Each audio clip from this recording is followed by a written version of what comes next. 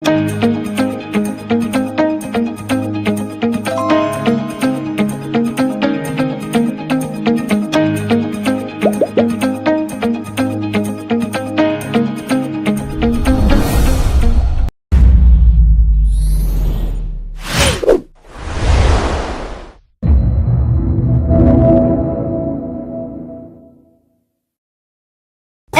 needs the perfect snack to munch on during a fun moment.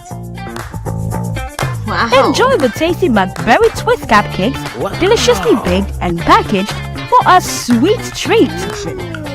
Premium quality cakes baked with love for all, enriched in butter and milk. Yummy.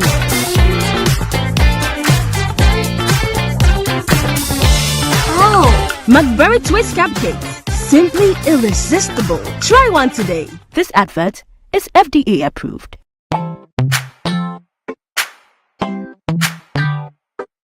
Sweetheart, be mindful of your health. Idea Products Nadia Makeup. I welcome you to Sigma Health and Beauty. You can call us the Beauty Embassy. We pursue beauty more revealed with quality makeup products. There is only one place. The Sigma Health and Beauty 2022 Ghana Makeup Awards Beauty Retail Business of the Year. Of course, we are the defending champions. World-class makeup brands and Kwanyet on, you name it. Maybelline, Dark and Lovely, House of Tara, and many more. Your professionalism in the beauty industry is unmatchable. The proper way of applying our products. Sigma Health and Beauty, Yewa Accra, Makola, Georgina Stores, and Rollins Park, Gate 4. Fryer 0248 138 596 and 0201 408 186. Or visit our online shop at www.beautyavenuegh.com. Sigma, your beauty, our joy. Luckiest, luck is everywhere, for everyone, yeah. Luckiest. Star 712 How to play and win online. Step 1. Go to the URL or website www.theluckiestafrica.com. Step 2. Click on Ready to Play and register. Step 3. Fill out your valid details to register. Step 4. Enter and confirm the OTP sent to your email. Step 5. Purchase your ticket or generate a random ticket. Step 6. Enter the ticket amount you want to buy. Step 7. Follow the steps to buy tickets for yourself or someone. Step 8. Confirm your ticket and choose your payment option. Step 9. Follow the steps to make payment. Step 10. Verify your phone number. I am Mr. Good Luck and I'm on a mission to spread luck all around. Nurse, Papa, driver, bouncer, friends, teacher, banker. Star 712 hash. You could be the luckiest.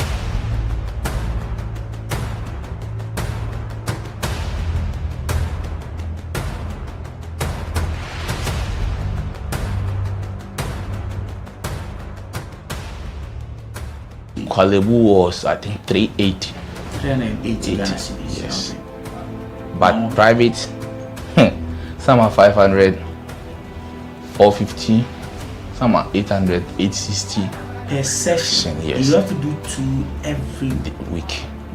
Yeah. Even if someone earns 5,000 Ghana cedis every month, that person cannot keep paying 380 cedis 3 times a week for dialysis.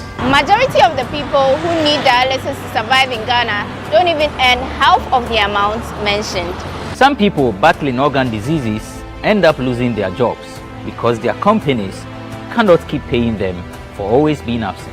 How are these people expected to afford the monies needed for dialysis as well as other expenses, talk less of the huge amounts they have to come up with for transplantation surgeries outside Ghana when they get donors? It is because of these people that GhanaWeb in August 2023 launched the Organ Donation Legislation Campaign to push for the country to pass a law that will guide organ harvesting and transplanting. As Kolebu plans to increase dialysis fees, the situation requires quicker attention and action. And so, we must get Parliament to start discussing the organ donation bill and pass it into law. Now, when this bill is passed, more lives will be saved and the financial burden on patients would be reduced. And that is why we need you to join us on this campaign. Join the campaign by sending a 1-minute video of yourself sharing why Ghana needs a legislation on organ donation now to editor@GhanaWeb.com or via WhatsApp 0552 699 625. Alternatively, you can share the video directly on your social media handles with the hashtags #PassOrganDonationLaw and #LegalizeOrganDonationNow. Organ failure should not be a death sentence.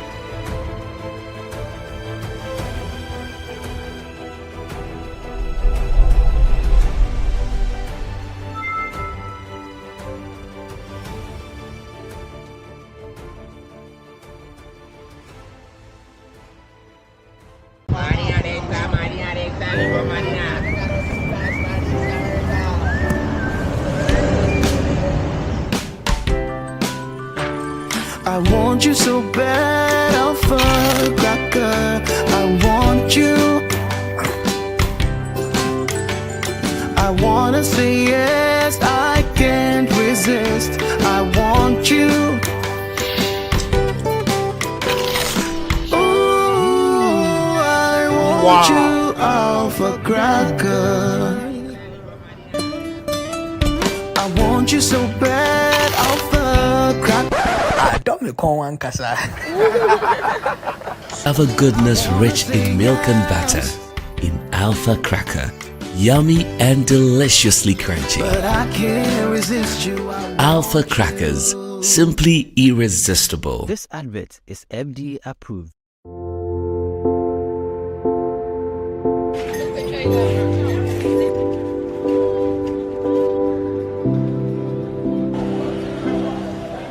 Every year, thousands of people around the world fall victim to online fraud. From investment fraud, romance scam, recruitment scam, to online shopping fraud, criminals have developed various ways of using the internet to dupe people of their monies all around the world. Investment fraud, okay, where people create various businesses on social media and ask people to deposit some amount of money with them, and within a short period of time they guarantee you very high returns. Okay, now people send their monies and they do not hear anything again, where people assume the profiles of other people, soldiers, military men working in various countries, okay, and then they try to lure people, date them online, and then through that they are able to defraud them of several amounts of money. Recruitment scam also has to do with job seekers on social media. So someone creates again a page or a profile on social media, sometimes impersonating our various security agencies like the police, the military and all of that, and then they start making posts that we are recruiting and the processes involved and all of that. Now people also go on there and then they become victims. By when they go through the process, they are asked to pay certain amount of monies and they do not hear anything again. Another one also has to do with online shopping fraud, okay, where businesses are being created on social media. During COVID, one way or the other, we're all shopping online, okay, and then it is dispatched to you, you make payment, or sometimes you need to make payments before you receive the item and all of that. Criminals also took advantage of that, created various, or they still do, create various pages of businesses online. Even some they still even impersonate actual businesses, okay, and then they offer goods at very should I say relatively low price. I wouldn't even say relatively low, you'd say maybe it's a bit, but prices that you wouldn't find anywhere, just to lure victims into doing that. How do they operate? They gave me a PC and gave me directions and also give me websites. That was the thing that they gave to me for me to work. They taught me how to chat people online. Tell them that this thing is like this, which is not, for me to collect money from them. Okay. So they taught you how to chat. Yes. They gave you a laptop, obviously. Yes. And what websites were those? Do you remember 2 or 3 websites? Just Korea. Korean websites? Yes. They'll give you their website. You go in there. Sometimes you might even hack it. You go in there. You have hackers in? Yes. In our office. There are some websites? Yes. Like me. They taught me. Yes, they taught me. So you go in there. Depends on the years of the website. You can hack it. It be dating work. Or you just before, because now you have to start dating work. Na Ghana you for start dating work. Now Ghana, for Nigeria, now Bitcoin I feel they do. Bitcoin fraud? Bitcoin fraud. How? I feel they do. Like, if you have 1,000 Ghana cedis, I will use it to change to 1,000 naira. 10K. If you have 10,000 naira, 10,000. I will give you 20,000 naira. That's the way they do it. They do the Bitcoin. So what you go tell client? I will tell her, say, if I don't post back or I don't post say giveaway, and they do giveaway of 20,000 naira every Friday, then I will see that giveaway. So that giveaway me I post for, and you'll be like your Instagram now. I call account. I will your post back or put. Maybe that giveaway. So I post on you. They your friends. They go to say now you. They will call the request. Say how they do it, and I get the money. You know, I tell them, see the way you can get it. 50 to get 100, 20 to get 40. Is the way we do it. Between 2019 and 2022, over 6,000 reports of online fraud were made to the Cyber Security Authority. Through investigations, the authority confirmed about 3,000 of these reports to be truly cases of online fraud. According to the authority, perpetrators thrive on the weakness of their victims, which is trust.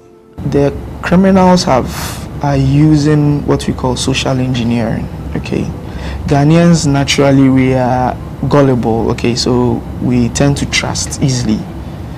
That is what they use. So social media is more of playing on our minds, okay, to do or to commit crime.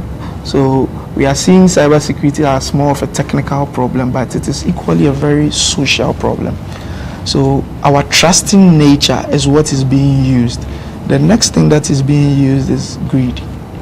So when you look at the various investment scams that are happening, okay, give me 500, I'll give you 5,000 in a week time. These are some of the things. And also we are very trusting.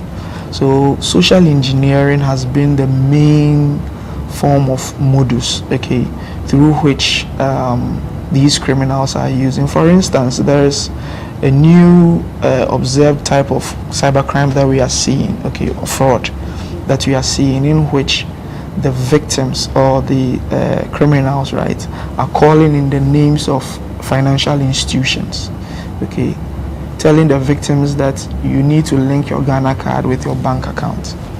So I'm calling from this financial institution. We realized that you had not linked your Ghana card, right, with your bank account, and I would want to help you go through the process to do that. In that process, they inquire certain information from you. And if you do not know or you are not aware how to protect yourself, they go even as much as getting your ATM card. They will take the numbers on it, the CVV number behind it. They take very detailed information that they can even use your card to purchase things online. In dating, we have stages that we chat before you put someone on consignment. First, you chat that person. You chat the person friend. Once you people are friends, you chat that person. Care. After you have chatted the person care, you chat them love. If you chat them love, you chat them trust. Then after trust, because that's the final place, that's the final thing that will chat the person. Then you place the person on consignment. In Ghana, hundreds are arrested for engaging in online fraud annually. Most of them young people under age 30. Areas like Kaswa, Tafo, and East Legon have been identified as hubs for such crimes, with many perpetrators often being arrested in Kaswa. Residents say though they agree the area is a crime zone, the perpetrators are mostly foreigners.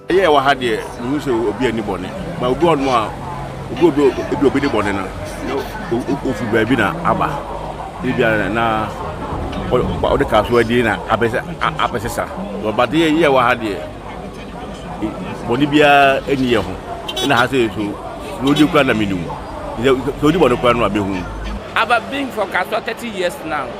There's no any problem in Kaswa here. But those from outside, that Liberia peoples and Nigeria peoples who come enter now, they are giving problems and all that they call it. So if you are fighting, then you fight about that peoples.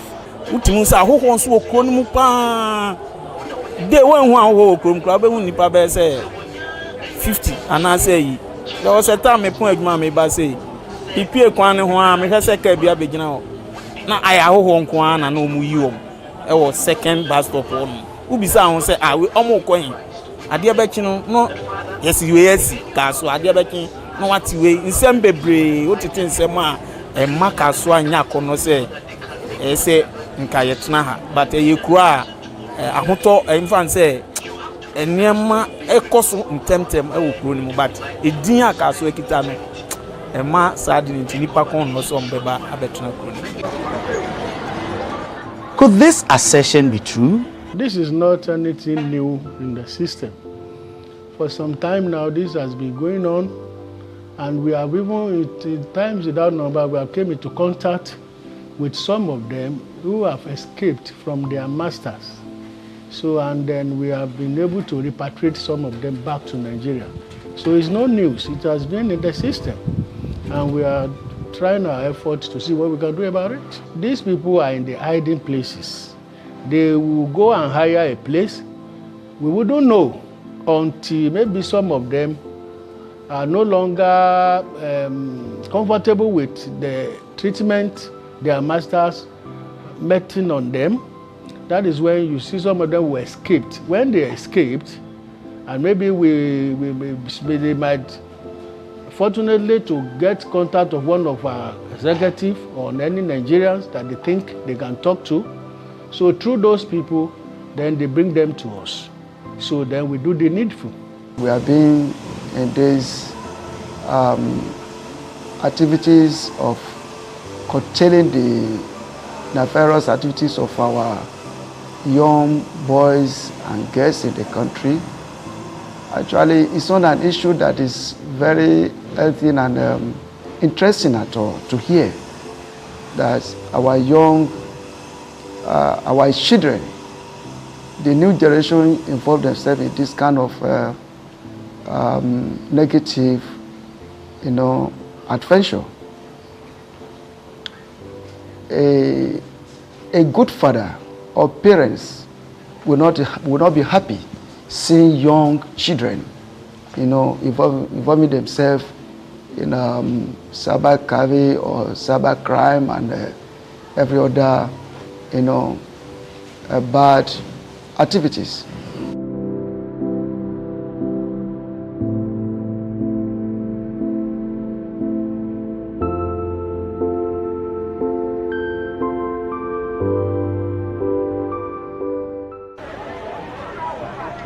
Criminals, they may be called, and guilty might be the verdict they get if they stand in a courtroom.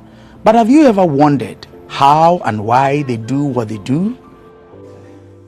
Imagine being locked in a room with phones or computers 24 hours in a day, but these gadgets are not to be used for your pleasure, instead for work. This is the story of many young Nigerians who come to Ghana to make money through any means possible. Victory, Austin, and Victor are three of these young men. I met a friend in the company where I work. So his brother is in this Ghana. He was the one, not my friend, that introduced me to that his brother. But before I come to this Ghana, I was not aware that it was fraud I'm coming here to do. He just told me that this kind of job that I'm doing in Nigeria, there is a place in Ghana where I will do it. If I do it, they will pay me higher than what I'm earning here. So I was very happy when I heard the news. He was asked to pay 50,000 naira for the job, which he did, and he was given a date to move to Ghana. Little did he know that the job he was coming for was different from what he had been told. I wasn't happy because at first it was not what they told me that I started saying. What did you see? At first, they told me that it was a company. It was a company that I'm going to be working under. Then when I came to this Ghana, they first took me inside the house, just in a building, in that house. It was fenced. I wasn't happy at first. I felt one kind. And I couldn't talk. I couldn't talk because there is no one there for me to talk to. I waited till night. I called that his brother, that my friend that gave me the job, that he claimed so. I called him. He told me that, bro, this is how it is so. And anything that I'm seeing there is my job. His story is quite different from Victory and Victor, who both knew what they were getting themselves into before they moved to Ghana. I work not call the go where. I just fetch your money. No, I call the see they give me work. First maybe say me I learn the work self. You know we call they give me work again. I don't call they see anything. Me and my friend me get I learn the work now. Me I will see the way the out bless.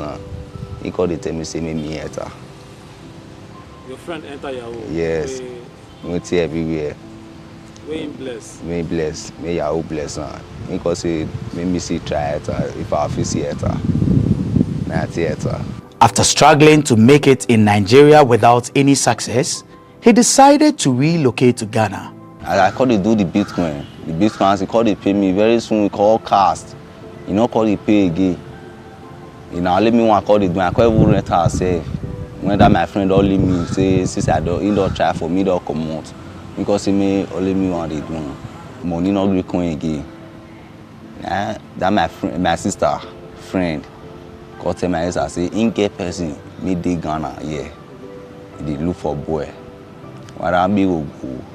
And call tell say, okay, I will go. Which work is the work? Because say no, but you go give me number, make me with time. And call to give me that my chairman me dey Ghana, yeah, in number. You understand what I say? Call give me number, we call talk. Say, see work me they do channel work. Now cause I never do channel work before. Now dating work. Yeah, Bitcoin now they do for Nigeria before.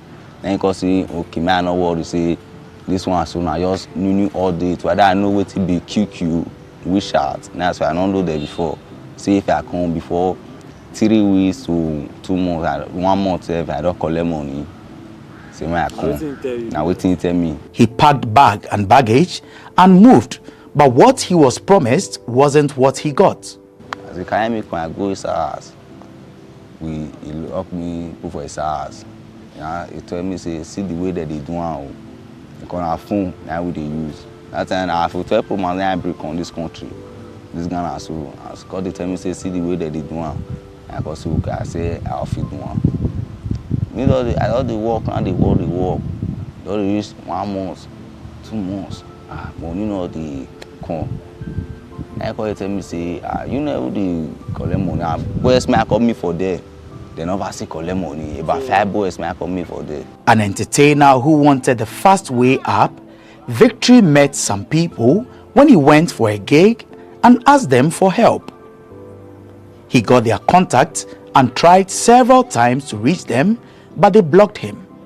He then resorted to text and finally got through to them. The next Monday I started calling, Tuesday I calling.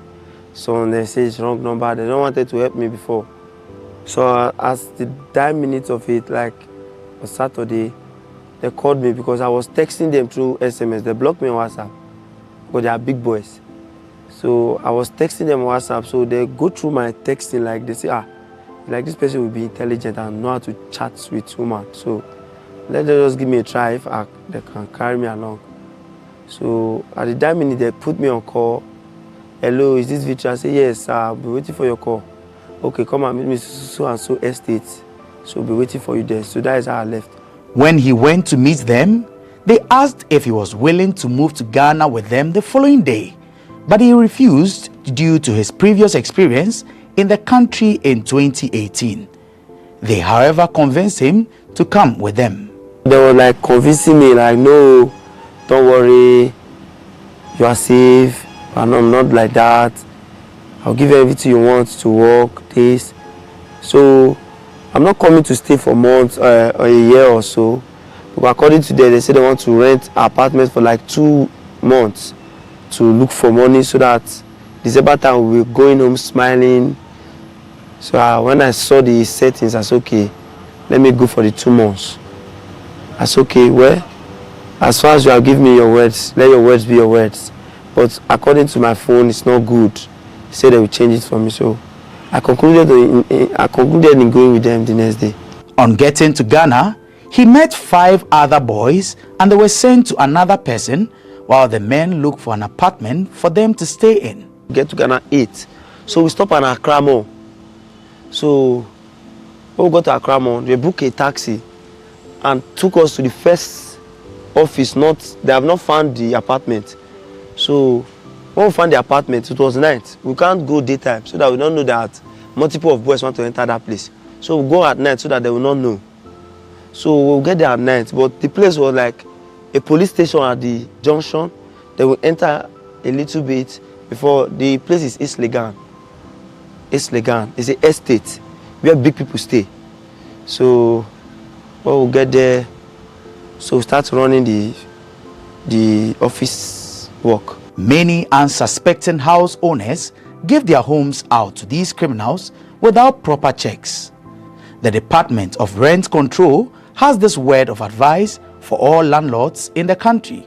Before a foreigner comes into our country, the person needs a working permit or a residential permit, and that has to be done by the immigration also. But what is interesting is that for now, we are trying to review the 1963 Act. And what we've input in there is that before you give your premises out as a landlord, you need to do a background check of the person you are giving the premises to. So even if the person used the bush to come into the country without passing through our legal entrance and he evade the immigration, before you rent the premises out, you need to check all those things. If you don't check, and we come to realize that you've given your premises to somebody who is coming to do illegal, immoral services, just like fraud and all those things, then you will be liable to answer. So Parliament has given us the assurance. The bill is part of the bill that they promised to pass before they rise for this sitting. So the new law, just as I've mentioned, is going to make sure the landlord do due diligence, make sure you do a clear checks on the person, whether local person like Ghanaian or a foreigner. You need to know what the person is doing, the kind of business activities the person is doing, so that you know about somebody who is coming to do illegal things in our country. So let me rest assured everybody that when that bill is passed, we will make sure that it's implemented to the full. The sweet words they receive before agreeing to relocate disappear once they arrive in Ghana. The next day, he called one boy to come and pick us up from the office to the apartment where he rented, where we can work for the 2 months. So one day I was like happy, this is a very beautiful place. I never know I came to kill myself by my hands. So when we get into the When we get into the house, so we bath, like started talking about how the work will be. Say we will not come down, we'll be upstairs there. So those who their phone is not good, they will be replacing it tomorrow. I said, okay, fine. So the next day, I wanted to swap my phone. My phone was having an issue. So they said we swap it. So I wanted to transfer some important things inside the phone that will be useful for me later. I wanted to pass it to another person's phone so that when they will bring my phone, the new one, I will transfer it back. I never know they have booked a cab outside. Oh no, where is the other person? He said, the other person have not brought his phone. I said, I wanted to like explain, so I wanted to I've not even completed the statement. All I can see is a punch on my nose, blood started coming out. Like, give me slap, hit me to the wall. I was like, drag the phone out of my hand, then they left. This is the same cloth I was putting on, like blood stain all over. I went to the bedroom to clean the blood, to spit it out. I was not happy when I saw. These were the same person talking to me kindly, like. So this is what they brought me to Ghana to come and do. I get discouraged. The bosses of these online fraud rings have very strict rules to follow, and anyone who goes against them has to endure severe punishment. For those who are not fortunate, death could be their end. I don't know what happened. He ran into one boy, like he beat him mercilessly. Even injured the boy hands and his faces. I was like, God, what kind of place have I come now? I was like, it's not me beat another person, so it's not my concern. What I'm concerned is about the work. I got one client, local, Senegal, and also this Ghana. They paid me some money. Total as in what they paid me in Naira is 800,000 Naira, close to $1 million. Yeah, that's what they paid me. So my chairman, he was not aware that I got that kind of money. It was a friend of him that was aware, but we shared it 50-50. So due to some kind of things that are happening in office, the secret leak, and my chairman, he had to punish me because of that. They will lie you down, flog you very well. They can use PC wire to flog you, and also they can use machete, because in that place you don't have anyone. Even if you cry from now till tomorrow, nobody will hear you. Like I've said before, the rules there are many. Even if you are there is no how you'll be perfect. You must fall for it. So the rules are many. Most guys that went to that place in any office that comes out without a mark on their body, that means you didn't stay there up to a week or 2 weeks. We don't stay there for 1 month, for 3 months. Money no dey come. Now, a friend may get office like other one boys they collect money. Other one go they put on where body see. All those boys, you know they before you know they touch us. So when that one cut it and say boys they collect money, whether you know they feed the talk to us, you know they give us a spirit, may we walk. From then on and then your things change. Sometimes all those boys we all pack their con, we all be like three con join. We also use all of them. We also say aspirin. We also finish us. Like that be aspirin like finishing. They also finish us. They all finish us. Finish. Also maybe they cause the work. How you cause me? Aspirin na the beating. Na the beating. The okay, so the term high spirit. Yeah. Na beating. We all come. We all give us all of us aspirin. We all beat to our. We all do. Isn't it take beating now? Also like wire. This all boy wire. That strong wire. This TV wire. So. And they repeat us. Even chairman have that small bottle, that one, but when we in Nigeria, we call it bottle ass. Bottle ass. That small axe. You have to say. That's right.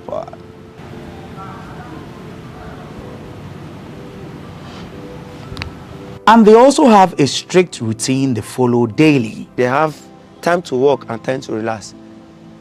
Like when you go inside, they share, according to all the boys, they share different works to them, what you'll be doing every morning. And office time, we start around 9. At this kind of time, then we end in the evening, 5. They will come outside from the office. Then we will be cooking, we will be washing, doing, we will be sleeping, Then we eat square meal just once a day. So we eat around 9 in the night. Before that, we will go on from 6 to prepare food. We take 8, 9, then we eat again. Then we will not even have time to rest. Then we go up again to start coming online again to chat or to start looking for who to talk to. That is how they were running their personal entanglement in the office. And it was very stressful. Chairman brother, he's not good. He's not a good person. He's very, very God. He's very, very wicked to the extent that he doesn't give boys at the office food. Before you eat 2 days, 3 days, still yet you'll be doing your morning duty and also working. Why do they choose to relocate Ghana to commit this crime, you may ask? Because me not call the girl money to the buy so big get the girl this one. Because if I already also Ghana now they know the city light, steady light, the steady soap, the network they very good. I take on. They can't carry Ghanaians now. Like they know it's just we in Nigeria. They carry us here to work based on the free electricity. Everything is current here, so they tell us to come and work here so that the work will be faster here. Because everything we need is being provided here already in Ghana. So that is how they brought us from Nigeria to here to work. Unable to withstand the harsh conditions any longer, they each planned their escape, uncertain of what the outcome might be. They had a fight in the office and they bust his head and also used machetes to butcher his face here. From this place to this place. It now looks like he has 2 mouths. So some people that the guy was nice to had to pick call, as in had to pick phone, snap the picture of the guy's face when he was lying on the floor and call chairman that he should come to us, he should come online on WhatsApp. Let them show him something. When he came online, they forwarded the pictures to him. He saw it. He got very, very upset. Then he said that everybody at the office should leave the office, else he's going to put everyone in jail, as in give everybody that is inside our office to police. So some people, not some people, people like me, I had to look for my way on time. But I didn't look for my way that particular minute. I waited till next day.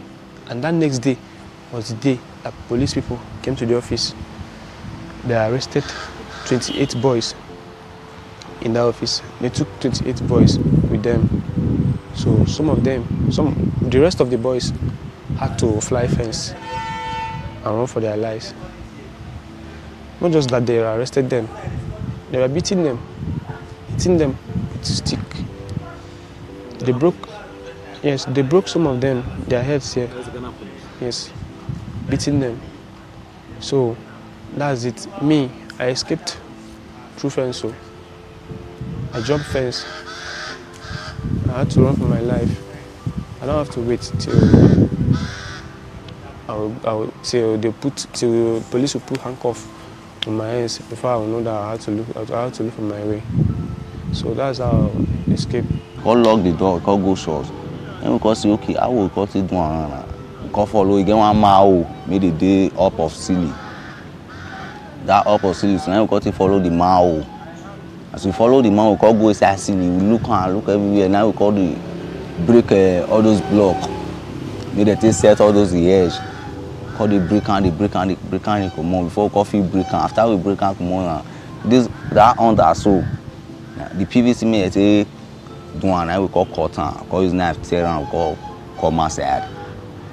And we take come outside. We come outside. Now we look everywhere. Nobody because we want Ghana road. And that Ghana road, I can show a circle for you. So when I come to the parlor, they lock the front door. So I check the back door. It was open. I say, wow, thank God. So I climb upstairs so that they will see me for the last time, so that they will not notice my movement. So when I come down, I met phone. I met laptop. I wanted to steal it so that when I get to Seko, I will sell it. But anything stealing, I'm not in part of it. It's a bad name. I don't like it. So I don't want anything that I will get involved with. I came to this place to steal phone. Because definitely I know one day we'll meet in Nigeria. So I just leave their properties and I left. Though when I get to the back door, there was protector everywhere and cameras everywhere. So I made up my mind. So I jumped to the other apartment. So when I get to the gate, then I notice the gate, you need to use a key to open it before you open. You don't have those drawers that you open it. I say, what? God, fuck, I'll get myself into another mess now. He couldn't go back and there was no way for him to escape. So the only thing he could think of doing was hiding behind the generator in the house. But the estate security caught him on camera and came asking questions. The people monitoring the house saw me on camera. They've called my Oga like, somebody came out from your apartment. Who is that? What is he doing now in the house premises? Like, it's okay. I don't know where my chairman went to. When they were coming like aggressively. They were coming in a very tough way that they can kill yourself. So they go inside the house, don't spend like 2 minutes, they come outside again. They observe the gates. If I've run out, they try to observe. Then the security called again. This person is in the back. What is he doing? So they traced me to the back and they saw me. I was very scared. Because I know there was camera. I said, God, I don't come out. I never know this is how it will be. There was security everywhere outside the house. I said, God, help me. I don't want to go back to the house. So when they saw me, like they wanted to play kindness to me so that the cameras looking at us will notice that they want to throw aggression on me, like make good friendship with me. I noticed what they were up to. So I was like playing with them also to the tricks. Like, why do you come outside? Go inside now. Like I said, bros, I don't want to go inside again. They say, why? Don't worry, we'll sort it out inside. Not knowing that I've set the way they will finish me inside. And I know. And God have already spoken to me. And my mind have told me this is what I want to do to me. So the luck I have is that they did not go with me to inside the house. Like according to the first chairman, because there are two chairmen, there are two friends. So the first one said, Oyana, Muko go inside the house. Like the other one that is very arrogant and that can keep person, just say no, leave him, give him key so that he can go inside by himself so that the camera won't notice there's anything going on. That is where God answered my prayer. And in that case, in the process, the gate was still open. I say, thank God. So when I was going, they left me so that they just leave me so I will go first. They were like looking at me. So the luck I have is that when I get to the doorstep of our apartment, I drop the key. And I turn back, I say, Chairman, I've gone, no, I don't want to get myself engaged in this your nonsense work and this is not how you tell me. This is not how I came to meet it. So he said, no, wait. So I walk out. So I noticed they wanted to chase me. Then I pick a race. Then some Ghanaians were outside like, Charlie, what's going on? What's going on? I never even mind them just to run inside the bush. Life after the escape hasn't been any better for all three, whose only wish was to go back home. Because they think if we recycle now, the tell them say person will call our sister, our brother, they'll call us, make the same money come. All those ones because they don't first send me money before. That's why they don't feel send me money again. I don't feel call my sister made in Nigeria. He made the Jamie before me send me money. Now I don't feel send me money. And my chairman I shop the money because they tell me say na lie, say not be my chairman shop on, say na me. Me, go coffee contact my chairman, me we talk together. Say I take up the money, me I tell him, green. Now I call use my guy phone, man come meet for Seko here, see the shots, and he call you block me. And this my guy tell locate. Yes, she all block me. And this my guy call tell locate me go this una church. This church. So right now you sleep for Seko. I sleep for Seko. How the for that experience take be since you escape? How the experience take be? You sleep. How the job? When I did that Seko, so like but now I don't complete 2 weeks now. Now those Ghana, sometimes I figure meet Ghana say I build they pursue me for Ghanaians. If you go meet the sit up to the say, please say they pursue me for which I don't know anybody for here. If you say okay, you know, if you give me money to go Nigeria, see what I do it. If you give me 50 cedis, 20 cedis, 10 cedis, I go see give me I see on the shop. That park man they sleep so. Now that park man go now I can't sleep. But now they don't they say they know they give me the sleep inside again. Now inside we be the sleep before. They know they give me the sleep and outside we can't sleep now. Rana, you want to go back to Nigeria? Yes, now I go back to Nigeria. Many believe that these online fraud rings, as well as other criminals, use black magic, or what you may refer to as juju. This assertion was confirmed by these young men who said their leaders use juju for different purposes. These things we are doing is not, sometimes there's something we call grace. You can just jam a helper, he will come just help you. And some that they are forming stubborn and you see they have money. You can't just let go of them like that. You can just go and tie them. That's where they are in juju part is being involved. Not the juju to rescue us. Anything juju, we are not doing it for our own self. We are using it to lock those people there to favor us. I don't know if you are getting what I'm saying. So that is where the juju aspect is being involved. Maybe so the chairmen are not protecting themselves with that, like not juju, they are not doing the juju to protect themselves.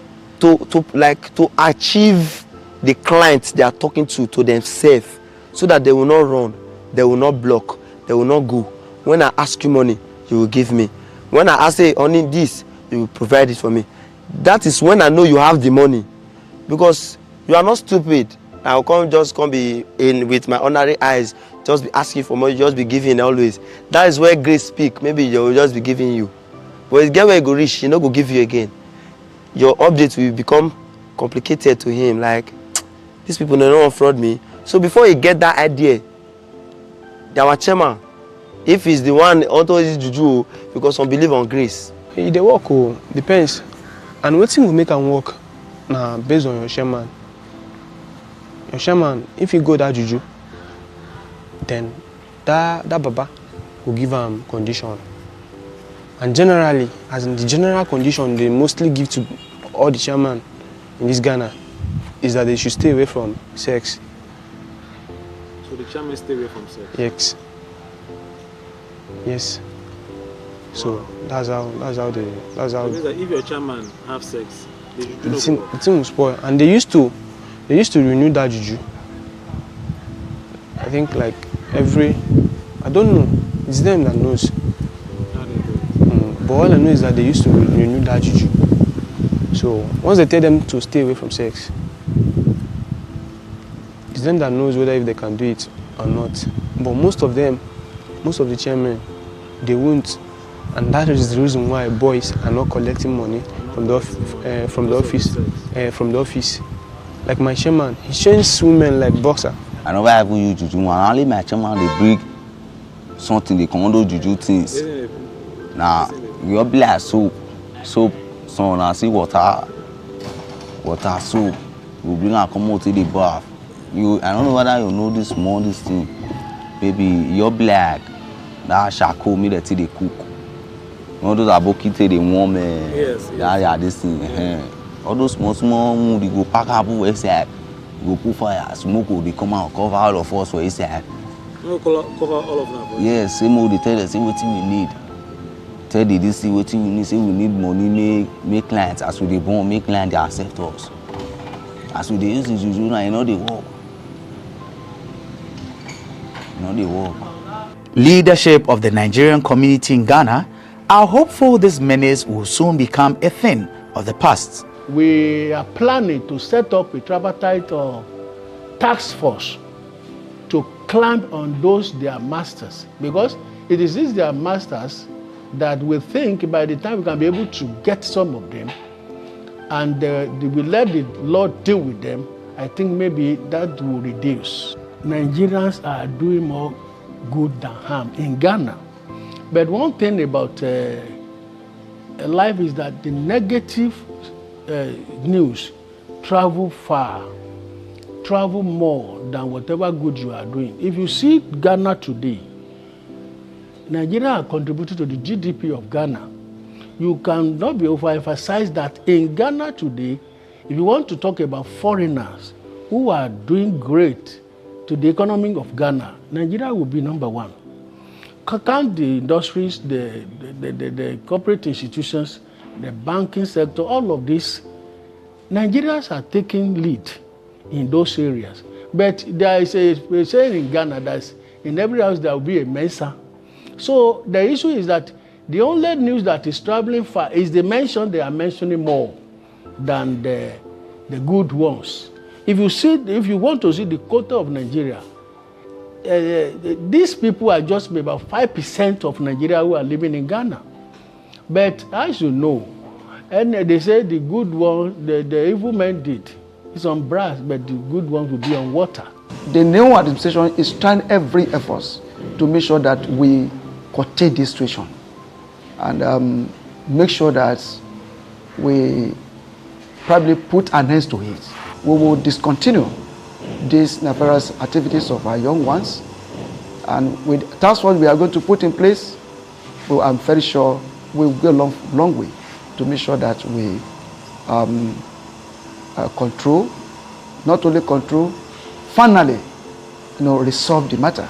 I think if there's a unity between all the communities of Nigeria in Ghana, Hausa, Yoruba, Arewa, and Igbo community, if you all come together as like we are having all Nigerian community ANC to see to this thing in one voice and to fight it together, it will go a long way to curb all these things. Because as we are all in Ghana, that is not our home. If any one of them, on one of those boys is caught, you said Nigeria. So on that note, each community has to come on board in order to fight this, so we can have a good name for Nigeria in Ghana or in any other place. Victory, Victor, and Austin have returned to Nigeria with the hope of living a better life, and they don't look forward to returning to Ghana anytime soon. All efforts to get more details of activities of these crime rings from the Ghana Police Service proved futile. A report by Dorcas Ankuma and Adiola Babatunde for GhanaWeb TV and My Nigeria.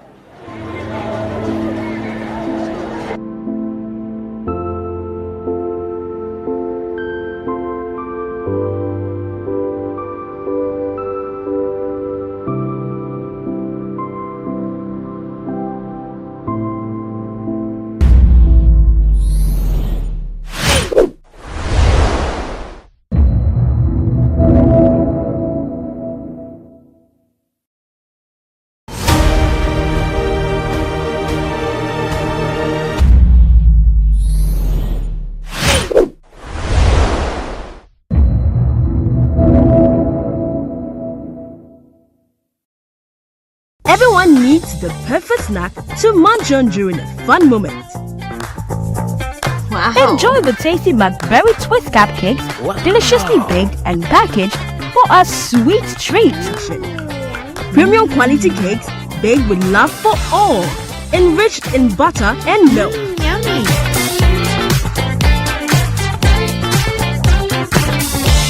Oh, McBerry Twist cupcakes. Simply irresistible. Try one today. This advert is FDA approved.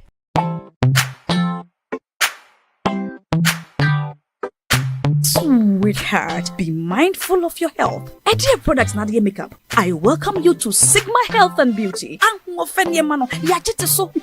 can call us the Beauty Embassy. We pursue beauty more revealed with quality makeup products. There is only one place, the Sigma Health and Beauty 2022 Ghana Makeup Awards, Beauty Retail Business of the Year. Of course, we are the defending champions. World-class makeup brands and Quanyeton, you name it. Maybelline, Dark and Lovely, House of Tara, and many more. Your professionalism in the beauty industry is unmatchable. Ensure the proper way of applying our products. Sigma Health and Beauty, Yewa Accra, Makola, Georgina Stores, and Rollins Park, Gate 4. Fryer 0248 138 596 and 0201 408 186. Or visit our online shop at www.beautyavenuegh.com. Sigma, your beauty, our joy. Luckiest, luckiest, luckiest. Luck is everywhere, for everyone, yeah. Luckiest. Star 712. How to play and win online. Step 1. Go to the URL or website www.theluckiestafrica.com. Step 2. Click on Ready to Play and register. Step 3. Fill out your valid details to register. Step 4. Enter and confirm the OTP sent to your email. Step 5. Purchase your ticket or generate a random ticket. Step 6. Enter the ticket amount you want to buy. Step 7. Follow the steps to buy tickets for yourself or someone. Step 8. Confirm your ticket and choose your payment option. Step 9.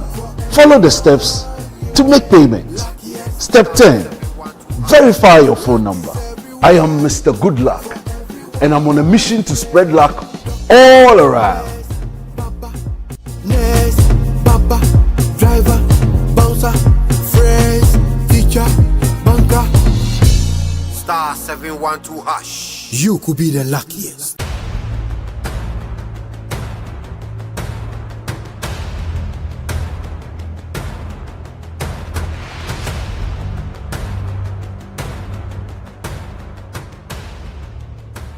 Kwalebu was, I think, 380.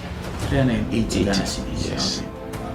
But private, some are 500, 450, some are 800, 860. Per session, yes. you have to do 2 every week. Yeah. Even if someone earns 5,000 Ghana cedis every month, that person cannot keep paying 380 cedis 3 times a week for dialysis. Majority of the people who need dialysis to survive in Ghana don't even earn half of the amount mentioned. Some people battling organ diseases end up losing their jobs because their companies cannot keep paying them for always being absent. How are these people expected to afford the monies needed for dialysis as well as other expenses, talk less of the huge amounts they have to come up with for transplantation surgeries outside Ghana when they get donors? It is because of these people that GhanaWeb in August 2023 launched the organ donation legislation campaign to push for the country to pass a law that will guide organ harvesting and transplanting. As Kolebu plans to increase dialysis fees, the situation requires quicker attention and action. And so, we must get Parliament to start discussing the organ donation bill and pass it into law. Now, when this bill is passed, more lives will be saved and the financial burden on patients would be reduced. And that is why we need you to join us on this campaign. Join the campaign by sending a 1-minute video of yourself sharing why Ghana needs a legislation on organ donation now to editor@GhanaWeb.com or via WhatsApp 0552 699 625. Alternatively, you can share the video directly on your social media handles with the hashtags #PassOrganDonationLaw and #LegalizeOrganDonationNow. Organ failure should not be a death sentence.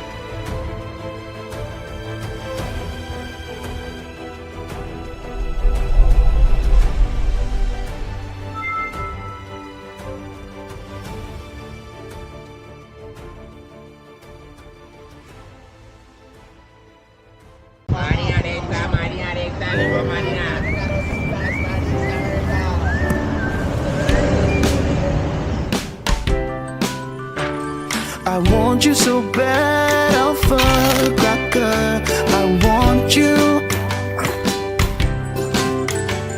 I wanna say yes, I can't resist. I want you. Ooh, I want you, Alpha Cracker.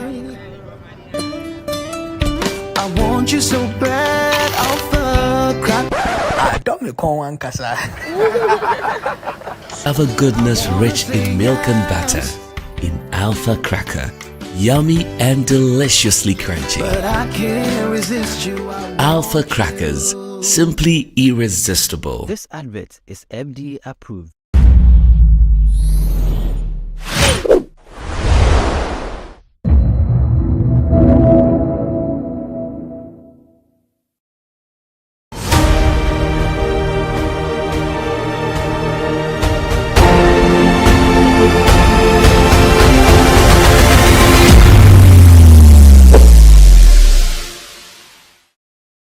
Of jobs in this world, but until you ask questions, you never know why or how someone got into that field. Today, on Everyday People, I speak to Mr. Osei Hayford to find out how he got into the organizing industry. My name is Abigail Johnson Boashe, and today stay tuned with us as we find out from Mr. Osei Hayford.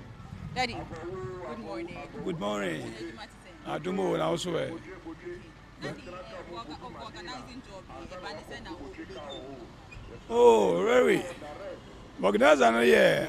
Mekan se adwuma bi a misua ka adwuma me ban kran me besua adwuma ben na adwuma misua nkasa ye mesi adwuma na mesi adwuma me to aso 4 years me kosua dan pra drone dress e ka ho na se me na me nware na me yon enti ma me hu se albaba no be bi a anhwe mu be dene enti se misua adwuma bi e ka ho se be adwuma we ko forma we be peja enti me besua organize adwuma no ka ho se be adaache me wo a me ho nkyere me wo ababom ampampa me se adwuma ni sa yedene enti we me bi adwuma e wo East Legon ha first ban e wo ha eno me bra peni ne dika be bi ba omoye o ma hwe so yie eno mugu no sikakra na be hu other station fo bi a omo wa first be 10 years back eno omo de se me na esuo eti nyame anu gwe ne ba se na meboam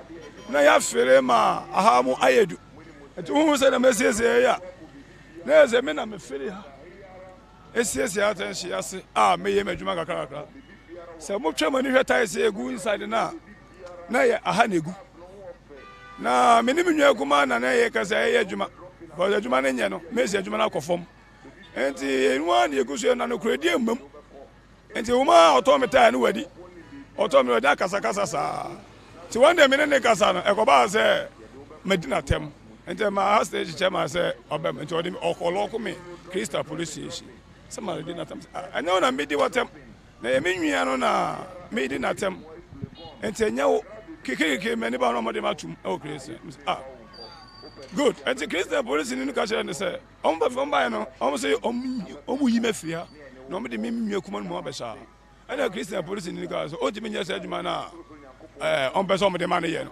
nti on otimi nya on mutimi nya no mba no mba on ko hye mra wo mo station e de ko Christian police ni man say on mo beto kwa on party me die na adwuma na me ye no omunyi ka se nya mo so nya adwuma ni ti na ye de ko ho e ye me ne menwa issue ene de ko nti ka se nya mo no so far police is on the ontimi me yi no ma no nti on Friday twa mo ni 2 weeks kakra na omse mente so timete so kakra na ka mba omdo mo peta se tugui ene so masisa la ba ko se do hu ya ene so omba ye omdo mo pe atasini na atu agu timi gina e ya dwendwen a me mam ye no secondary school me first wife wa wo no wa firim timi hwe nyanka ba ko no a odi 4 years am hwe no o wi SS second one ma me wo no o firim no SS2 me ke say o jisika ma yimi no matu agu ede djwa na me nyem fahwe ha so ye high tension timi busa se eyemra se ometimi ayisu power e dia yes adwuma na okay me ameti asese bia wo na boy ma ye peja ha se no but then we no oni obi konhye se dia ha na me metina se me ye adwuma ya ma kwan se utimi tina se eye se adwuma no achai eye state chairman penny no the hama me not tra more than 10 years. Today, oh yeah, Miss idea, or no bar so often or call 4 years, or no minimum the baby. So no mention as oh baby. I can't sure say how you be assassin to no cancer what's national. Be unconscious house I say intimate you. Said the Ocasan say chess I say I did watch our hair. How many years now say organizing a Jume wedding? Well, it's almost 10 years. Yeah. And I'm a Jume. Amazing, it's also here for 4 years when I would. Oh, what that's it. And they have to me go see na contract in my na my Mejuma because when you need to only know make my the contract body na makoye contract my idea na my Mejuma. At the same time, Grandma say pineapple farm. Ewebri. See me say me come anim ewa brabonu. Na enti me tu for say oh yeah brand here oh yeah bema me tu for say emfa wonsa enhye. Echuma bia oh yeah baby afo ahode eye. Na oh yeah na oh yeah ni yesu a me tu for say nyame di munti ebe nkunimdi. Daddy, also we have organizing oh yeah amazing na one kasa so say farm. Say na work say ade a o man mpo hu say the obesi odisika kwa komo. Obi wo ho no obetimi aso mu a ebia say one first kan nkoma nkwala ne na ebia o nchen obetimi disika na man nkwala no. So far and I make I say there o ko for your mess. O frame me na me obi a make I say o man sika bi. Aje mi na me bonya me pa say mbrem wo hede nya me nya madum na obi meto de na me nya bi ensen no. That is my ntimi no obi a me hwe. Me na me ye na eyeja so far. Ina da hana pesa otina. We know me move walk forward. Oh, me be bit say a breed like her. Online am it. See me hwe de e koso ya me hwe say encher me pe baby na akọ so organizer no so. Eh juma na me ye ne title no business me ni business na me ye me ton. Eye meja ye mi o mi wu na business ye me mu a say enka mesi adwuma no nyina owo bibi opese onyi obeye bese menti ase say organizing amazing na enye say adwuma enye papa o na efuo ye ene na opese wonye ana say bia na bibi fufuo esiwe ni so dem mo anya mmoa internet say dey amazing neighbor organizing ni efuo ye na wo ye na pese menti ase oh me botan kasa de na edansie enne me school no na technical work no na enne eyemani so na say the me kan me na ye me say me fa adwuma ni bi enka ho say the be aba akopɛ no emwa me nti me di me ka ho a me hu se be boa me te dansie na nkasa no enne me future my brother no today enne minim some be scatter on your man no but then the day adwuma ye no sika se na otiminya oh ma de ha me to ade ade to otimi ba oh metimia oh metimia be 300 yeah the juma anya say na hwa bet meti adwuma ma dey but ni nnamu no mintimi confirm for it because bi wanu me kra na dey san ni nnamu no otwen o Kristo mu no ene hia because e den ya ade be chi ade be san no obadwuma mu ko na nyame mo ahoden a obedidi nti da sisi a wo ha say ni mo be mpa na wo hwe say bia se wonya sisi a wani bagi mo be mpa na wo hwe afi obi ho obi e show na no pese on boa wa e mo be na be sesa nipa ni fama o e mo titiri wa me pese obi boa me a sisi a me di me kra mo ya wo se e no ma na mata se friend am obi hu se adwuma bi e koso de obete masem on kama me se aha me na be sisi a me adwuma am for high tension East Legon near Americas enti ha na me tran ye adwuma so yam de hwe me ma enti ne se nipa na won fa sase am ba so opama firi so ama me ne mma di ebedi ebobo me dia be me cry enti me hia boafo sasem we omo na police station o Christian okay o mana se manti ni ye omo ye sen oh so far the me ma me no the omo ye tu na me ma ware ba kwa ka ma me na ba kwenti omo ye 3 ba penino wie SS3 this year and at the end, I'm now autos 2, no, so SS1 or call SS2 next year, and the third one or class 5 so far. Today on Everyday People, we have brought you the story of Mr. Hayford. Despite everything life has thrown at him, he has decided to make something big and something great out of it. He needs help, and then we pray and hope that someone out there will listen to him and give him that help. My name is Abigail Johnson Boache. For more of such stories, log on to www.GhanaWeb.com to find out more from our website.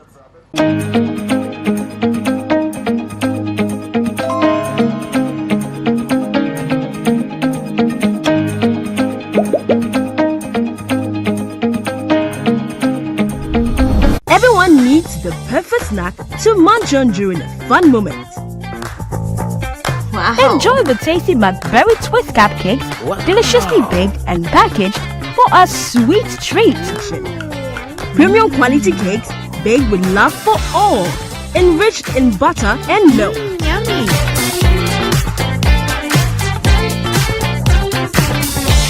Oh. McBerry Twist cupcakes. Simply irresistible. Try one today. This advert is FDA approved.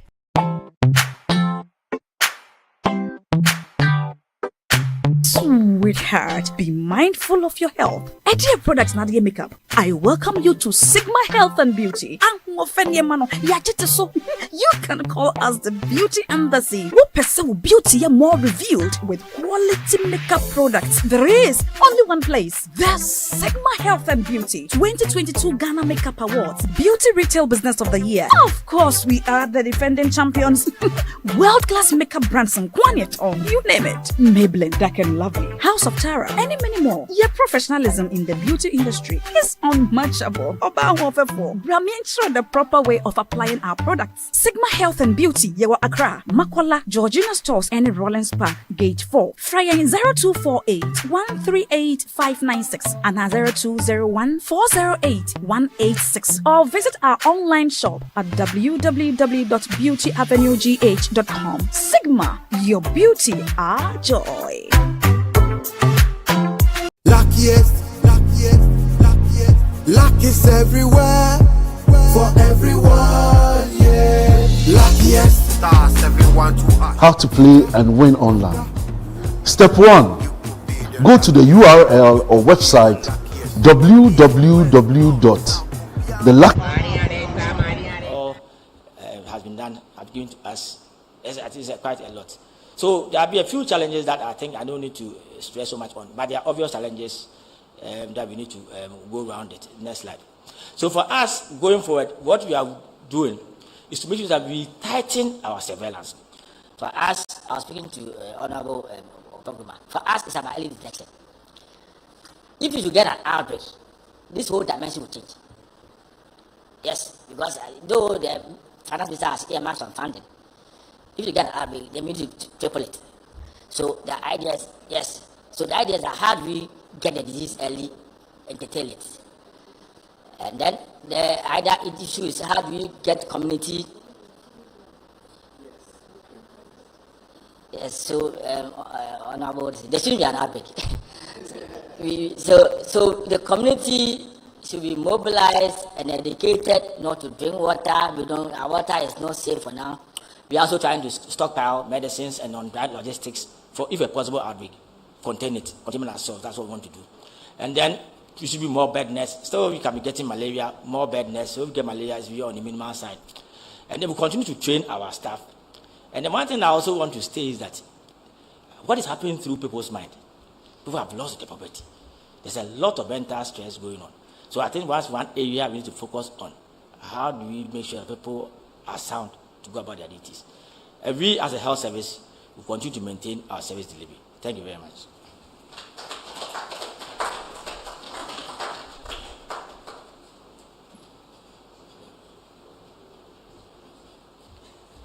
Thank you so much. That was Dr. Franklin Esiedu Bequin from the Ghana Health Service.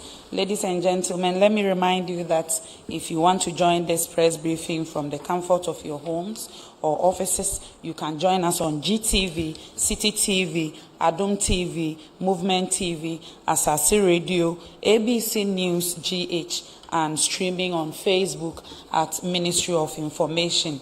I would also like to run you through the membership of the committee tasked to address the Volta Dam spillage has expanded. because now we have, in addition to the members as published, the Minister for Education, Minister for Health, Minister for Gender and Social Protection, and the Minister for Agriculture. Ladies and gentlemen, if you have any question, this is the best time to ask. If you have a question, they will bring the microphone to you when you raise your hand. Kindly mention your name and affiliation and proceed to ask your question. Okay, I can see 3 hands here.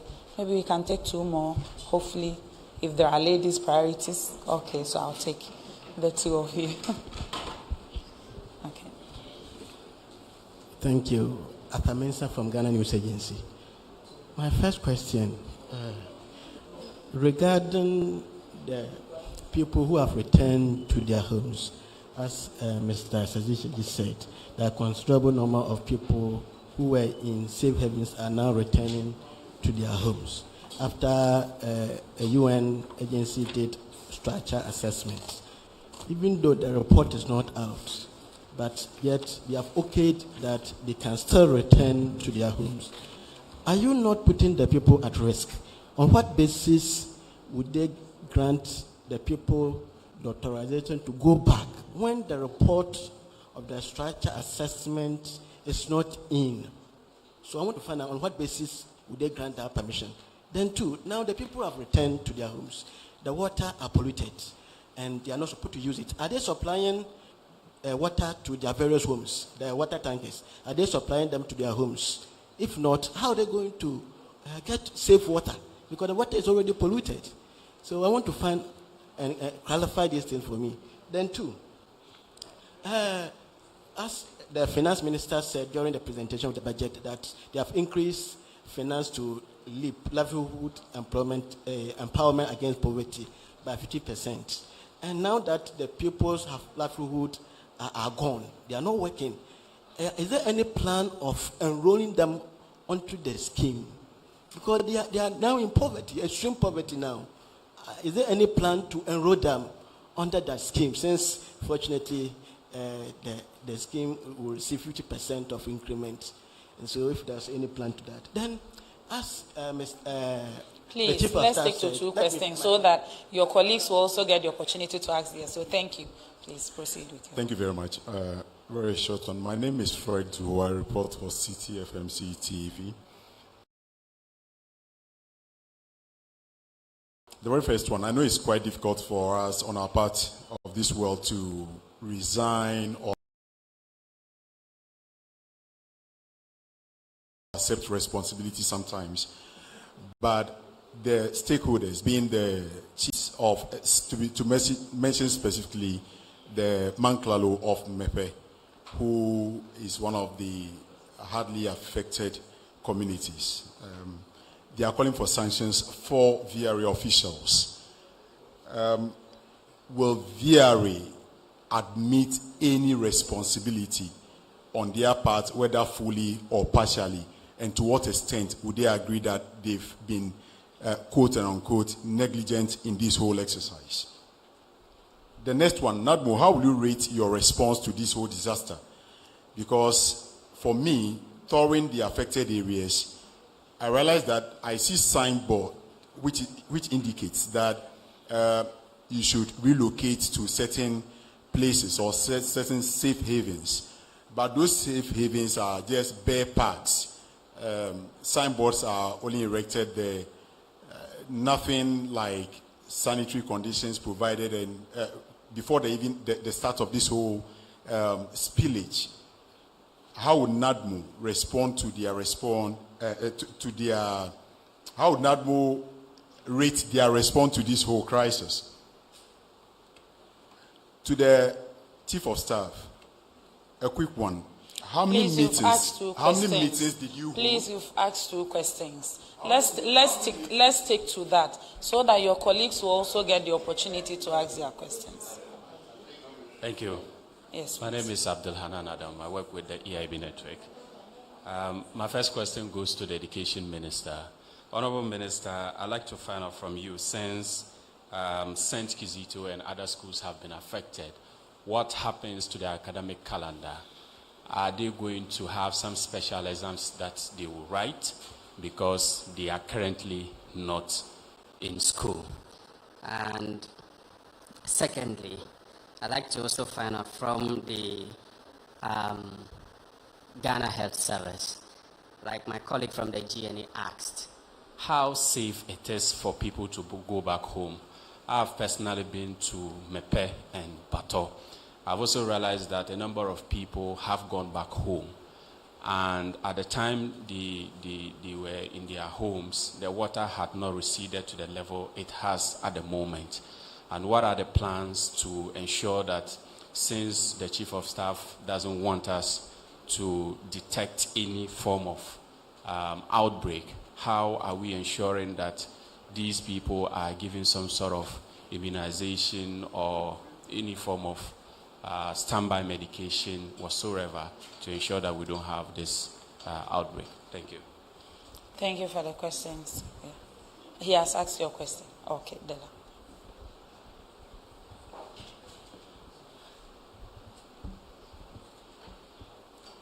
My name is Della Russell. I work with Daily Graphic. In the presentation, right from the Chief of Staff to the very last person who spoke, there has been no mention of people with disabilities. It is as if we are pretending that people with disabilities were not affected by this disaster. And if there are, what are the plans for them? And then secondly, on the issue of water quality, the Water Resources Commission has presented a report. What has been the level of awareness within these communities that these water qualities have been compromised on?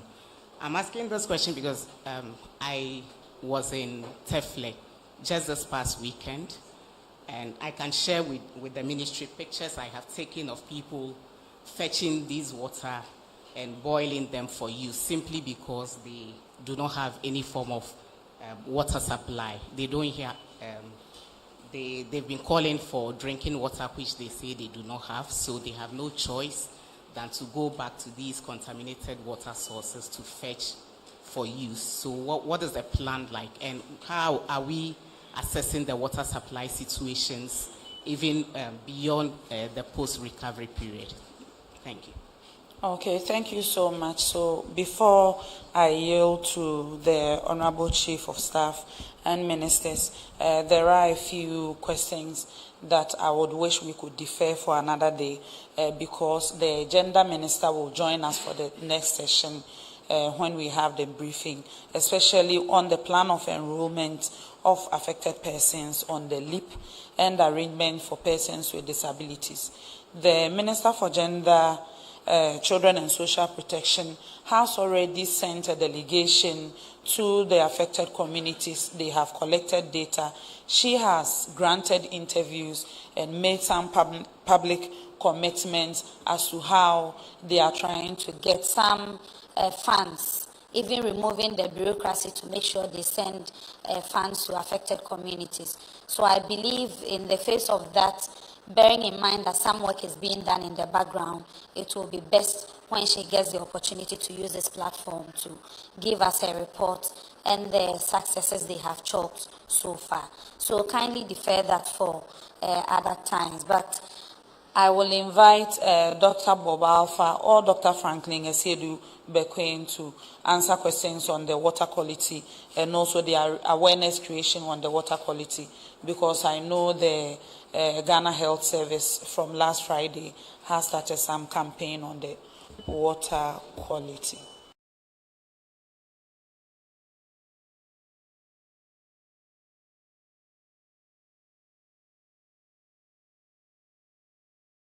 So, Doc, please.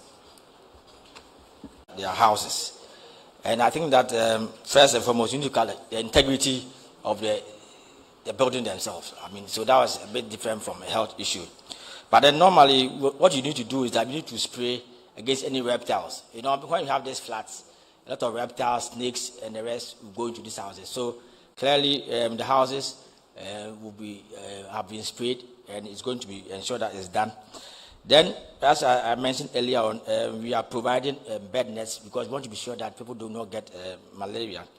Then it's about disinfection. There's a lot of contamination going on. So we are providing a lot of chlorine for the houses so that people actually disinfect their houses and do not get infected. Then I talked about the aqua taps themselves, that you need to make sure that you actually have to make sure that you actually use it. You cannot afford not to use it for now until Water Service Commission gives us the green light. They can use the water for now. So what we are doing is that we are mobilizing our resources. You know, we have a system that moves from national up to community level. They are being trained to ensure that we keep on drum the message. But it's more about the community to be part of us. So it's not just about the health sector. It's about all of us trying to make sure that we avoid an outbreak. So we will use this opportunity to mobilize the whole community. Then also there's issue about fumigation that has been going on. I think that is all in readiness to make sure that the houses are safe for use. Thank you. Thank you so much. I would like to invite the Honorable Minister for Education to respond.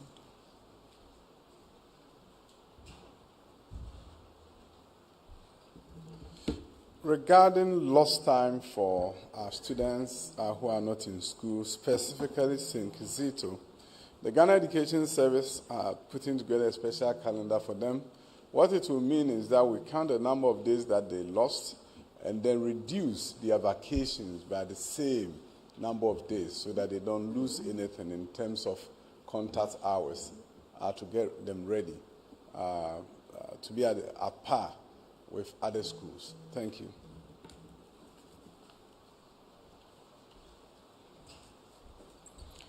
Thank you so much, Honorable Minister. There was also another question on assessment of structural integrity of the buildings.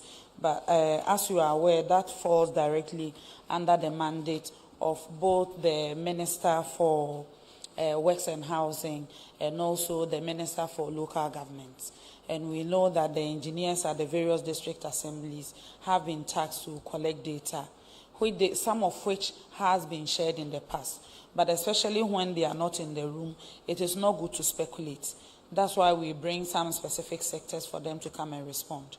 So on gender, on local government and rural development, and works and housing, we'll provide another platform for them to come so that they can respond to your questions directly.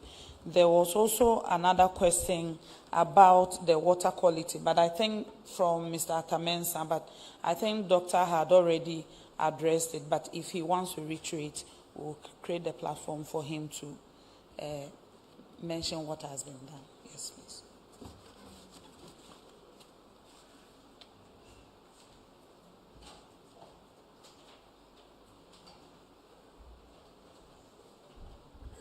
Thank you very much. I think the concern has to do with the level of awareness.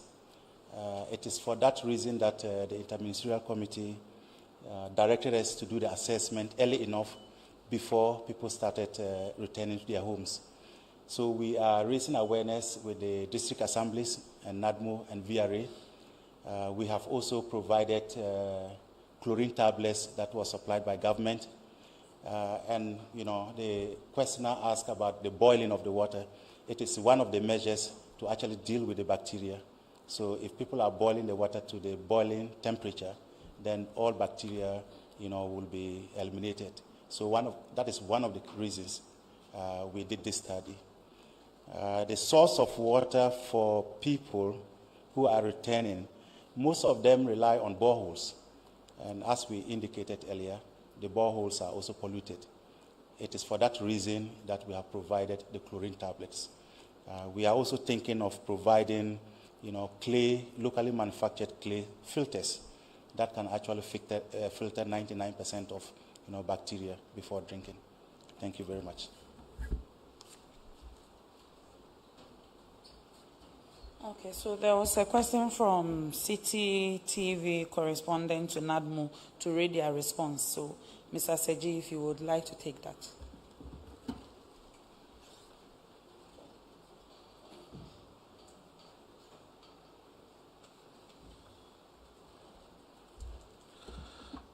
Thank you. I said earlier that in our work, we normally start from what we call mitigation through to preparation, then response and recovery.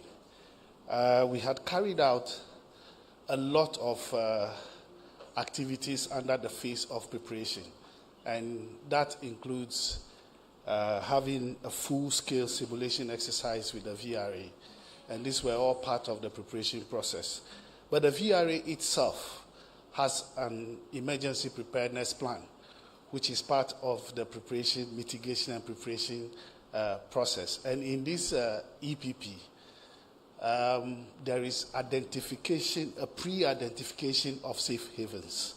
Now, your question is in relation to the state of those safe havens. Well, the challenge is that in the identification of safe havens, you look at areas that in the worst case scenario, the area will not be affected in the event of the disaster.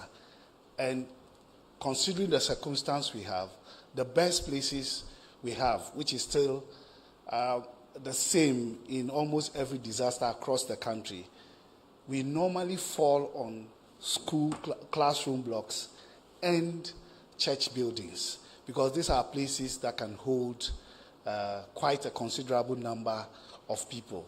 Now, before the incident, we had already had information from VRA. VRA has an information protocol that they trigger when they are planning to spill.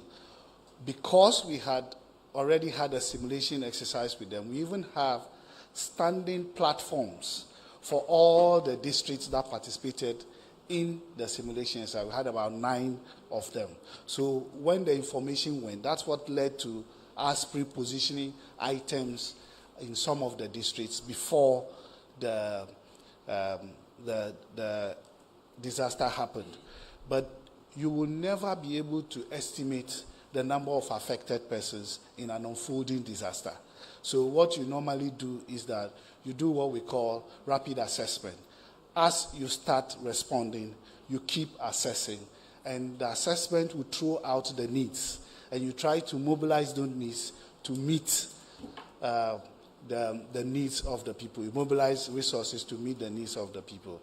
So yes, we will never say that we have been perfect in the response, but given the circumstance and the collaboration we have had with VRA and other institutions, we have done our best. We could do better, but we have done our best in trying to respond to the affected persons. Thank you, Fred.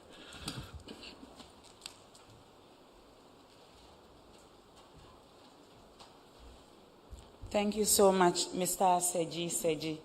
I would now like to invite Madam Chief of Staff for her concluding remarks.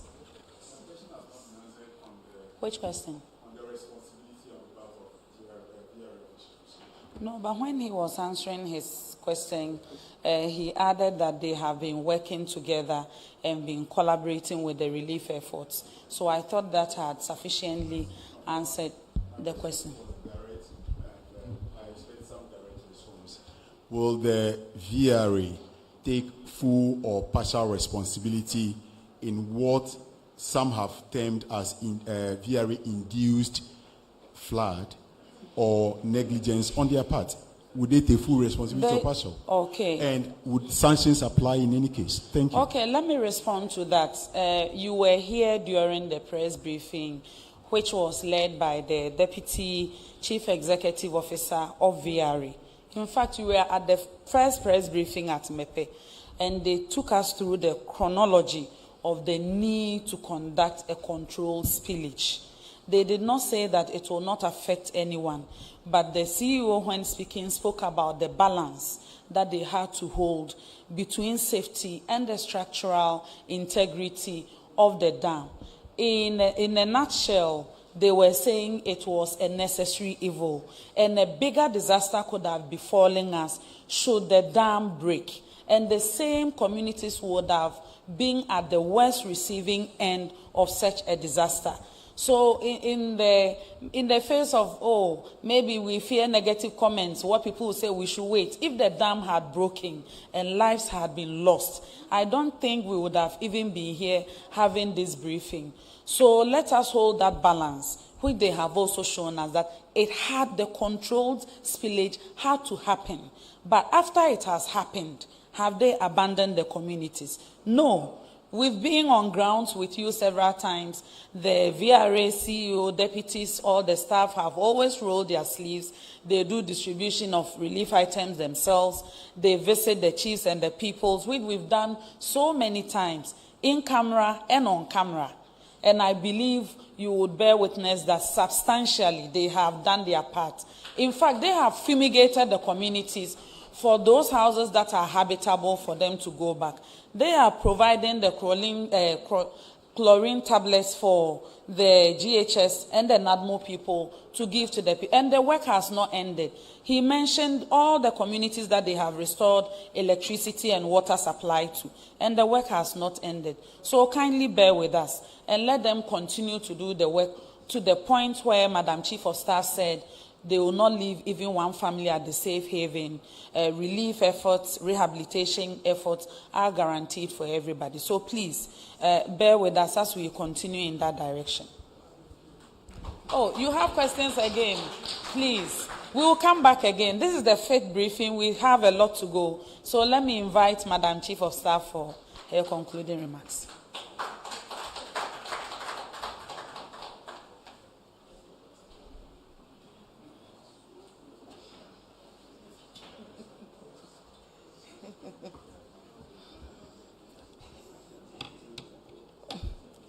Distinguished ladies and gentlemen, let me thank the members of our Interministerial Committee and the agencies who have been working with us for their contributions and enlightening the public on what we are doing. Like the Deputy Minister said, incrementally we've been sharing information with the public so they understand what is happening, the scope of the work that is being done. And I think the press, you have a big role to play. Big role to play in supporting communities who are affected. I think the Director for Public Health made a statement. Maybe we lost it.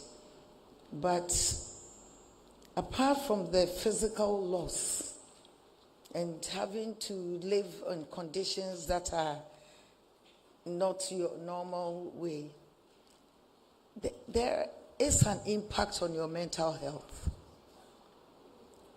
And we as citizens can ease the burden of that by being positive, constructive criticisms, but making sure that at the end of it all, there is somebody who have lost their livelihood, and that we need to be there as support team to really help them cope with such a situation and help them come out of it safely. So I think we all genuinely have a responsibility to our fellow citizens. I also want to reiterate the fact that the disaster preparedness plan was actually activated not just the day before, but you've heard of the chronology. They started last year. I've seen even fire officers and all were all involved in this simulation exercise that took place, I think, May this year. So there there were preparations. Nevertheless, we've all seen across the world, it's not easy when, even though you've been prepared, when the disaster hits, it still is a difficult situation.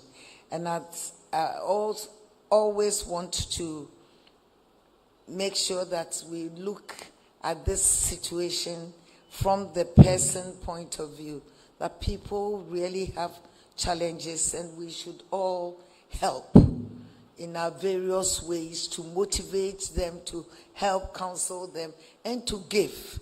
And for us as government, we have the commitment and we will continue to do that to restore their livelihood. I would like also to appreciate all the well-meaning Ghanaians who, without any campaign, have donated many, many items, whether individuals, churches, business people, they've all done their bit. And I want to encourage them, like the doctor said, it's not over yet. We are now in a phase that we want to try and rehabilitate people. So anybody who is touched by the plight of another fellow Ghanaian can is encouraged to do so and to assist. Apart from the VRA spillage, there are also many Ghanaians affected by the heavy rains. And we've talked about Oti, we've talked about Savannah, we've talked about the northern region. We need to also look at that people in those areas. We'll be visiting soon other affected areas. As you saw, the interministerial do them Mepe and then to Bupe. We will be doing the other areas to bring also attention to the public on other places affected and what government is doing and what we all as citizens can do. I want to commend the media.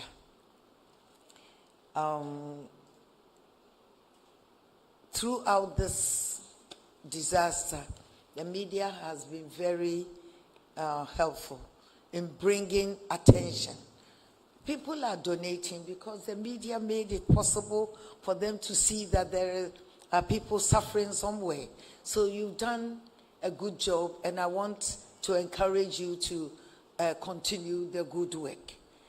And in all aspects, both what is positive, those what is negative, so that together we can solve this situation, which is promised to be a long haul, but we feel confident that we can mitigate or reduce the suffering in the shortest possible time because of the cooperation of government agencies and others, well-meaning partners of the government. So let me again say a big thank you to the Ministry of Information. You've been doing a good job, and I want to encourage you to do more. Thank you very much.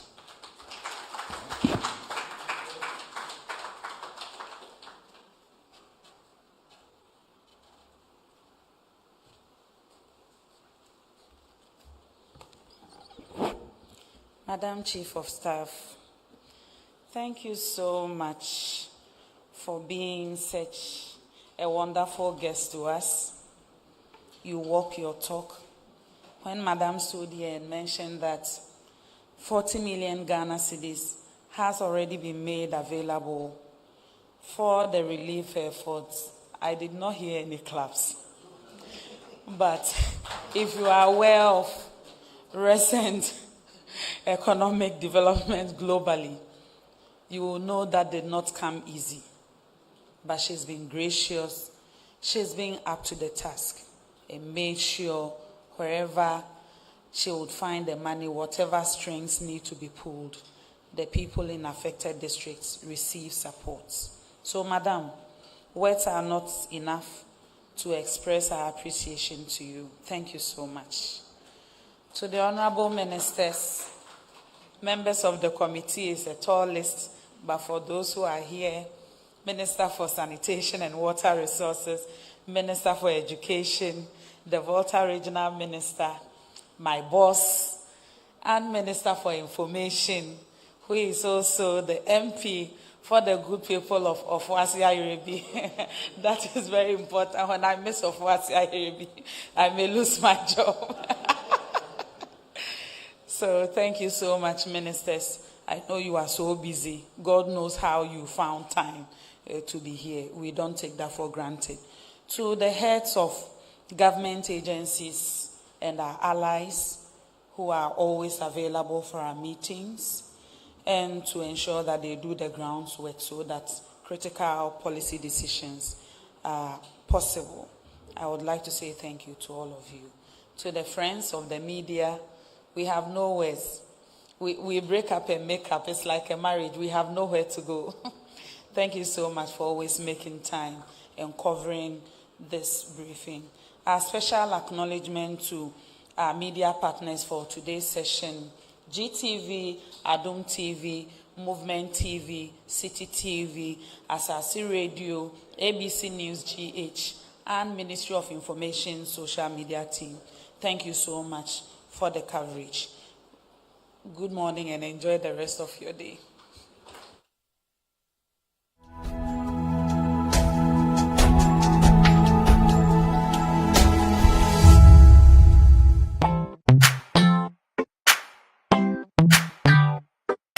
Sweetheart, be mindful of your health. Idea Products Nadia Makeup. I welcome you to Sigma Health and Beauty. You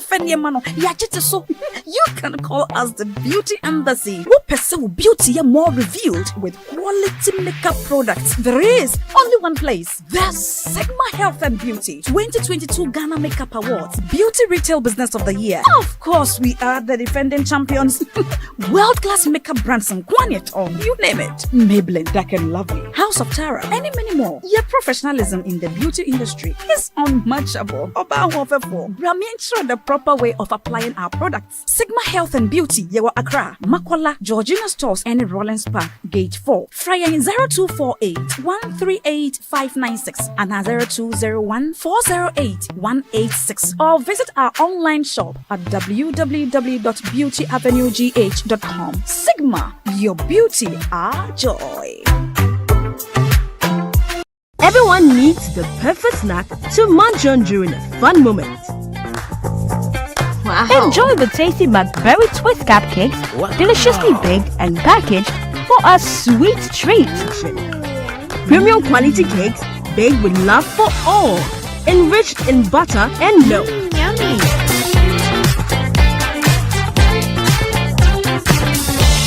Oh, McBerry Twist cupcakes, simply irresistible. Try one today. This advert is FDA approved. Luckiest,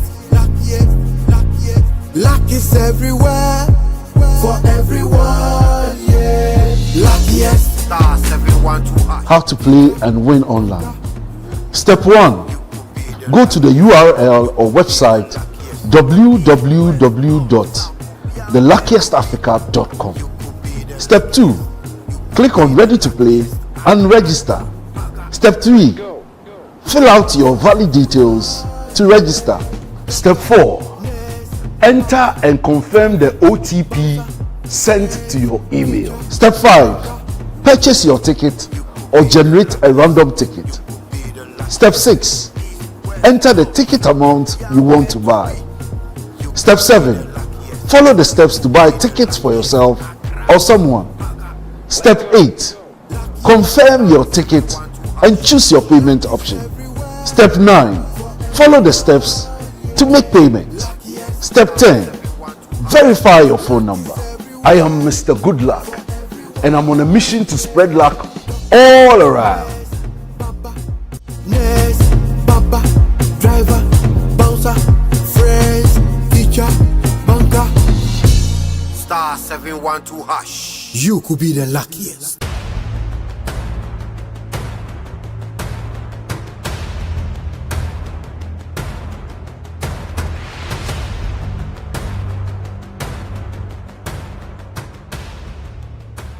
Kwalebu was, I think, 380. 380 Ghana cedis. Yes. But private, some are 500, 450, some are 800, 860. Per session, yes. You have to do 2 every week. Yeah. Even if someone earns 5,000 Ghana cedis every month, that person cannot keep paying 380 cedis 3 times a week for dialysis. Majority of the people who need dialysis to survive in Ghana don't even earn half of the amount mentioned. Some people battling organ diseases end up losing their jobs because their companies cannot keep paying them for always being absent. How are these people expected to afford the monies needed for dialysis as well as other expenses, talk less of the huge amounts they have to come up with for transplantation surgeries outside Ghana when they get donors? It is because of these people that GhanaWeb in August 2023 launched the organ donation legislation campaign to push for the country to pass a law that will guide organ harvesting and transplanting. As Kwalebu plans to increase dialysis fees, the situation requires quicker attention and action. And so, we must get Parliament to start discussing the organ donation bill and pass it into law. Now, when this bill is passed, more lives will be saved and the financial burden on patients would be reduced. And that is why we need you to join us on this campaign. Join the campaign by sending a 1-minute video of yourself sharing why Ghana needs a legislation on organ donation now to editor@ghanaweb.com or via WhatsApp 0552 699 625. Alternatively, you can share the video directly on your social media handles with the hashtags #PassOrganDonationLaw and #LegalizeOrganDonationNow. Organ failure should not be a death sentence.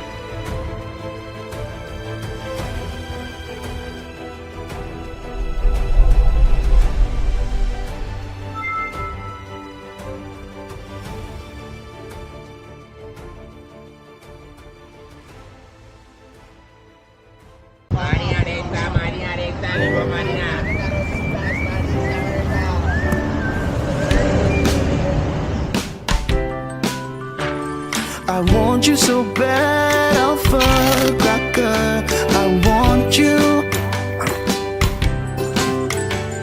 I wanna say yes, I can't resist. I want you. Ooh, I want you, Alpha Cracker.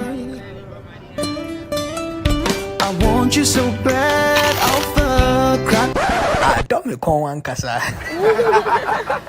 Alpha goodness rich in milk and butter. In Alpha Cracker. Yummy and deliciously crunchy. But I can't resist you. Alpha Crackers. Simply irresistible. This advert is FDA approved.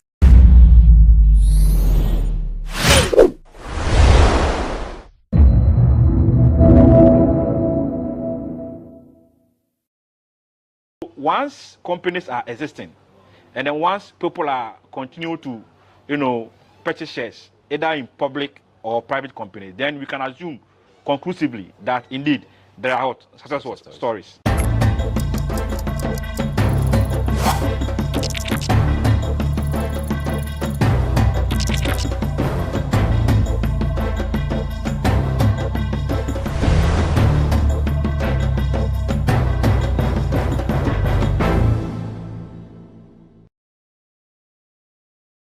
Hi, good day and welcome to another edition of The Lowdown here on GhanaWeb TV. My name is Daniel Odro.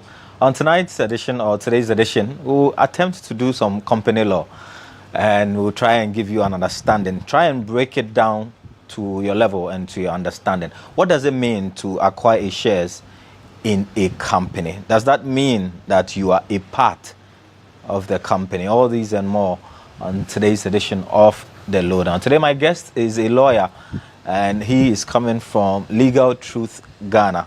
Evans Arthur is a lawyer and also, I believe, a lecturer at that. Lawyer, thank you very much for your time. It's a pleasure. Today's conversation will be a bit more technical, but we'll try to break it down and bring it to the common person's understanding. First of all, just our prelims. The Supreme Court only last week struck out a section of the Companies Act. I'm sure you've heard about it. Do you agree with them?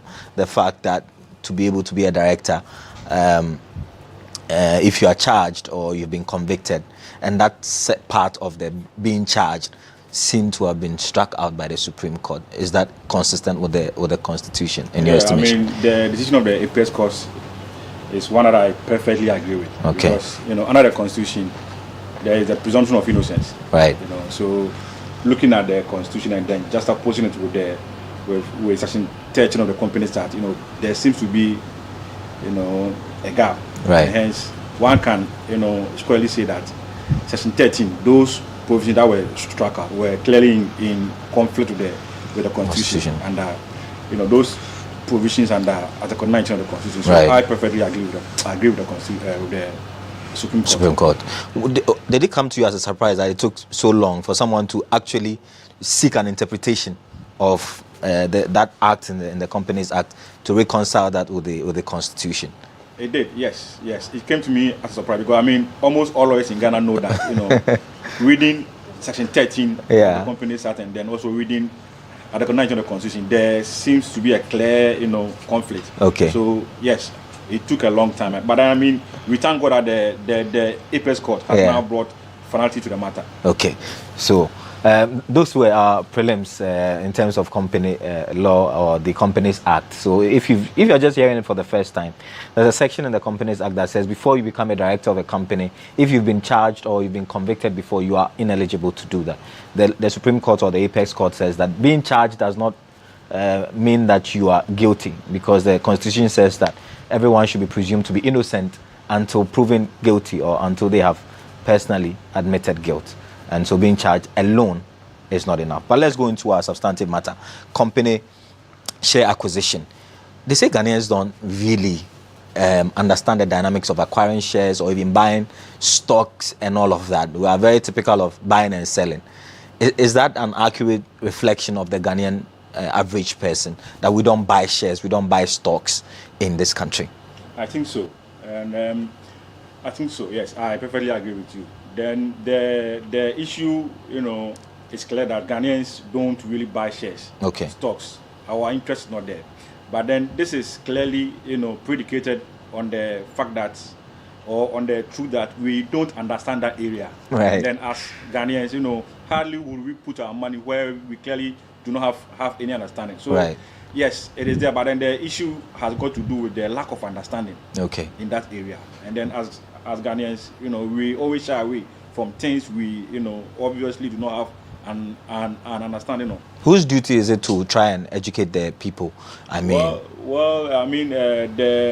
duty is squarely on lawyers. Okay. It is squarely on companies. Yeah. It is also squarely on those in charge of running the affairs of regulating companies, and also the managers of the Ghana Stock Exchange. Okay. Yes. Okay. I'll use two companies as our case study. So a few years ago, MTN decided to float shares, and at the end of the initial deadline, they had to postpone it because people were not actually buying to have a stake in the company. The same thing applied to Accra Heart of Oak, which a few years ago decided to float the shares of the company. A lot of the supporters did not buy the shares, and you've explained that it's because of the lack of an understanding. But what does it mean to own a share in a company? What does it mean? Does it mean that I will be part of decision making? But what does it mean? Okay, you see, the Companies Act, defines shares as the interests of the members of a body corporate, who are entitled, to a share of the profit and capital. So what this means is that once an individual or a person acquires shares in a company, that person will then acquire an interest in the company.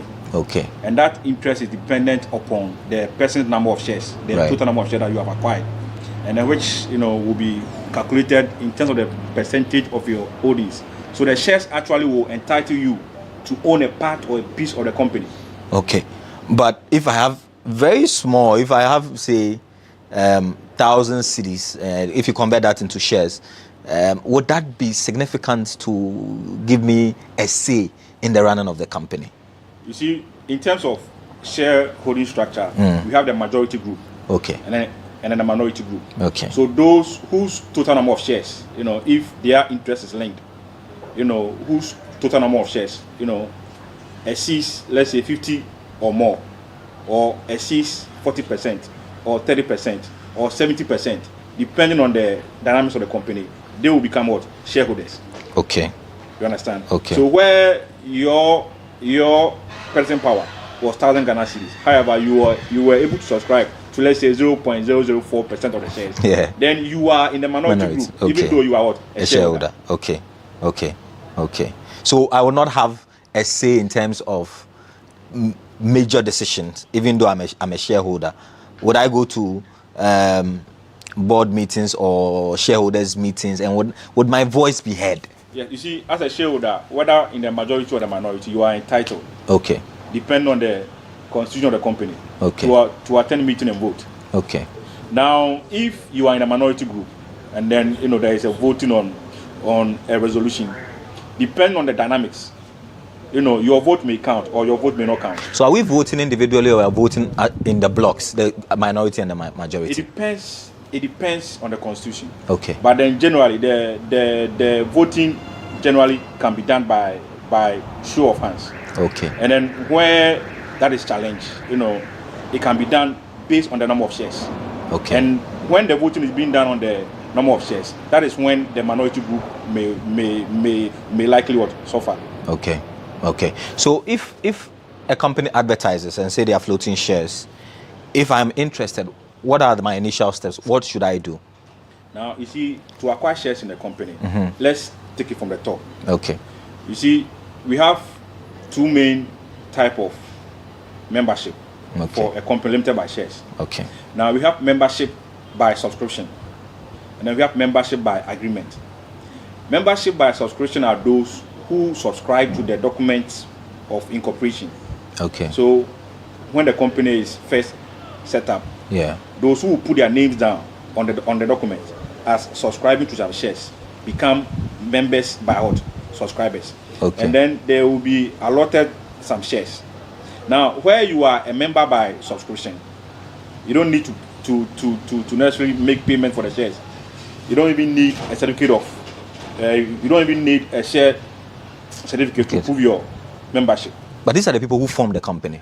They are those who form the company. So then they will become the first shareholders of the company, so to speak. Are they necessarily going to be the directors of the company? It depends on the dynamics, but most times those same persons would be named as directors. Okay. Now, as the company become a going concern and then it is progressing in its existence, then there may be a need, or there may be a time that the company may seek to raise funds. Right. And then through that way, there may be agreement with others to also become shareholders. So, where you are not a shareholder by subscription, then the only way you can become a shareholder in a company is by subscribing, is by becoming, a shareholder by agreement. Okay. So typically, what you would see with companies floating shares is usually the membership by agreement. That is so. For example, the MTN one that they decided to float shares. So let me explain. Here now, there are two main kinds of companies. Okay. You have the private and then the public. Okay. Now the private companies are not allowed by law. The private companies. Yes, are not allowed by law to float shares to the public. Okay. You understand? So it is only the public companies who have that, that freedom to only public companies. That is so. So it is only when a company has been registered as a public company, or when you say public, does it mean it belongs to the government? Not necessarily. Okay. You know, a public company, it is simply a creature of the Companies Act. Okay. And then by that designation, you are allowed to ask the public to come and invest in you. Okay. And private companies are not allowed that right or that freedom. But why not? Why not? It is because of the dynamics. Okay. You know, private companies, as the name implies, are private. But if my company I need money, can't I? If you need money, then the Companies Act allows you to, you know, convert from private to. Oh, okay. Okay, so even if I want to, I need to convert from private to public. Public. Okay. However, there is a way private companies can so get money from outsiders. You know, either they go through an issuing house, who in itself is a public company, or the members of the private company themselves may waive their preemptory right. Okay. And then offer shares to certain people within their own enclave. Okay. And that the law allows. Okay. But generally, private companies are not allowed to invite the public to come and invest in them. Oh, right. But is it difficult to metamorphose from a private to a public company? Because maybe I started it small, but I can see that the company is progressing. It's growing more than myself, and you want the company to outlive you in the event that you are no more. How difficult is it to do that conversion? Now, I don't think the reason why companies would convert from private to public will be because they want to be, outlived. Okay. Now, there is a principle in company law, which has been there since the 1100s, known as the persona fita concept. Okay. Meaning that once a company is created, there is a separate legal personality, and then the company also has perpetual succession.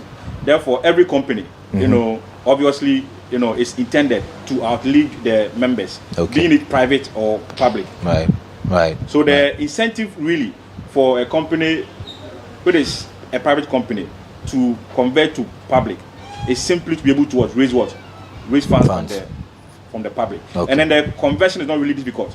It is simply about the shareholders passing special resolution and then following the requirements laid down under the Companies Act. Okay, but back to the question I asked, I don't know if you answered that. If I see a company advertise that they want to float shares and I am interested, I have some money sitting down, I don't know what to do with it in the time being, how do I know that this is a good company that I can invest in? So what are my initial steps? I'm a lay person, I don't understand the legalities of it. Who should I consult, and how do I know that the company is viable? Now, every public company who intends to issue shares to the public is enjoined by the Companies Act. The provisions under Section 303 up to Section 318. Okay. Enjoins that every public company must, before shares are being sold or even offered to the public, there must be a prospectus, as a key document that the intended purchasers would rely on. So the prospectus is intended to communicate every detail of the company to the intended purchaser. So to be able to know every bit about the company, you must always rely on the prospectus. That should be your guide, and then that should guide you whether or not you should invest or not. Okay, but does that make room for illiterates? It's not everybody who's lettered who can read. So is that the point where I consult my lawyers to seek advice whether I should invest? Because very well, there are lawyers who can advise you. Equally, there are also investment companies, security companies, who you can consult for advice. Okay, all right. So today we are doing a bit more education in terms of company law and whether or not you should invest in the shares of a company. I say typically Ghanaians are not, convinced in terms of investing in shares. It looks like it's something for the elite. But what if you have money sitting at home, you don't know what to do with it? In this very volatile economic situation that we find ourselves in, it's very difficult to know where to really put your money. Is buying shares going to be the way out for the majority of Ghanaians? We'll go for our first break. When we return, we'll continue our conversation with Mr. Evans. Arthur Esquire. He's a lawyer, and today he's breaking it down to understand. Stay with us. We're back after this break.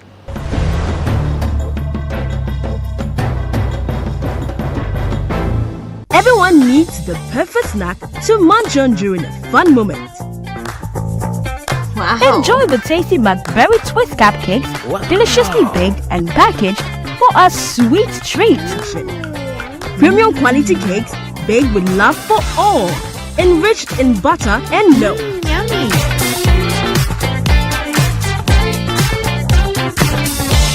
Oh. McBerry Twist cupcakes, simply irresistible. Try one today. This advert is FDA approved.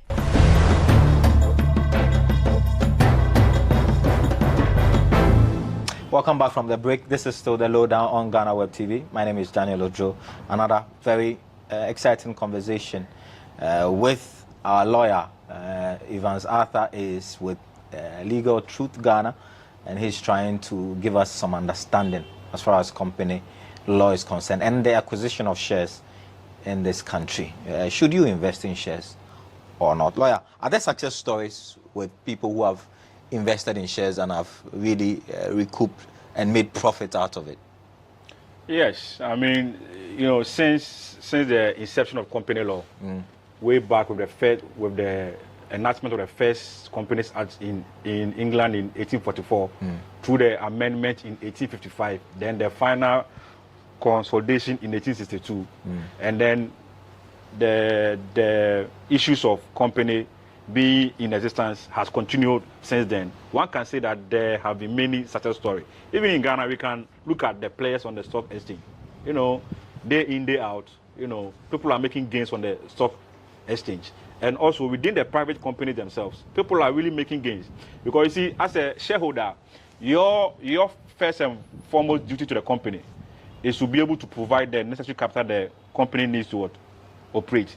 And then, as we say, both in the legal terms and then in the accounting terms, a capital that the shareholders give to the company by way of, you know, subscribing to the shares or by way of share purchases is simply both a liability and an asset. Now, the shares or the capital of the company being an asset is that it is through the capital that the company may be able to survive and then, you know, carry out its own its own nature of business, and then would continue as a going concern. Okay. Now the capital is also a liability, because at a point in time the company is enjoined to pay back the capital to the shareholders in the form of dividend, when the company makes profit. So once companies are existing, and then once people are continue to, you know, purchase shares either in public or private companies, then we can assume conclusively that indeed there are successful stories. Okay.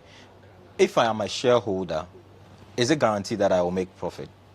I mean, even if I look at the historical trend of the company, they've been making profit, but they go public, they go and seek for funding on the stock exchange, I invest my money. Am I guaranteed to get dividends? And how soon would I get my dividend? Now, dividend is not guaranteed. Indeed, even under the Companies Act, a company is only enjoined by law to pay dividends when the company has made profit. That's the first criteria. And secondly, when the directors recommend, and then the shareholders approve by ordinary resolution. Okay. So even when the company makes profit, that's not a guarantee for you to be paid dividend. So so they can decide, if it's not a guarantee, you mean they can decide that, oh, we made profit, but let's reinvest in the company. That is so. A company can make profit, and then the directors who are enjoined by law to manage a company can say that, looking at, you know, the trend of events and then looking at our books, even though we have made profit, we are not recommending dividend to be paid, and therefore let's deploy it back into the company, and then, you know, let the company stand on its feet. So to finally and fully answer your question, dividend is not guaranteed. Wow. Yes, dividend is not guaranteed. Is it not the reason why people are not, the ordinary Ghanaian is not interested? Because we make investments to get returns, and we want some specificity that, okay, in 1 year I'm going to get my returns. If I put my money in treasury bills, I know in 6 months or 3 months or the year I'm going to get my money back. If I put my money in shares and I can't be guaranteed that I'll make money, you think it's a big gamble for me, no? You see, it is a gamble. You know, life itself is a gamble. Yeah. You know, waking up every day and then going and then coming, it's a gamble. But you see, the issue is this. Now, a company is owned by shareholders. That is a company limited by shares. Is owned by shareholders. And then the shareholders as the owners have all the say in the company. However, the shareholders are not allowed by law to run the company. Yes. So the shareholders in turn are enjoined by law to appoint what directors to run the company. So therefore, those who are managing the affairs of the company, you know, first and foremost, were put there by who? The shareholders. Yeah. So if the shareholders put competent people at the helm of affairs, then those people are going to manage the company to a point that the company will make profit. Okay. So that profit, you know, there will be every justifiable way for that profit to be what?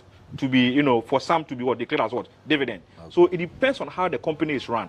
Okay. And whether or not the company is run well, good or bad, depends on the people, the shareholders themselves, you know, in compliance with the company's constitution. Okay. And also the companies at 992 put there as what? Directors. Okay. Don't you foresee a situation where majority of the shareholders can manipulate in terms of who are, the people who are appointed as the persons to run the day-to-day of the companies, you know? You see, a company is first and foremost run by a constitution. That is, when the company is registered with the constitution, that is a primary document on which the affairs of the company will be run.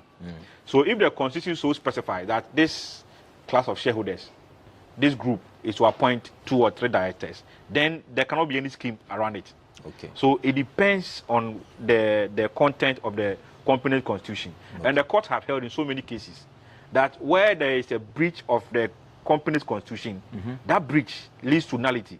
It's not a mere irregularity. So this simply means that when things are done contrary to the constitution of a company, that thing itself becomes null and void, meaning in the eyes of the law, that thing never happened. So I don't think that in the absence or without, you know, following the constitution of a company, if it is so registered with one, the shareholders cannot manipulate who should be directors. Okay. No. Okay. All right. You appear to be very passionate about companies, floating of shares, and how it is important to have an economy running. What has occasioned this passion to try and get some education around shareholding and shares buying by the ordinary Ghanaian? You see, now without business, no economy can survive. Okay. Indeed, in Ghana, those who have done the research say that the government is the largest what? Employer, right. Now there is the private sector. What are they doing? And what is the catalyst that holds the private sector together? You see, a business can survive without being a company. But when a business is registered as a company, and then there is a shareholding structure, there's a pool, meaning 1 or more, 2 or more persons, even though the law allows 1 person to be a shareholder. You see, when 2 or more persons are shareholders, there is a pool. We pool our own resources together, building it gradually. That in itself, you know, once the business is booming, private sector is booming, there will be pressure lifted off who? The government. Okay. And once business booms, the economy, you know, automatically also booms. And everybody in the country, you know, would enjoy one way or the other. So without businesses surviving perpetually through companies, and without the citizenry being interested in the formation of companies to be the medium by which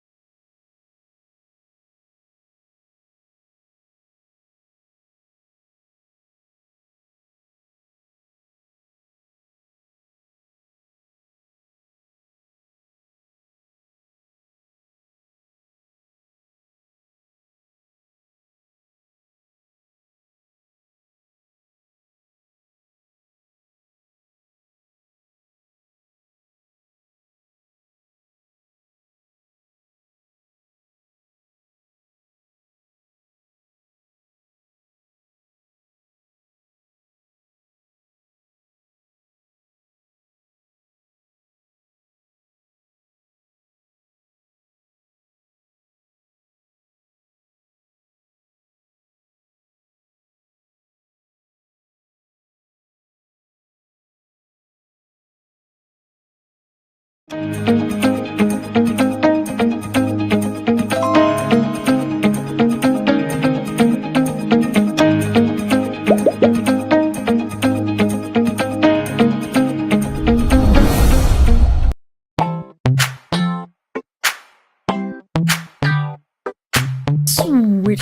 be mindful of your health. Idea products na the makeup. I welcome you to Sigma Health and Beauty.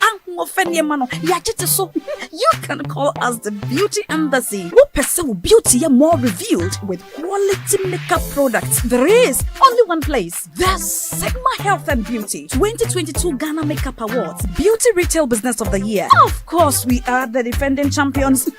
World-class makeup brands and Kwanyet on. You name it. Maybelline, Dark and Lovely, House of Tara, and many more. Your professionalism in the beauty industry is unmatchable. The proper way of applying our products. Sigma Health and Beauty, Yewa Accra, Makola, Georgina Stores, and Rollins Park, Gate 4. Fryer in 0248 138 596 and 0201 408 186. Or visit our online shop at www.beautyavenuegh.com. Sigma, your beauty, our joy. Everyone needs the perfect snack to munch on during a fun moment. Wow. Enjoy the tasty McBerry Twist cupcakes, deliciously baked and packaged for a sweet treat. Premium quality cakes baked with love for all, enriched in butter and milk. Yummy.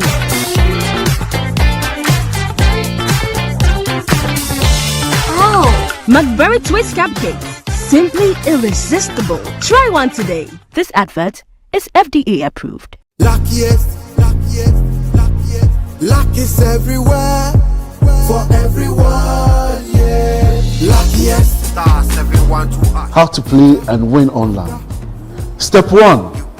Go to the URL or website www.theluckiestafrica.com. Step 2. Click on Ready to Play and register. Step 3.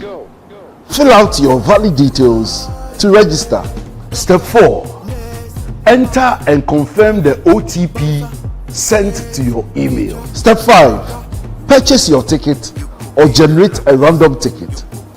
Step 6. Enter the ticket amount you want to buy. Step 7. Follow the steps to buy tickets for yourself or someone.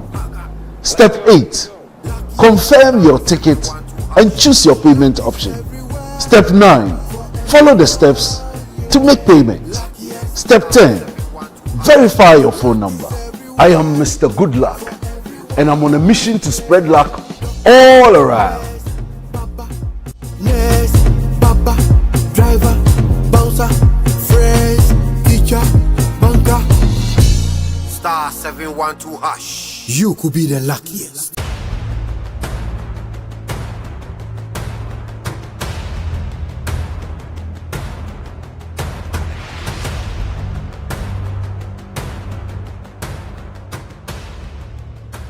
Kwalebu was, I think, 380.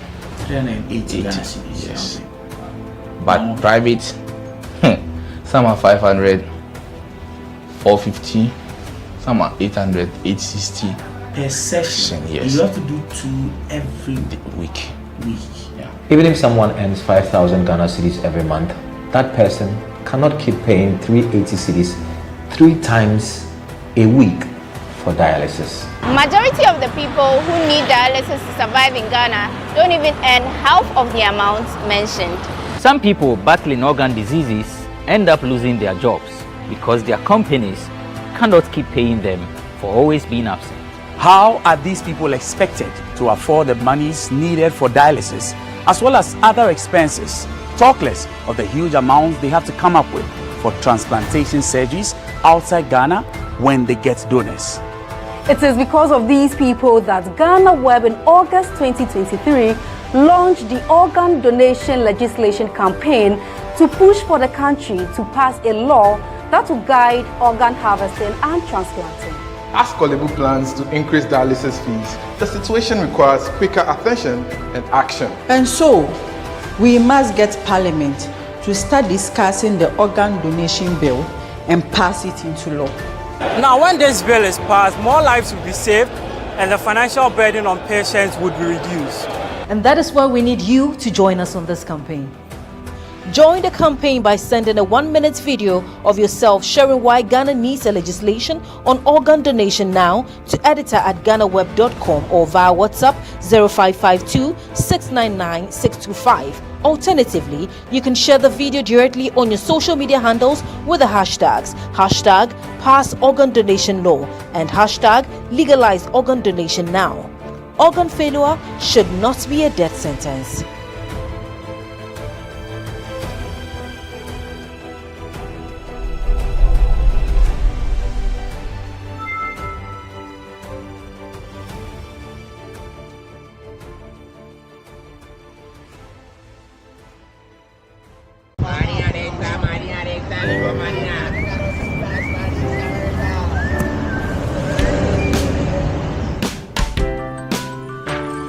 I want you so bad, Alpha Cracker. I want you. I wanna say yes, I can't resist. I want you. Ooh, I want you, Alpha Cracker. I want you so bad, Alpha Cracker. Alpha goodness rich in milk and butter. In Alpha Cracker.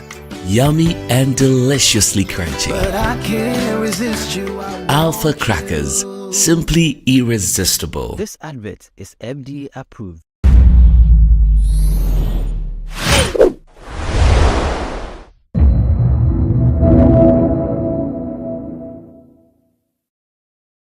Once companies are existing, and then once people are continue to, purchase shares, either in public or private companies, then we can assume conclusively that indeed there are successful stories.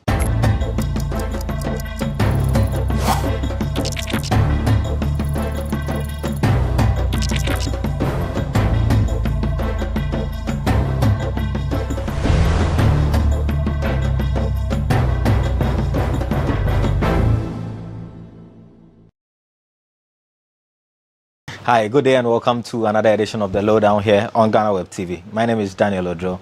On tonight's edition, or today's edition, we'll attempt to do some company law and we'll try and give you an understanding. Try and break it down to your level and to your understanding. What does it mean to acquire a shares in a company? Does that mean that you are a part of the company? All these and more on today's edition of The Lowdown. Today my guest is a lawyer, and he is coming from Legal Truth Ghana. Evans Arthur is a lawyer and also, I believe, a lecturer at that. Lawyer, thank you very much for your time. It's a pleasure. Today's conversation will be a bit more technical, but we'll try to break it down and bring it to the common person's understanding. First of all, just our prelims. The Supreme Court's only last week strike out a section of the Companies Act. I'm sure you've heard about it. Do you agree with them? The fact that to be able to be a director, if you are charged or you've been convicted, and that part of the being charged seem to have been struck out by the Supreme Court. Is that consistent with the Constitution in your estimation? I mean, the decision of the Apex Court is one that I perfectly agree with. Okay. Because, under the Constitution, there is a presumption of innocence. Right. So looking at the Constitution and then just opposing it with Section 13 of the Companies Act, there seems to be, a gap. Right. And hence, one can, squarely say that Section 13, those provisions that were struck out were clearly in conflict with the Constitution. And, those provisions under Article 19 of the Constitution. So right. I perfectly agree with the Constitution, with the Supreme Court. Did it come to you as a surprise that it took so long for someone to actually seek an interpretation of that act in the Companies Act to reconcile that with the Constitution? It did, yes. It came to me as a surprise because almost all lawyers in Ghana know that reading Section 13 of the Companies Act and then also reading Article 19 of the Constitution, there seems to be a clear conflict. Okay. So yes, it took a long time. But I mean, we thank God that the Apex Court has now brought finality to the matter. Okay, so those were our prelims in terms of company law or the Companies Act. So if you're just hearing it for the first time, there's a section in the Companies Act that says before you become a director of a company, if you've been charged or you've been convicted before, you are ineligible to do that. The Supreme Court or the Apex Court says that being charged does not mean that you are guilty, because the Constitution says that everyone should be presumed to be innocent until proven guilty or until they have personally admitted guilt. And so being charged alone is not enough. But let's go into our substantive matter. Company share acquisition. They say Ghanaians don't really understand the dynamics of acquiring shares or even buying stocks and all of that. We are very typical of buying and selling. Is that an accurate reflection of the Ghanaian average person, that we don't buy shares, we don't buy stocks in this country? I think so. And I think so, yes. I perfectly agree with you. Then the issue, it's clear that Ghanaians don't really buy shares, stocks. Our interest is not there. But then this is clearly, predicated on the fact that, or on the truth that we don't understand that area. Right. And then as Ghanaians, hardly will we put our money where we clearly do not have any understanding. So yes, it is there. But then the issue has got to do with the lack of understanding in that area. And then as Ghanaians, we always shy away from things we, obviously do not have an understanding of. Whose duty is it to try and educate the people?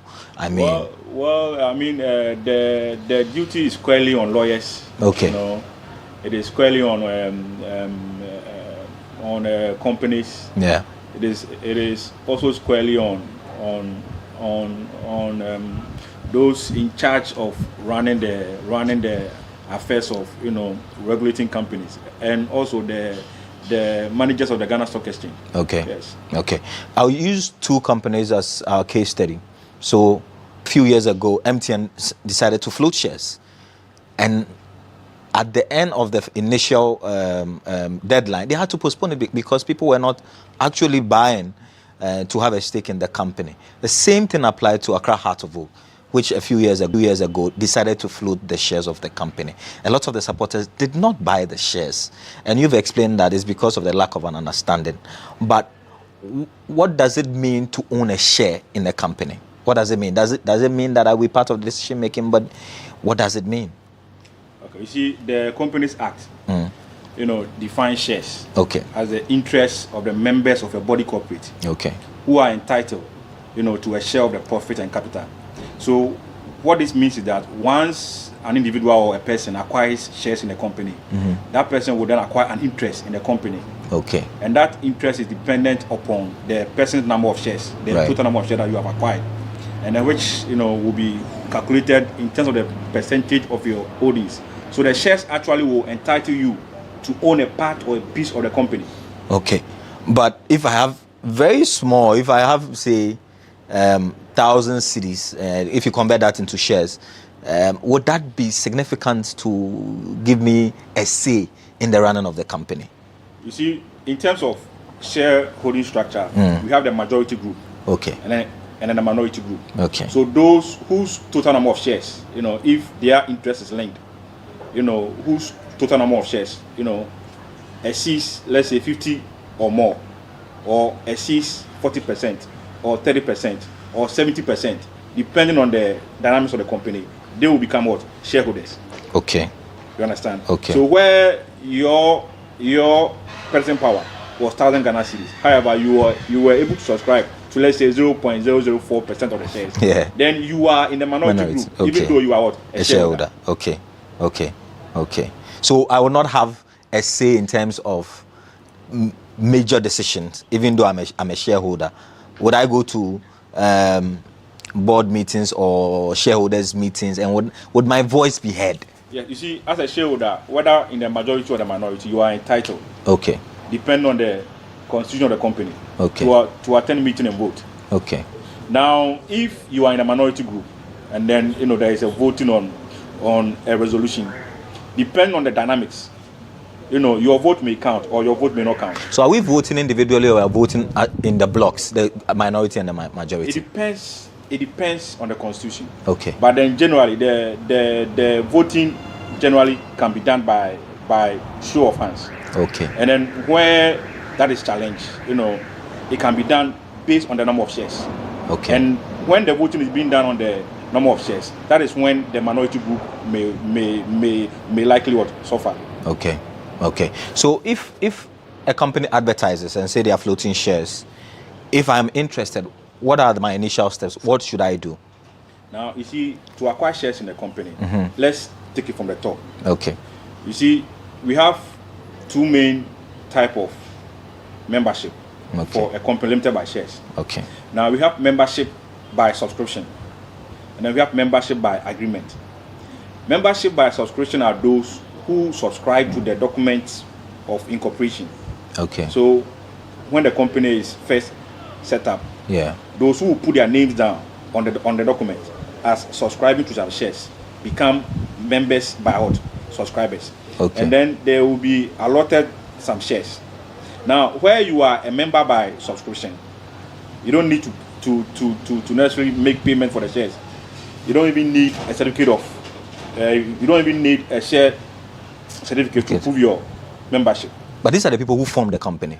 They are those who form the company. So then they will become the first shareholders of the company, so to speak. Are they necessarily going to be the directors of the company? It depends on the dynamics, but most times those same persons would be named as what? Directors. Okay. Now, as the company become a going concern and then it is, progressing in its, existence, then there may be a need, or there may be a time that the company may seek to raise funds. Right. And then through that way, there may be agreement with others to also become what? Shareholders.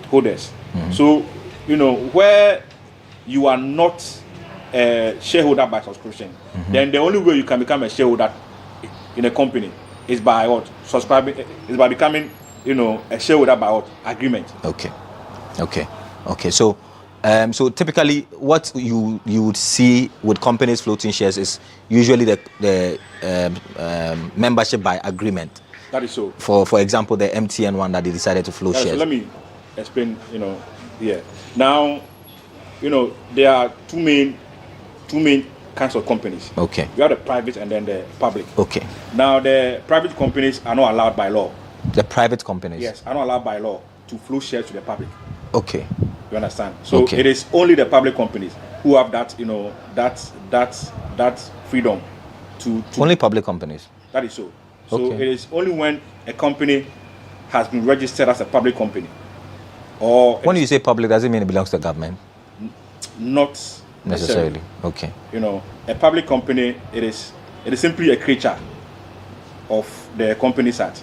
Okay. And then by that designation, you are allowed to ask the public to come and invest in you.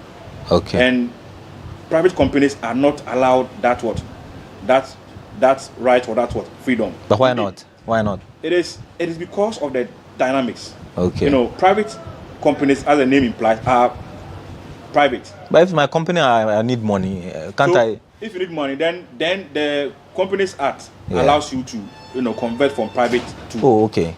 Okay, so even if I want to, I need to convert from private to public. Okay. However, there is a way private companies can still, get money from outsiders.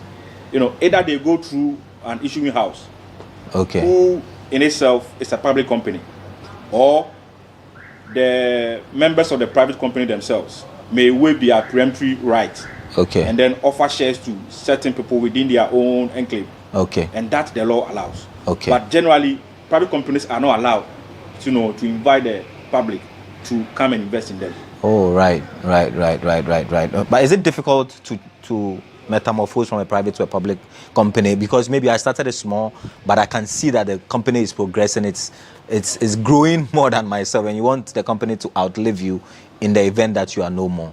How difficult is it to do that conversion? Now, I don't think the reason why companies would convert from private to public will be because they want to be, outlived.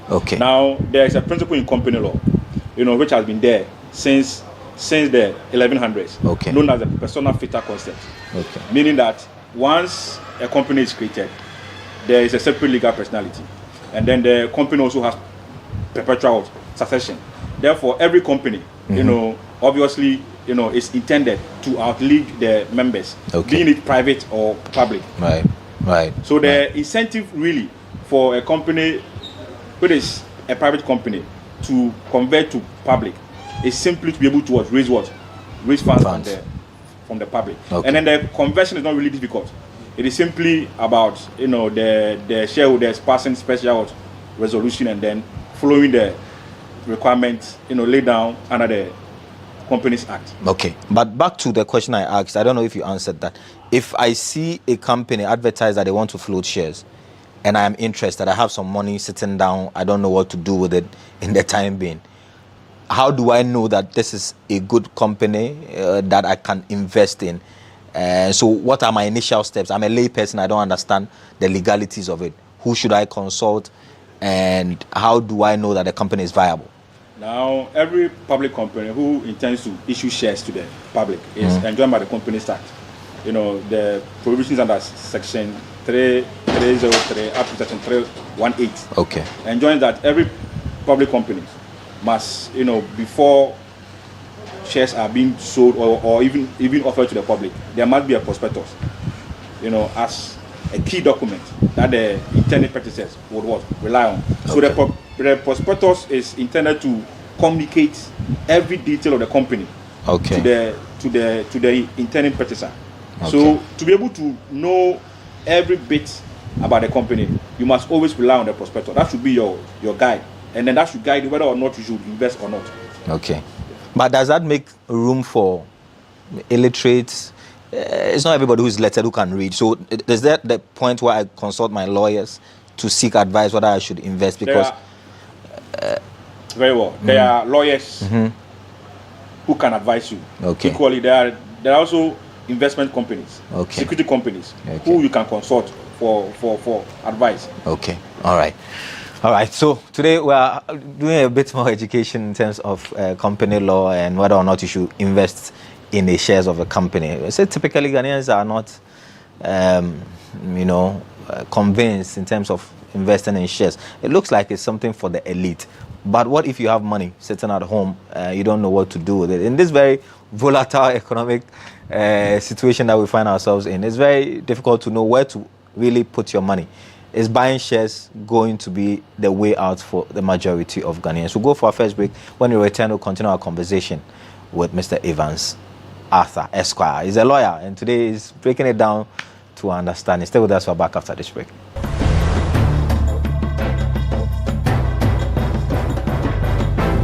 Everyone needs the perfect snack to munch on during a fun moment. Wow. Enjoy the tasty McBerry Twist cupcakes, deliciously baked and packaged for a sweet treat.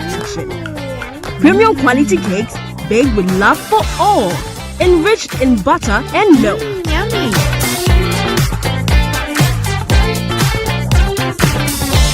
Oh. McBerry Twist cupcakes, simply irresistible. Try one today. This advert is FDA approved.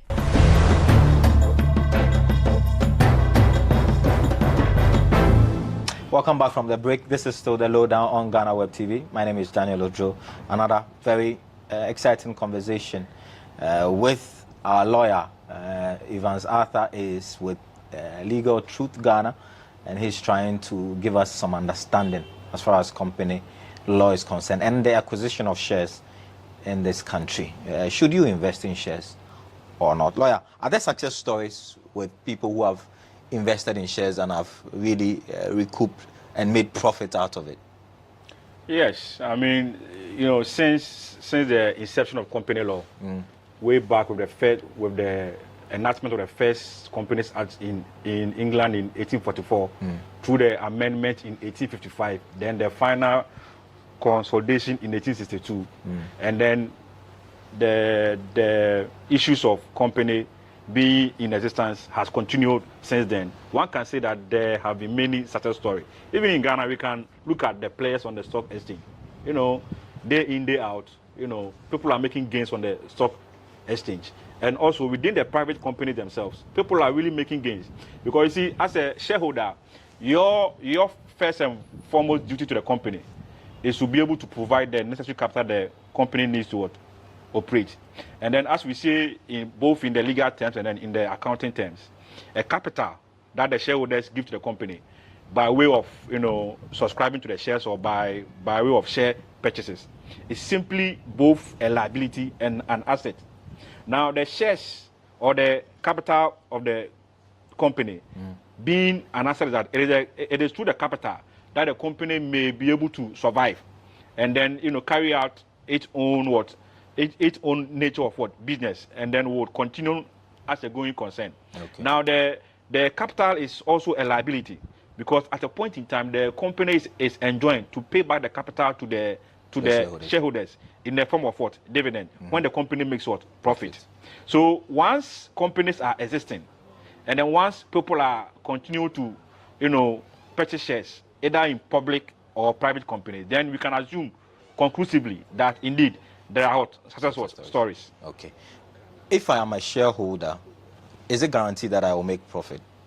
I mean, even if I look at the historical trend of the company, they've been making profit, but they go public, they go and seek for funding on the stock exchange, I invest my money. Am I guaranteed to get dividends, and how soon would I get my dividend? Now, dividend is not guaranteed.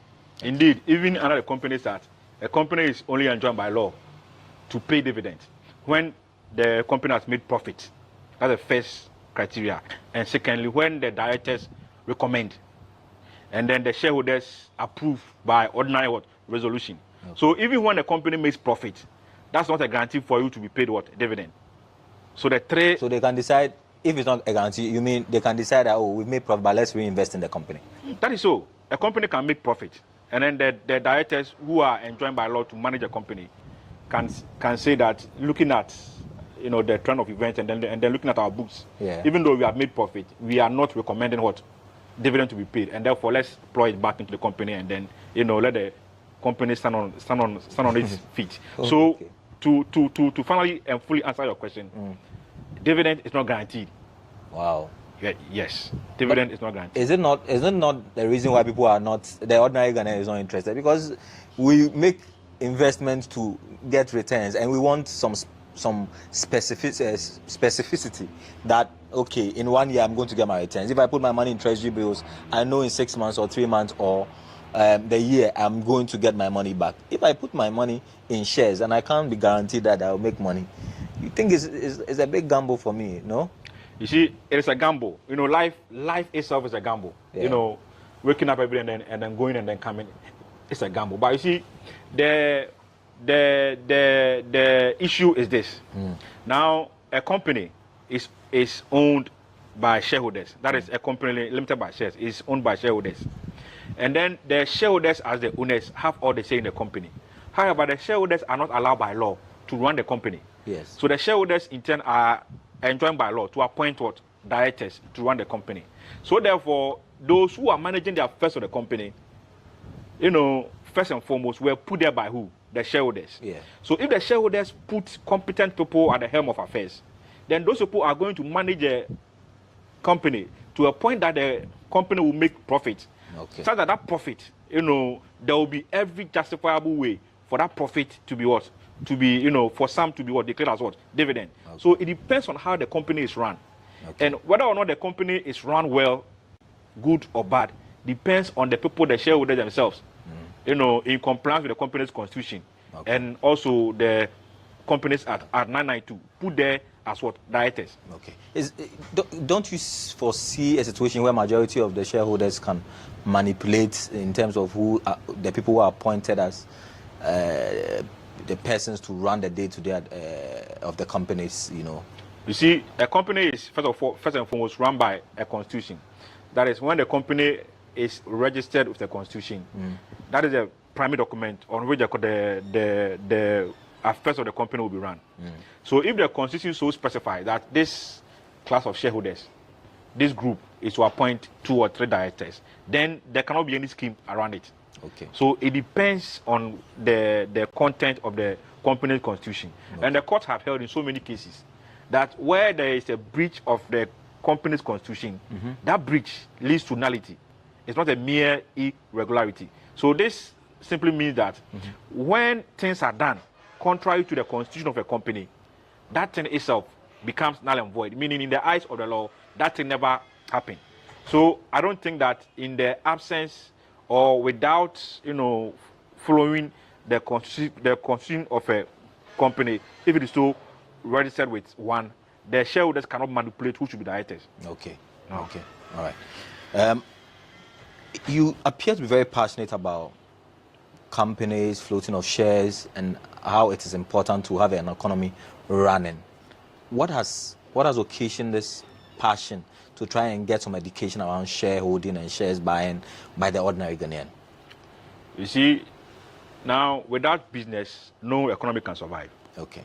Indeed, in Ghana, those who have done the research say that the government is the largest employer. Employer, right. Now there is the private sector. What are they doing? And what is the catalyst that holds the private sector together? You see, a business can survive without being a company. But when a business is registered as a company, and then there is a shareholding structure, there's a pool, meaning one or more, two or more persons, even though the law allows one person to be a shareholder. You see, when two or more persons are shareholders, there is a pool. We pool our own resources together, building it gradually. That in itself, once the business is booming, private sector is booming, there will be pressure lifted off who? The government. Okay. And once business booms, the economy, automatically also booms. And everybody in the country, would enjoy one way or the other. So without businesses surviving perpetually through companies, and without the citizenry being interested in the formation of companies to be the medium by which they will run their business, the economy would largely not expand. Okay. And without the expansion of the economy, things will not move in the country. Okay. And the pressure would always be on what? The government. On the government. Okay. So that is where the passion stems from. Okay. So I'll ask you a few direct questions. If your client came to you and said that they wanted to invest in shares, would you advise them to go ahead? Yes, I would. Okay. I would. But then my advice will be based on so many factors, Okay. taking into account the surrounding circumstances. Okay. So it depends on the company that the client wants to invest in. It depends on how well the company is doing. Okay. It depends on who are the directors, and all that. So as a lawyer, I'll be enjoined by law to do due diligence, okay, and then to be able to advise the client properly. But where I see a limited opportunity for the client to make gains, I would advise the client in the affirmative. Okay. Yes. Have you seen, in your words, public companies that you feel that this company should really be floating shares, but they are not? Because if they had more capital, maybe they could do greater things. I ask this because there's this notion that we want to own something small than be a party to something that is bigger, because we want to be called with some position. We need to occupy some position. Do you see companies that, in your estimation, this company should really go on the stock exchange and ask for money and expand what they are doing, but they are not doing that? I think the question should rather be whether or not there are some private companies, okay, who are doing well and then can really convert to public, and then to be able to allow more people to come in and then run their affairs.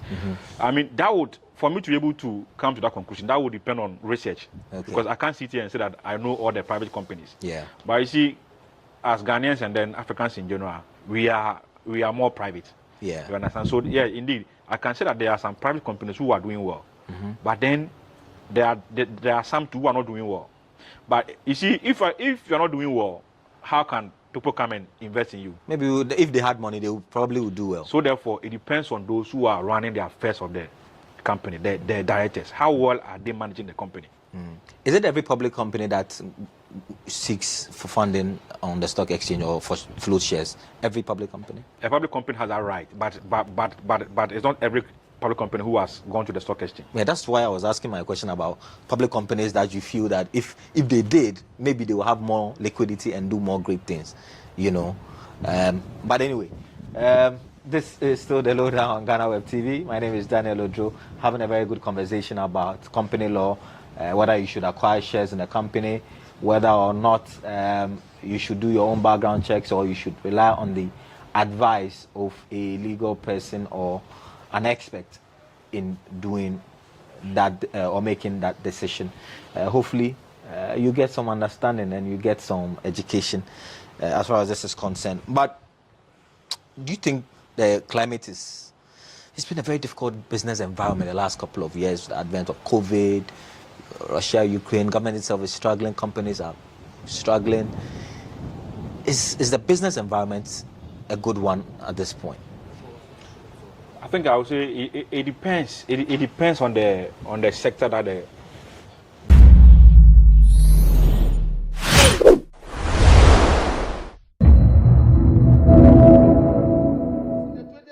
budget by Kenoforiata. We brought Ghana to the gas era, and by the time we finished, we stabilized this economy, and power sector was strong. This is our thank you from the MPP, Mr. Speaker. That's it. For 7 years, this is what they banded around. Oh, the NDC government came and they oversubscribed power purchase agreements. There was excess capacity. They have left them with expensive take or pay. The Speaker, for 7 years. Guess what? The Speaker, in this budget, all of a sudden, the MPP after 7 years, slogans are woken up from their slumber. We are told in this budget, paragraph 684, 685, 686, that for this government is now going to add power. They talk about 400 megawatt early power and 200 megawatt, which is going to be ready by January 2027. In fact, the Minister of Energy on the 11th of November proudly announced a 750 megawatt new power because we did it. What happened to the excess capacity? What happened to the excess capacity? Mr. Speaker, they even were proud to talk about their most discredited power plant, Ameri, and said that Ameri is not so useful that they are moving 5 of those units to Ahumaso. It doesn't sound interesting. Ahumaso in Kumasi. Mr. Speaker, we will not let the people forget. The people of Ghana can never forget the Ameri scandal. After we were accused of buying the expensive Ameri plant of 500 million, we have paid almost 300 billion. They came back to this parliament with what they call innovation agreement. And guess what? 1.2 billion. They almost got Ghanaians taxpayers saddled by selling the Ameri to a company called Mitchell for $1.2 billion. The president has signed an executive order. When the president was called, he said he was misled. Mr. Speaker, guess who the 4th guy was? The Minister of Energy, Wachia Jaco. He was fired. We will not let the people of Ghana forget that. Today, the Ameri is paid off and it's beneficial to the people of Ghana. Mr. Speaker, it gets worse. Mr. Speaker, they accuse us of oversubscription. Oversubscription. Guess what? They even canceled PPAs. Today, Mr. Speaker, one of the PPAs that they canceled, Ghana Power Generation Company, we've been slapped with a judgment debt of $170 million to be paid by the Ghanaian taxpayer. In fact, they are paying. In fact, they just paid $24 million. Mr. Speaker, this is the record of this MPP government. Mr. Speaker, they went ahead and talked about excess capacity and said that we have been paying for excess capacity. Why have you been paying for excess capacity? Let me take you to the record. Mr. Speaker, this is the payment record of this government in 2023. The actual payment was 1.943 billion Ghana cedi in the energy sector. I tell you where the payment went. They pay for fuel consumption, some losses, technical and commercial losses. They pay for forest losses, which hit 4.8 billion alone due to mismanagement of the economy, with the city depreciating at 50%. They make payment on these electric bills to ministries, departments and agencies.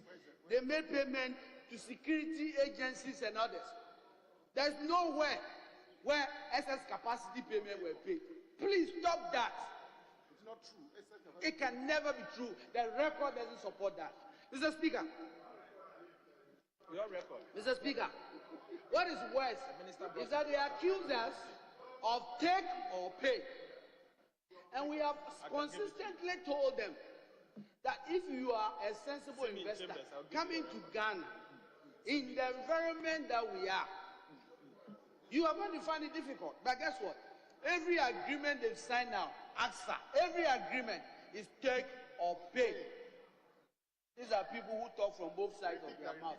They are signing take or pay. They've signed take or pay for AXA. They've signed take or pay for the second AXA. They've signed take or pay for Tama LNG. What is the credibility here? I didn't hear you. Can you repeat that? Mr. Speaker, everything they've said, they've swallowed their own thing. Mr. Speaker, I take you to what was said about Electricity Company of Ghana. The importance of ECG in the value chain cannot be overemphasized. Now, Mr. Speaker, ECG is in crisis. As we speak, ECG losses for the first 9 months of 2023 amounted to 2 billion Ghana cedi. Mr. Speaker, why did we get here? We will not let the people of Ghana forget that we took steps and left you a resilient distribution and transmission infrastructure. We even went to the Americans, and I'm proud, I was the minister. We brought $500 million. Mr. Speaker, we are going to strengthen distribution. And guess what? They come back into power. They bring a private company, PDS, Mr. Speaker, and what happened? They were supposed to come with about 500 million to infuse in the distribution center. Well, this private company came, and we had cronies connected to this government. Facts. Mr. Speaker, guess what? You know what the PDS said? The Ghanaian partners didn't bring money, so we too didn't bring money. Well, to make matters short, they said there was a breach in the contract, and as a result, the contract was terminated. 1.5 billion Ghana cedi was collected by PDS from the people of Ghana. Up to today, it has not been audited. We don't even know how much money PDS took away. But Mr. Speaker, as a result of that corrupt practice, the Americans got so angry they took their $200 million away. We will not let the people of Ghana forget the PDS scandal. We can't. Mr. Speaker, it gets worse. Mr. Speaker, this is the record of the MPP. The people who say that Ghanaians have not had enough, they should even bring them again. God forbid. Mr. Speaker, I take you to the upstream sector. The NDC left with an impeccable record in the upstream sector. 3 producing oil fields. Under you. Mr. Speaker, Proud minister. Today, Proud minister. the report by Piak Proud is minister. very clear. Piak says that we are stuck with 3 producing fields and it is declining. And for 7 years, we have not added 1 producing field to our oil fields. In fact, after we left you all this morning, but Mr. Speaker, what is critical, and I need to point it out, is that just in 2020 alone, oil revenue was $1.43 billion. Exactly what have we used oil money for? Mr. Speaker, this is to all of us as members of parliament. I think I take the liberties of this debate to call on members of parliament for us to revisit the Petroleum Revenue Management Act. I agree with you. In fact, Mr. Speaker, the power of the finance minister to play with the oil revenue must be stopped. He has always made a statement. Leader. If we ask ourselves today, exactly what have you done with oil after almost 15 years of oil production, nobody will remember. Because we are just supporting the budget with the oil money. Mr. Speaker, we must all agree that in the next 10 years, we are going to focus oil revenue with big projects like railways, Legacy. big transport. We have not actually designed a plan in Ghana where you can travel from Harvard to Wa and come back to Accra in a VCAP in 3 hours because we have never done it. Can we create the Ghana superhighway with oil in the next 10 years? That is what I'm calling for, Mr. Speaker. Mr. Speaker, it is also important, as I speak about oil, that we talk about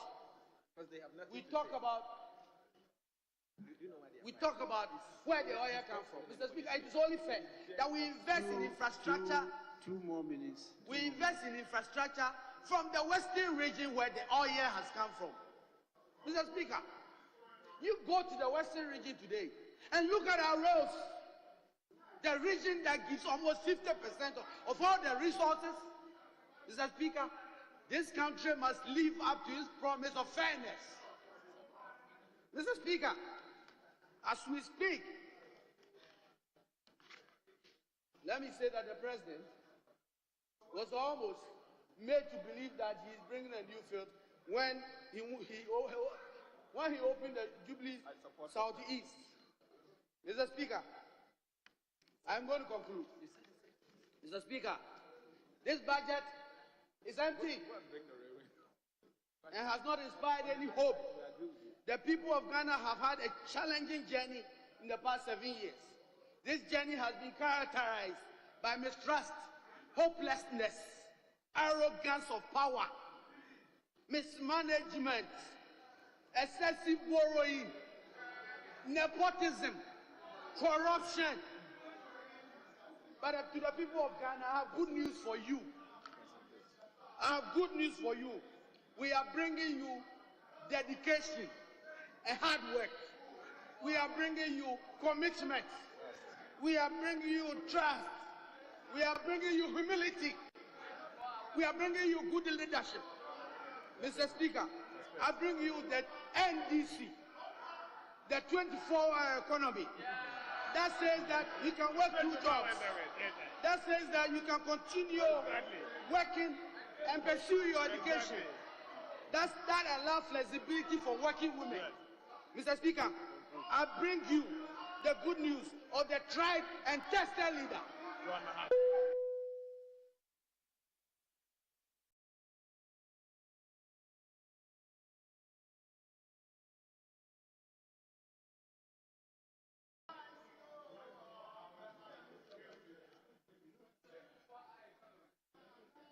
Honorable members, it's the turn of Honorable Dr. Ken Osei-Nyako.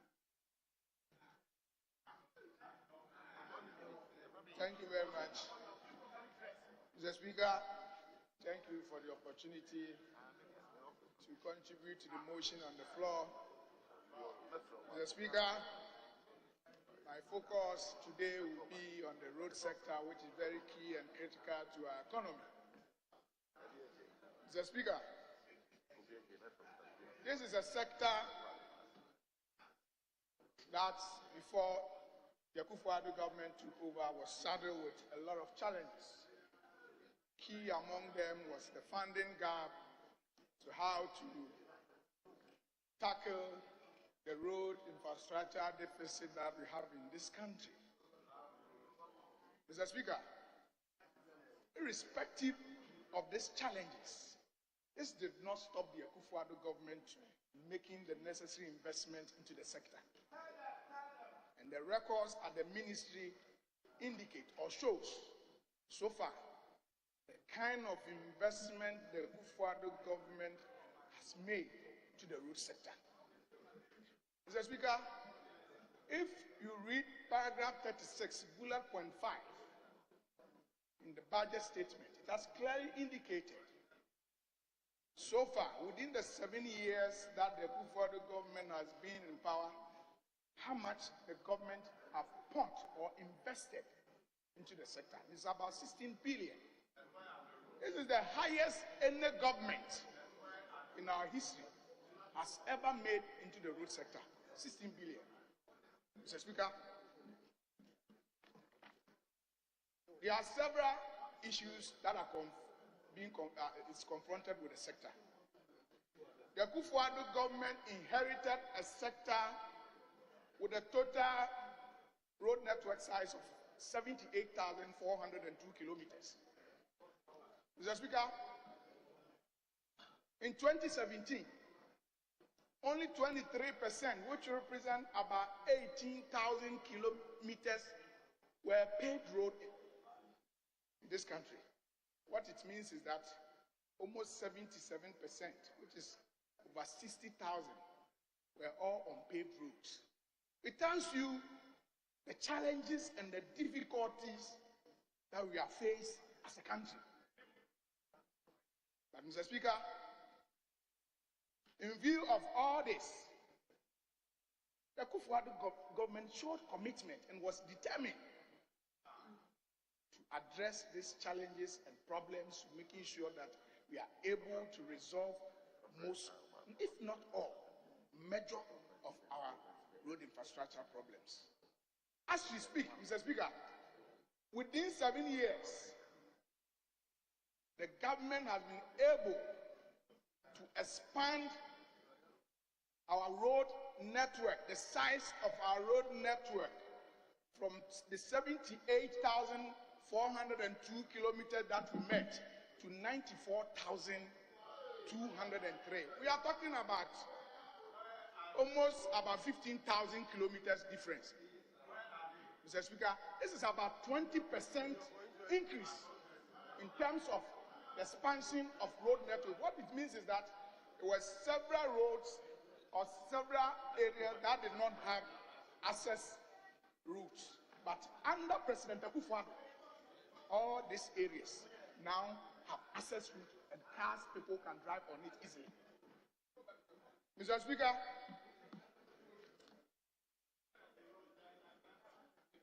if you look at Appendix 4A on page 231 of the 2024 budget, government has indicated how much it is going to spend in 2024, only for capital expenditure under the road sector. And we are talking about 3.4 billion. Mr. Speaker, here again, this is a huge investment, even though if you're looking at the challenges that we are faced in the sector, you will see it be insignificant. But this is a huge investment. If you are to compare to the previous investment previous government have done, and it means this government is doing well. Mr. Speaker, I will move to paragraph 729 of the 2024 budget, which talks about the dualization of key roads. Mr. Speaker, the Akufo-Addo government is noted or is known for embarking on mega or legacy projects. Mr. Speaker, the Nsawam of Angkor Road, it has been there. The NDC was in power for 8 years. Nothing was done about it. We saw how terrible this road was. 8 years in office, the government, the NDC government, did not see it as important in tackling this road. Under President Akufo-Addo, as we speak, we are building 10-lane roads with 11 footbridges and 4 interchanges. Mr. Speaker, and when we talk about it, they will be asking, where is the money? Where is the money? This is investment, the kind of investment that the Akufo-Addo government is making to the road sector. Mr. Speaker, I will go on. If you read paragraph 7.0, we are talking about dualization of Accra-Kumasi Road. 8 years in office, the NDC government, even the little that President Akufo started, they couldn't continue. Today, Mr. Speaker, I want to report to this House that this government, the Akufo government, is embarking on a serious and massive expansion of the Accra Kumasi Road. With four bypasses. Mr. Speaker, we all know how deplorable the Accra Kumasi Road is. It has claimed many lives. It has claimed several years. It has taken the Akufo-Addo and the MPP government to dualize the Accra Kumasi Road. And this is the legacy that we are talking about. It's not the noise that we make. This is the legacy. If you want to find out what the Akufo-Addo government has done in the road sector, we are talking about some of these legacy projects. A project that previous government have struggled, could not find the funding to do it. And the Akufo-Addo government today has gotten the funding and is doing it. And creating 4 bypasses to make the road more travel for everybody. Mr. Speaker, if I should go on, I can go on and give such mega projects. And Mr. Speaker, let me give you another mega project the Akufo-Addo government is about to undertake, and that is the Accra Temamoto Way. This project was constructed, this road was constructed in 1965. It is 58 years old. The Temamoto Way has become a death trap, claiming many lives. And commuters on the road every day complain about it. Today, I want to inform the House that the Akufo-Addo government has concluded all arrangements and has selected 4 local contractors, a consortium of local contractors. We did not give it to foreign contractors to go and do it. We said we have the can-do spirit in our own contractors. And they are going to construct the Temamoto Way, the phase 1, which starts from Tetekwasi to the Tema end of the motorway. Mr. Speaker, this is the mega project that we are talking. This is the legacy Akufo-Addo government is going to leave for the good people of Ghana. And yet we are saying that the Akufo-Addo government has done nothing. All these roads were there. There have been several governments. It has taken the Akufo-Addo government to show to the Ghanaian people that he cares. It has taken the MPP government to show to the Ghanaian people that they care. And they are doing all this for the good people of the country. Mr. Speaker, before I will conclude with my submission, Mr. Speaker, what excites me most is the president or the government arrangement or proposal to partner with the mining companies. And this can be seen on paragraph 733 to fix some critical roads. Mr. Speaker, I think this arrangement is overdue. We look at how our mining companies operate and uses our roads, especially in those mining companies, in mining areas. And government is trying everything possible to make sure that these deplorable roads in the mining areas are being tackled. And we must commend the government from coming up with this proposal to partner the mining companies so that they can fix this road. And Mr. Speaker, some of the roads that the government intend to fix them, with your permission, I will try to mention. Government intend to partner the mining companies, if you read paragraph 734, to fix Takrady Aguna Infanta Road, to fix the Takrady Dualization and Township Road, the Prisia Road, Bogosu and Bogosu Town Road, the Dunkwa Obuasi Township Road, Ahuyan Kwanta, Mansu, and Krankonomu Road. These are critical roads, but because of funding challenges and difficulties, government has Honourable Member, your time is up. Mr. Speaker, I want to conclude. In concluding, Mr. Speaker, I want to tell the good people of Ghana, and I want to commend the government and the minister, that this project that they are embarking on are projects that has the potential of improving the infrastructure deficit and the challenges that we are facing in this country. And therefore, Mr. Speaker, I think with the program and the activities lined up in this budget, I know the good people of Ghana will in 2024 give another mandate to the MPP government to continue.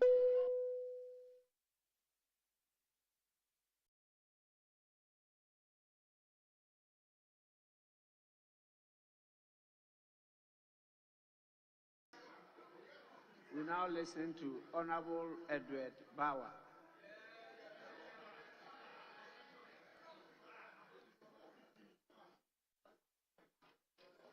Thank you very much, Mr. Speaker, for the opportunity to contribute to the motion that this House approves the budget statement, economic policy of the government for the year ending 31st December 2024.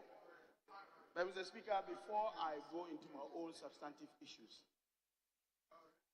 we do not have doubt that 16 billion was invested in the energy sector, in the road sector. Nobody has doubts about that. The question is whether the money was used for what it was intended for. As we speak,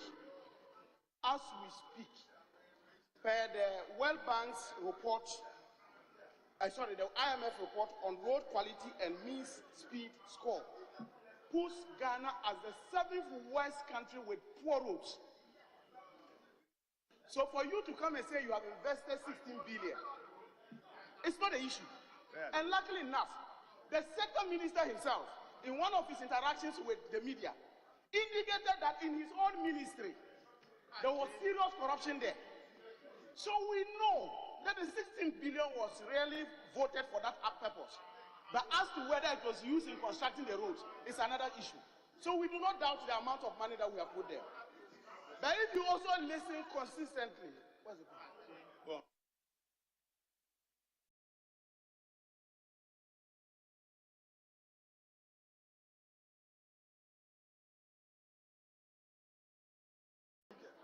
Mr. Speaker, just my colleague on the floor has spoken for just 1 minute 24 seconds.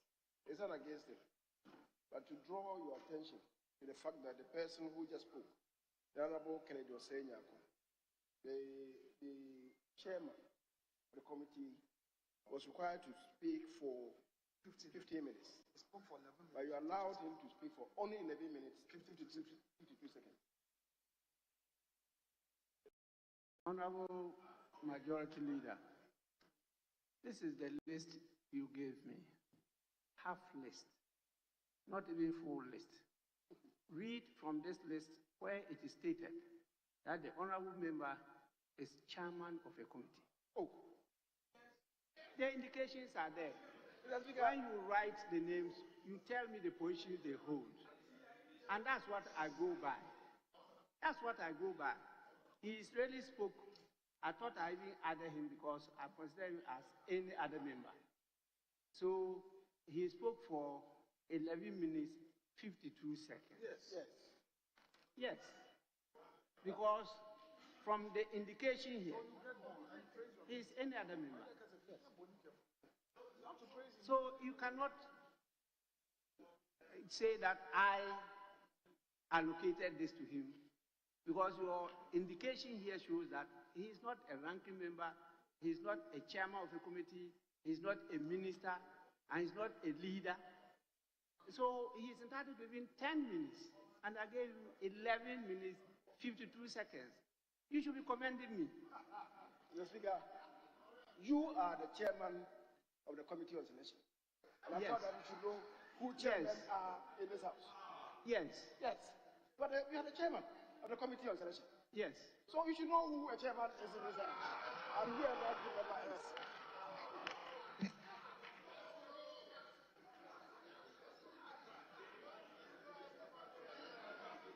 Yes. Honorable Majority Leader, when you grow into this chair, you will understand. Mr. Yes. Speaker,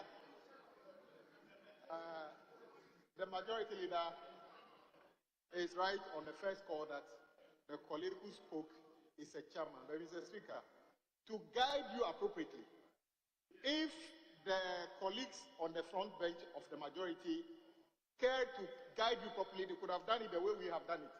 So when Honorable Boy was speaking, we said leader, because we know there's different time allocations for leaders, chairman and ranking, and other members. No planning. The person who we want to speak as ranking, we noted it out. So the next time, maybe what you should do is to do the proper annotation, so you can guide Mr. Speaker. So it is not Mr. Speaker's fault. Mr. Speaker, it is not Mr. Speaker's fault. It is your duty to know. In fact, you are changing your leadership and government, the people every day. So we don't even know who is the leader. Mr. Speaker, it will be appropriate for them to also type it so that it's quite legible and tell Mr. Speaker, you are in government, you should be doing things in an advanced way. So type yours and do the proper annotation next time so that Speaker can be properly guided. 24-hour economy.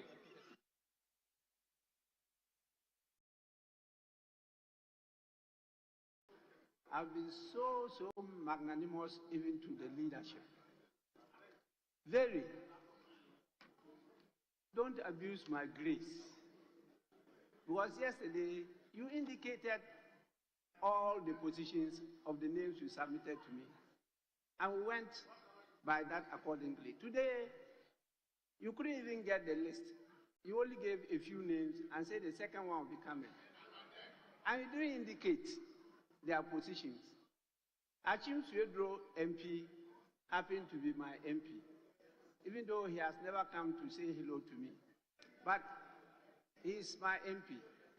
He's never shown up to pay courtesy call on the speaker. He has talked about roads. He's never done 1 inch road in my constituency. And even in the Achim Suedro, I thought he was going to mention the number of roads that were done there. He hasn't mentioned one. You know, so please, it is not my fault, but I've been misled by your leaders. You've been misled. His Excellency was misled by a minister. I've been misled by my leaders. So, if you have something more to say, I can add your minutes for you. You have? Yes.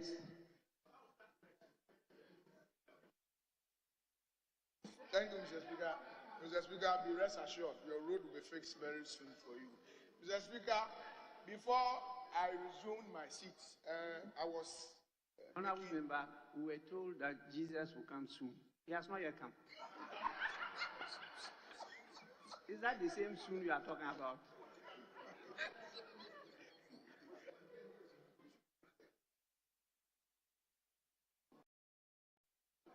Oh, Honorable Member for Swami. So, are you saying that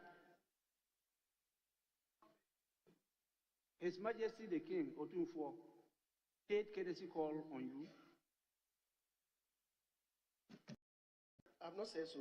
And with the greatest respect, you are not also equating yourself to His Majesty the King. Oh, my position as Speaker of the Parliament of Ghana in the whole country. Is that how you grade me? That I should pay courtesy call on Achim Suedro MP?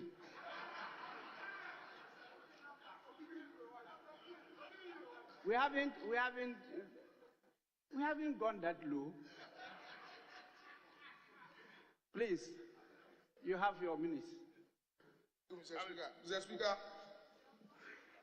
before I sat down, I was making very key and critical point, urging the Ghanaian people that the Akufo-Addo government is a government that is committed in resolving the many challenges that we have in our road sector. I know the issues are many in the sector, and no one government will be able to resolve all that problem, but it is about the commitment. It is about the commitment. Mr. Speaker, there are several of these roads scattered around the country that government is currently embarking. And I can talk about the Tema to Akosomo, which has already been given to a contractor. The Tema to Ada Aflao Road, which also has been given to contractor. Mr. Speaker, all these are roads that for years have been abandoned by past governments. And we've all seen how this road they've all become deployable or death traps. And if you have a government who says, even irrespective of the difficulties that we are going through as a country, is still committed and still investing heavily into the sector, then we must applaud. We must applaud the government, but not to overly criticize the government, make all comments that are unpalatable about the government. That is what we have to do. And for us, as a government or as a party, we are committed in making sure that we resolve this problem for the good people of Ghana. And I want to encourage the good people of Ghana that the MPP government is a government that they can trust. We have demonstrated it. And that is what I want to encourage everyone to support this very budget. Because if you are able to support this budget, government will be able to do more of these road projects. And Mr. Speaker, as a chairman of the committee, and looking at the issues that you have raised concerning about the roads in your area, already I know the ministry have taken steps in fixing some of it, but it's not enough. But I will assure you that I will work with the minister and the ministry to ensure that those that is left are also tackled and given a facelift. But I want to encourage and also applaud the minister for the road ministry for his also commitment in ensuring that most of these deployable roads in our country are resolved. On that note, Mr. Speaker, I want to thank you and end my submission here. Thank you. Yes, honorable members, we now listen to the Honorable Edward Bauer. Thank you very much, Mr. Speaker. As I indicated earlier, that I want to contribute to the motion that this House approves the budget statement and economic policy of the government for the year ending 31st December 2024. When I was listening to the speaker who came for the second time to finish his time, it reminded me of the vice president on a campaign platform. Promises. After 7 solid years, you are still telling us that you will do, not that you have done. You intend doing. If intentions were the reasons for which we are here, then obviously you would have won. But the issue is that you are supposed to show us exactly what you have done with the huge sums of money that was bequeathed to you and those that you borrowed as a government. But Mr. Speaker, the substantive issue that I want to talk about today, Mr. Speaker, has to do with the energy sector, particularly the financial health of the power sector. Mr. Speaker, it is not by accident that if you look at the IMF program, the energy sector features heavily, particularly the level of indebtedness. Indeed, the IMF identifies the energy sector debt as a risk in collapsing this economy. And all of us will remember that in last year, when the Minister for Finance was called here, when he was being changed in this parliament, responding to the supposed 17.31 billion that was spent on excess capacity, he stated the real facts. He indicated that out of the 17.31 billion, 12.32 billion was for under recoveries. Mr. Speaker, what is under recoveries when it comes to the power sector?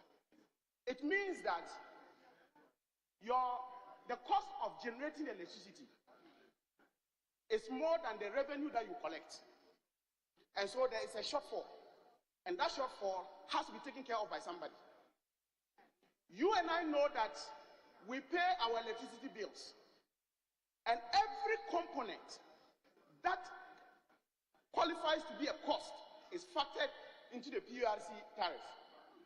So if you have a situation where government pays 12.32 billion between 2017 and 2020 for under recoveries, it tells you exactly that is a problem.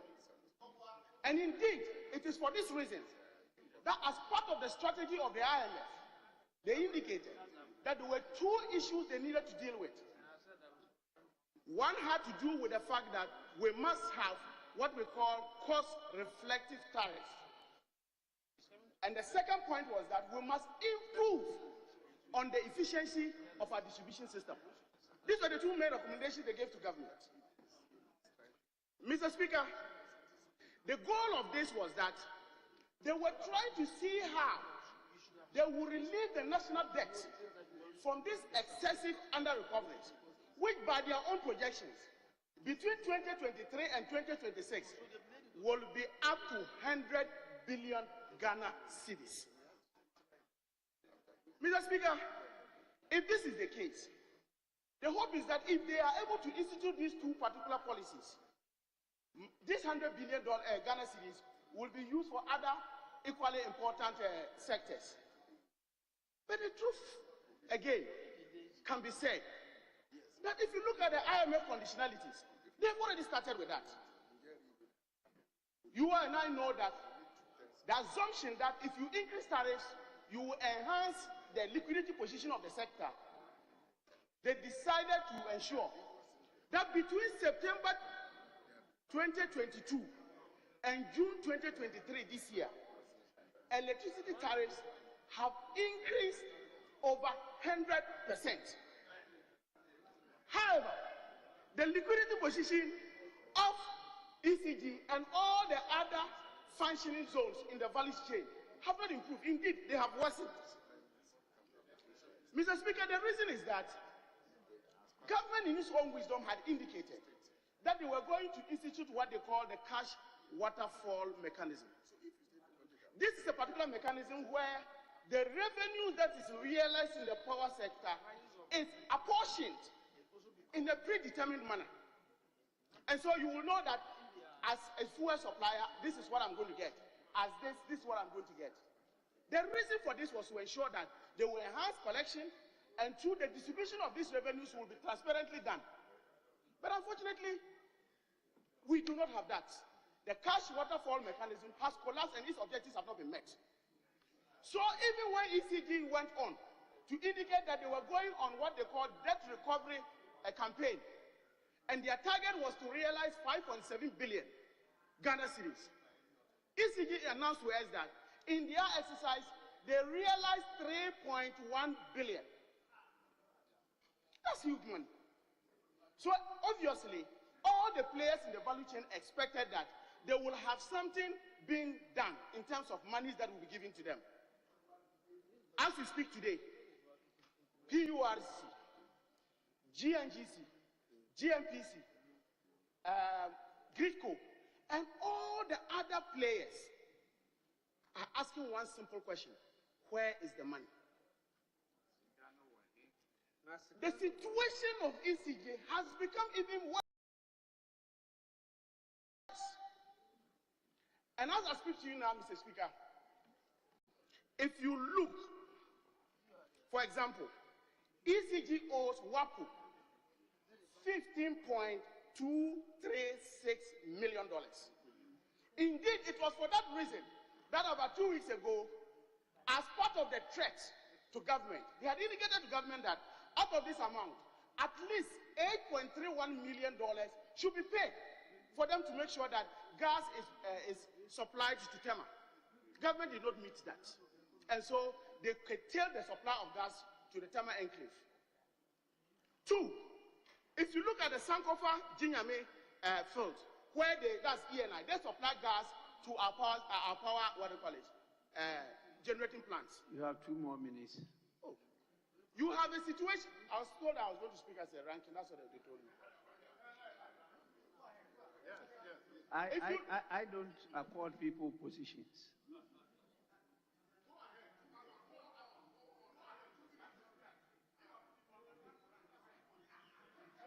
Yes, I know. I know if you put it on, your time will run. And I'm watching I have a timer here. I have a timer, so I'm taking note of everything. I was just saying that my leadership had indicated to me that in our committee, I should speak on behalf of the ranking. So that's what I was asked to do. No, your leadership has indicated to me that you are an ordinary member. Now go on. Mr. Speaker, if you look at that, in terms of the indebtedness, it's about 600 million. So, Mr. Speaker, if to conclude, because of the fact that you say my time is not up, my time is up. If you look at the energy sector, you hear our colleagues always indicating, oh, the lights are on. The lights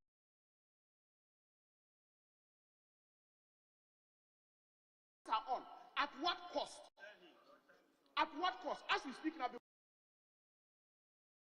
Nusa Fuseni, the former member of parliament for this particular house, said, we are not scared about the MPP. What we are scared about is what we will discover when we come to government.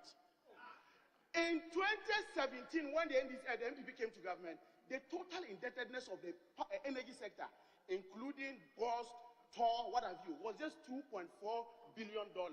Mr. Speaker, just the power subsector alone, we are inching to $4 billion. That is how bad it is. Don't say it again. So I just think that Ghanaians should be ready to know that when proper audit is done on the level of indebtedness of this sector, we will have the truth being said. And that Ghanaians will support the John Mohammed's government that will be coming to ensure that we resolve this issue. On this note, Mr. Speaker, thank you for your opportunity. Yeah. Honorable members, we'll now listen to Honorable Alex Tete. Thank you very much, Mr. Speaker. I'm told you are Vice Chair. Yes, please. But by the guidance I have here, you have 10 minutes. Thank you very much, Mr. Speaker. Mr. Speaker, I rise to support the approval of the budget ably presented by the Minister of Finance and moved by the Minister of Finance. Mr. Speaker, in doing so, with the permission, I want my colleagues from the other side to support these budgets that have been presented to us with a good heart. Mr. Speaker, I want to start by quoting a Bible quotation with Nehemiah chapter 4, verse 6. Mr. Speaker, with your permission, I read. So we rebuild the wall, for the people work with all their hearts. I want my colleagues from the other side that after the COVID and all the challenges and the global recession, I want them to support this budget with their good hearts and good mind to rebuild this country. Mr. Speaker, I sometimes wonder why my colleagues from the other side don't want to tell the Ghanaians the truth. I hold in my heart, or in my hands, Mr. Speaker, the 2016 budget presented to this August 13th November 2015 by Honorable Minister of Finance, Sir Tekwe, And subsequently, Mr. Speaker, I have the mid-year budget review of the NDC in 2016. And Mr. Speaker, with your permission, I read paragraph 245. Mr. Speaker, since the presentation of the 2016 budget statement and economic policy to this August House in November 2015 and its subsequent approval, there have been a number of developments in both the global and domestic economic environment that has affected some of the assumptions underpinning the budget that was presented. The question is, did NDC at that time have any challenges of COVID? No. Do they have any challenges of Ukraine, Russia? No. But they were able to revise all the estimates and the revenue that they presented to this House, simply because they knew there were some challenges that they are facing. And today, they are telling Ghanaians that there was no challenge of this particular country. Mr. Speaker, with your permission, I read paragraph 273 of their budget. Right, Honorable Speaker, we are committed to address the significant economic challenges towards the realization of our brighter medium-term prospects. We have remained focused despite the turbulent weather, as evidence in the significant progress that has been made in the budget. Mr. Speaker, I want to find out what was the turbulent water that they passed through, and what was the vehicle that they were using to pass through this turbulent water. Is it the bus branding? Or is it the guinea fowls that they used to pass through this water? And they were fixing this turbulence in the water.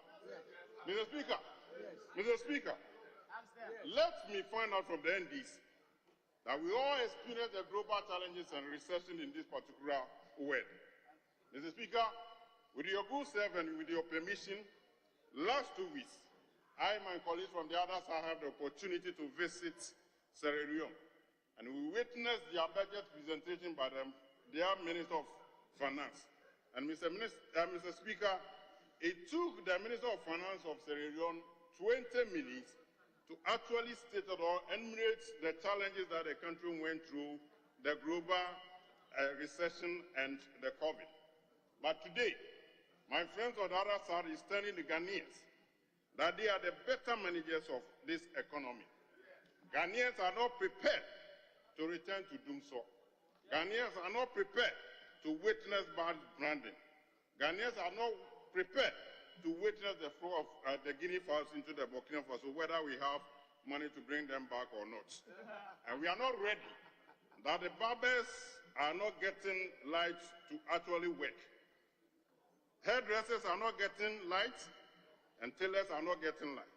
And we are not prepared to return to this particular incompetent government of the NDC.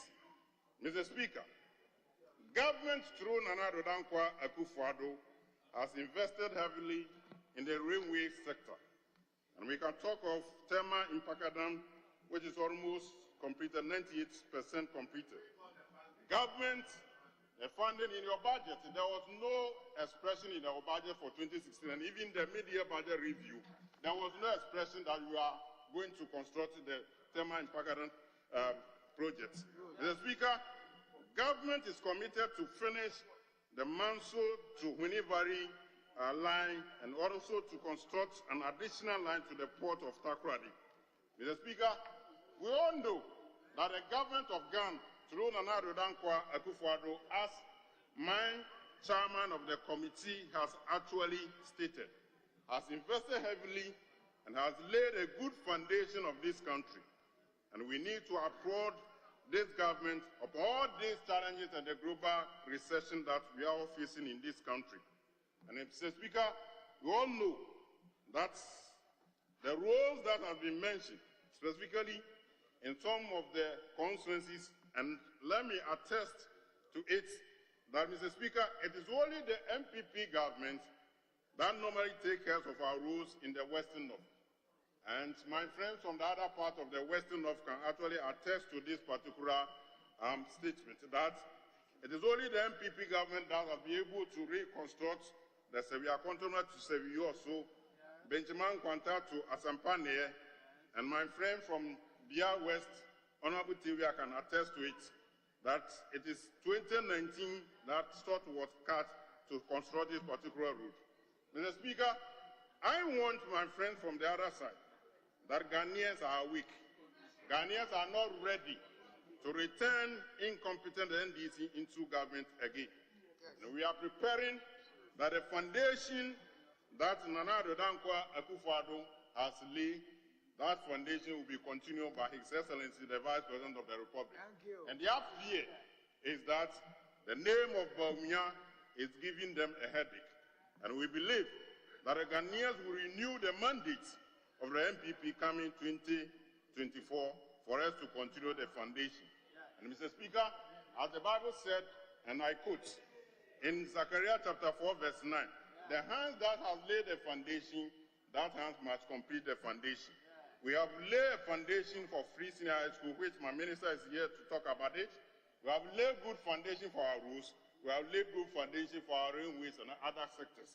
And I believe that given the opportunity to rule in another 4 years, Ghanaians will feel it's better than the NDC coming to power to spend 8 years and plug this country into doomsday, plug this country into a hardship. We are not ready, and Ghanaians will never forgive the NDC that they are bringing back John Mahama.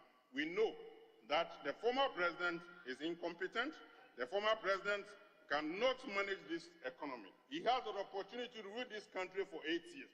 And within 4 years, look at what he went through, look at what he plugged Ghana into. And we are not ready to experience doing so. We are not ready to experience bad branding. We are not ready to experience the guinea fowls situation again. In this note, Mr. Speaker, I want to thank you for the opportunity. Thank you very much.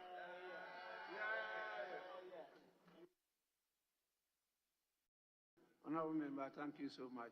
You only used 8 minutes, 30 seconds. 36 seconds. We'll move on to the next person, and that's an honorable lady, Honorable De La Sua. Yes, I'm told you have 10 minutes. Right, Honorable Speaker, I'm the Deputy Ranking, speaking for the ranking. Yes, so you have 10 minutes. Speaking for the ranking. Speaking for the ranking. Deputy Ranking is 10 minutes. Thank you, Mr. Speaker, for the privilege to contribute to the debate on the budget statement, which many have described as empty. Mr. Speaker, and delivered by a finance minister who in the history of Ghana is the worst. Right, Honorable Speaker, this is a man who 2/3 of his side, MPs, rose up and wanted him out. That shows you the level of incompetence. Right, Honorable Speaker, not only that, Mr. Kwame Piene described him as a poor representative of Ivy League Yale. Mr. Speaker, the man who at one time was touting Ghana without aid is now cap in hand, negotiating for mercy for the loans he has contracted. Mr. Speaker, when my colleagues on this side were reacting to the untruths coming out of the majority side, especially the deputy majority leader, I wanted them to know that they shouldn't be afraid at all. Ghanaians are wise. Ghanaians are listening, and they know the truth. Mr. Atta, from a village in Kwando, Agave village, said to me that when he listens to NPP churning out lies, it's like they have a lie machinery that they keep churning out. When he hears them on the radio and on the TV saying what is untruth, it's like that's all they know. Ghanaians know the truth. They know who is a better manager of this economy. Mr. Speaker, John Dramani Mahama, President, bequeathed MPP government 3 oil fields, ESLA, so much revenue. You've made more money from oil revenue than any other government. But when you bring the budget, energy sector, very important sector, all you could do is, the priority area is rural electrification. You want to try your hand again at it. You've been trying since 2017. 2017, you came to this house. You said you were going to connect 2,000 households. You did an embarrassing 289. You came again. You wanted to do 1,800 households. You did an embarrassing and humiliating 122. 2021, the president came to the house. He said now he wants to do 100%. 100%? In 7 years, you've only been able to add under 3%. You say you are doing 100%. Mr. Speaker, they haven't been able to do it. President John Dramani Mahama has the records. He was able to move electricity in 4 years from 54 to nearly 83%. What have you added? Under 3%. Mr. Speaker, he has shown that it is doable and he can do it. And when NDC comes to power, January 7th, 2025, 100% electricity coverage is a possibility. Right Honorable Speaker, I want to talk slightly again about the spillage, Akosobo Dam spillage. Why did it happen? People want to blame VRA. But if you see, no hairs at VRA has rolled. And why is that? Because the command to spill comes from the cabinet. President is the only one who can tell VRA to spill. In January, levels was high. In March, levels were high. Why did they not spill? They wait till September. And they did not spill because... Honorable members, please. Honorable Katie Hammond, when you are in the house, be seated. Please, I know what I'm doing. I'm being fair to both sides of the house. Please, they were said, they stood up many times. I didn't allow them. Even members' names were mentioned. They stood up. I didn't allow them. Now, you are writing a note to me that I'm unfair to you because you stood up. They mentioned the same. Why? The attempt to vilify the speaker will not succeed. If people are listening, they are watching. I'm being fair to both of you.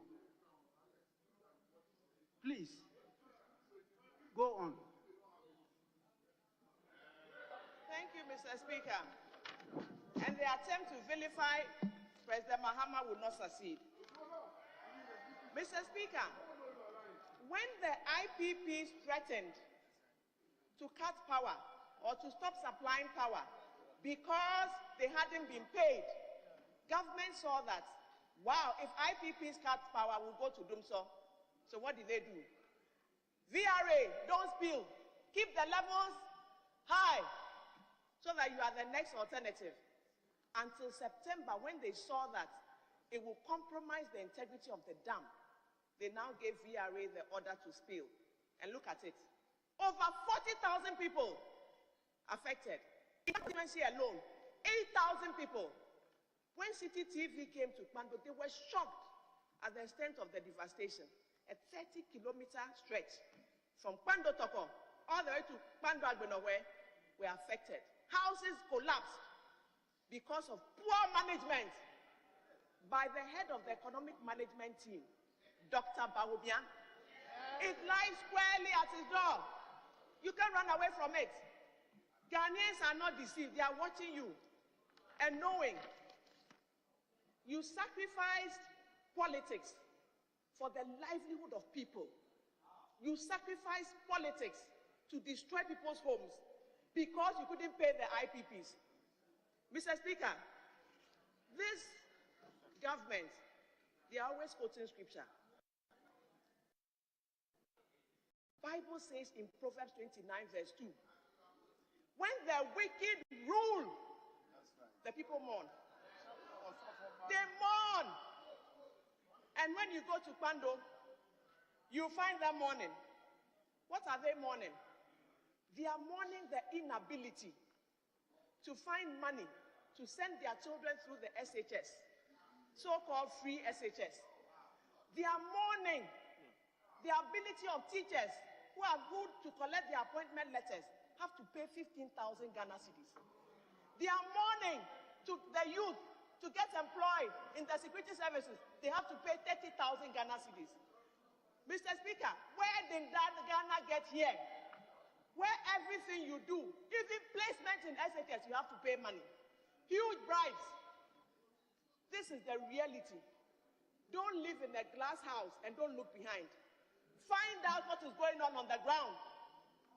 Ghanaians are crying, they know it. What I'm saying here is not a secret. You have to pay for everything. We've never been this way before. Mr. Speaker, let me refer to the Finance Minister in chapter 3, in paragraph 9 of the budget statement. He says that never before have malevolent forces created a perfect storm against the nation. And why is that? When you call the name of God in vain, God will make forces come together against you.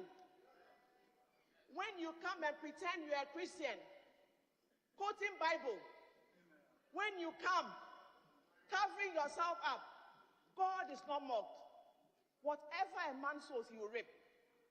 God is not mocked. You cannot pretend before him and cover yourself, present yourself as a godly person. When you do that, what will happen?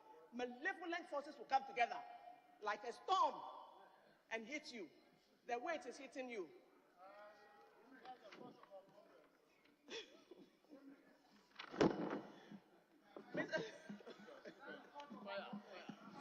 Mr. Speaker. Less than 2 minutes. Less than 2 minutes. God is not mocked. You cannot be calling God and not get results. It can't happen. When you are calling God and you are not having results, He's against you. He said, when the wicked rule, the people mourn.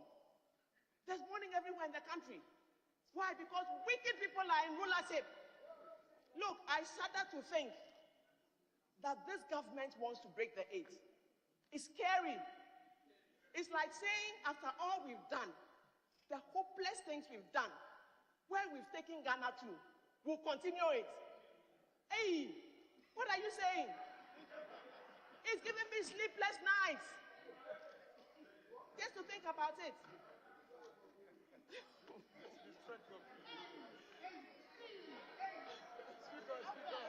Right, Honorable Speaker.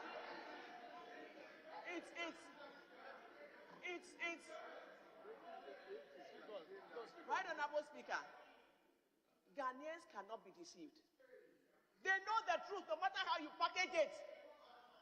They know the truth, oh. Anything you say, they know it. They know the gymnastics you do here. The way you... Hey!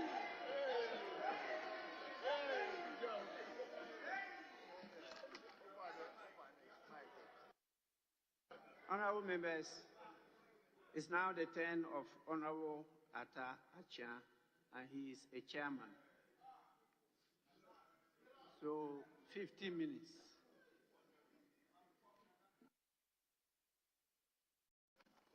Thank you, Honorable Speaker, for the space to contribute to the motion number 7 on today's order paper, to wit, that the Honorable House approves the budget statement and economic policy of the government for the year ending 21st December 2024. Honorable Speaker, before I go to the main issues of concern by way of my contribution, I want to correct some very, very bad impressions and very, very outrageous positions which should not be part of our record.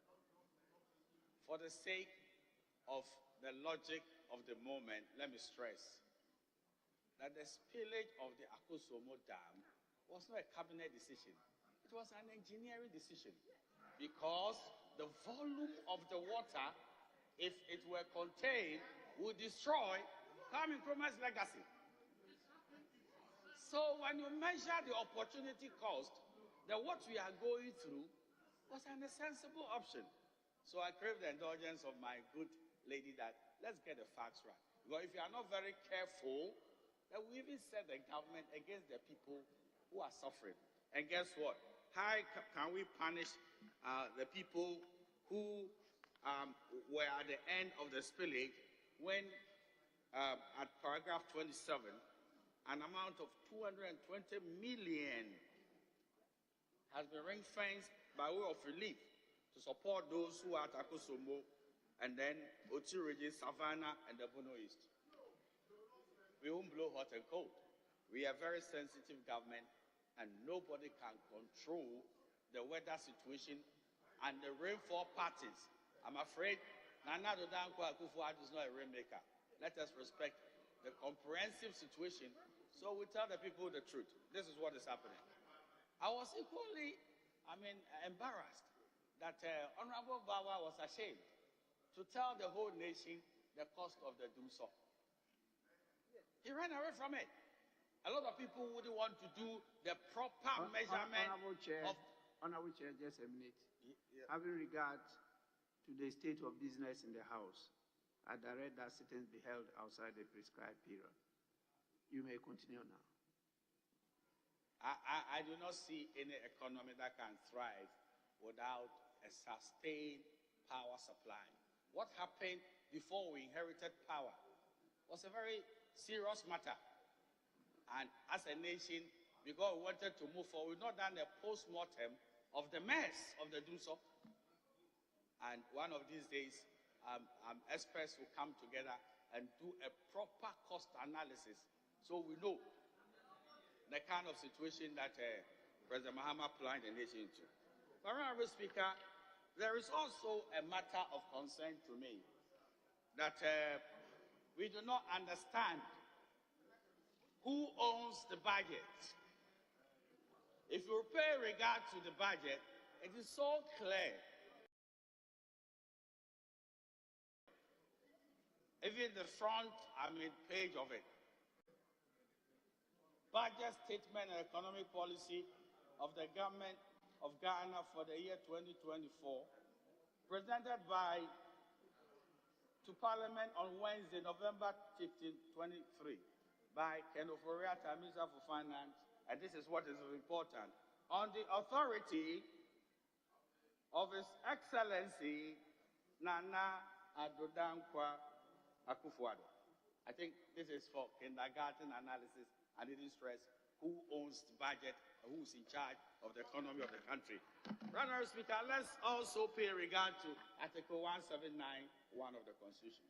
And with your permission, I'd like to quote, the President shall cause to be prepared and laid before Parliament at least 1 month before the end of the financial year estimates of the revenues and expenditure of the government of Ghana for the following year. There's nowhere in the Constitution that can be said that is the economic management team that runs the government. There's nowhere in the Constitution. And some people are pretending that the buck stops with the economic management team. The Constitution is clear, the one who is in charge of the economy. But it can be understood for one simple reason, that of late, Dr. Mahamudu Bawumia, the Vice President, has become the hymn book of the NDC. That is where they sing their funeral dirges. I do not know one particular person who is intimidating NDC more than this man. That if we do not say it is Bawumia, then they don't have any storyline. They don't have even an alternative. As at now, they are lambasting this economy, but they've not even come with alternative. No one. How they are going to govern this nation, we do not know.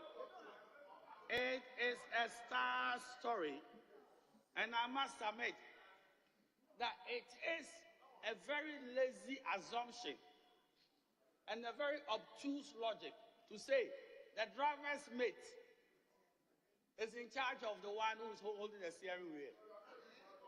It is very sad, and we shouldn't encourage what is going on. In any case, I want to submit that the economy that Nana Akufo-Addo inherited was a very bad economy. It was a terrible economy, and I want to just show you some of the figures that you can't run away from. Please do not beg me, because you need to know this. In the first instance, the Akufo-Addo regime has suffered two force majeures. The first, we all know, is the COVID-19 pandemic. Kwame Nkrumah of old never suffered the pandemic. I'm telling you, the Russia-Ukraine war is another matter of international consequence. We cannot run away from that. And I'm telling you that if these issues were the lot of President Mahama, the economy would have gone into the cemetery. Because with the largesse of Kufuor's oil, we saw how he performed. Let me give you some figures. The economy Nana Akufo-Addo inherited from President Mahama in 2016 was very anemic, with 3.37% GDP growth, having depleted the economic fortunes of President Kufuor, measured at 9.15 GDP growth in 2008. Now, if we pay regard to what is happening before the pandemic, the economy was doing well. The GDP growth, 2017, 8.13%. The GDP growth, 2018, 6.2%. The GDP growth 2019, 6.51%. And then the obvious, the pandemic plummeted our fortunes and we dipped into 0.51%. These are cold facts. You cannot run away from it. We should look at it, and if you want to pay regard to what is happening globally, read pages 8 to 19 of the budget document for you to appreciate the global economic development outlook. This is very, very important. Honorable Speaker, I've heard very, very unpleasant words coming from our leader here that this is a bankrupt economy. What an abuse of language. Why are you in an indecent haste to come and inherit a bankrupt economy? I've heard it before. There is nobody who is interested in inheriting bankruptcy. But let me show you how it works. If you read what was put out for our consumption, Honorable Speaker, let me refer to what the minister said. Mr. Speaker, as a government, we have always been committed to protecting the quality of life of our people. Total wages and salaries for workers has increased from 14.7 billion in 2016 to 37.5 billion. All workers were paid full salaries and wages and on time, even when revenues plummeted during the COVID-19 pandemic. In the difficult economic challenges, we paid 15% of cost of living allowance for 6 months in 2022 to cushion 949,122 workers, some 50% more than 2016. This is an economy with shock absorbers. It is not a bankrupt economy. There's no economy that can contain all these shocks, and nobody was laid off. So please, let's pay regard to the fact and stop the empty propaganda, which with the greatest respect is taking us nowhere.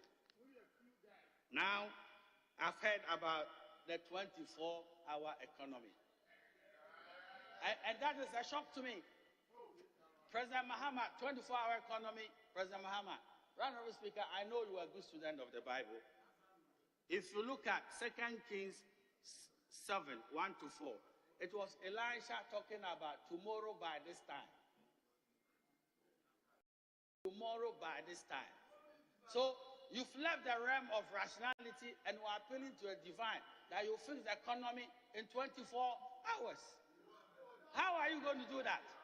By what mechanism are you going to do that? I'm tempted to surmise that this is a second-hand economic advice coming from Adongo. The man is on retirement. The man is enjoying his gratuity. Please leave him alone and don't poison him that under 24 hours the economy is going to change. It is not going to change. And I'm sure the IMF is mocking him. Is it the man who should come and take over this economy? This is very, very serious. We are doing serious business. You cannot do much about this economy, and let's leave the experts to continue. Honorable Speaker, if you pay regard to the budget, it dovetails into the UNDP Sustainable Development Growth, number 7, which enjoins the nationals of all the world to ensure access to affordable, reliable, sustainable, and modern energy for all.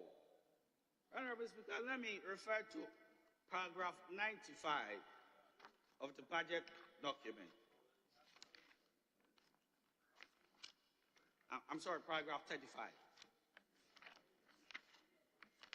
There is a very important information which you should all realize. That sometimes we talk about how the debt stock of this nation has ballooned, and we don't understand what it means. There are issues that have confronted this nation.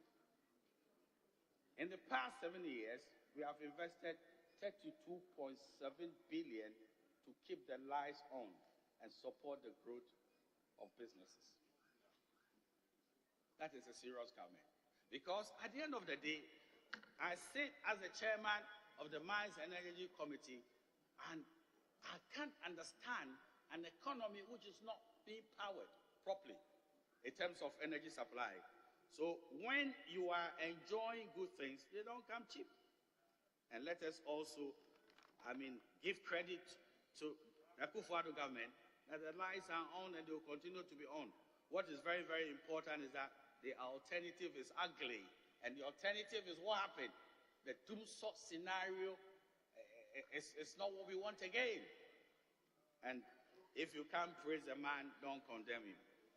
I am very much concerned that we shouldn't recycle President Mahama to come and continue with what he couldn't do. And we should look at it. It's very important. Honorable Speaker, I am also excited that you measure a man when he's in trouble, not when it's all cozy. When a man is brilliant and powerful, it is better known when he's in trouble. Look at all the challenges that we've gone through. It is the Akufo-Addo regime that innovated the gold for oil program. Pay regard to that in paragraphs 137 and 141. What is the import of the gold for oil program? First of all, it means that even the Bank of Ghana can show up its gold reserves. We have a very good flow of petroleum to power the economy. And then all the challenges of foreign exchange that we're going through, the stability of the currency is also attributed to this innovative program at the behest of Nana Addo Dankwa Akufo-Addo. If you can't think outside the box, you will not be able to understand some of these things. And we should give praise to where praise is due. I heard somebody saying that the Ameri project is something that we rubbished. As a matter of fact, the Constitution says that we should continue with good things. Article 35(7), we didn't throw away Ameri, we improve upon it. And by reason of the relocation to Kumasi, the whole of the northern enclave is going to have power stability. And that is very, very important. Paragraph 690 of the document, the budget document, is also bringing to us the fact that we are interested in renewable energy. And that is where the entire world is going. And we have the bounty of the powers of the sun. We should use it to the optimum. I want to submit, right, Honorable Speaker, that we should drive the solar energy undertaking, and it's irreversible. We should go ahead and do it very strong. Right, Honorable Speaker, I have also had the benefit of you sending me abroad to come to terms with nuclear energy.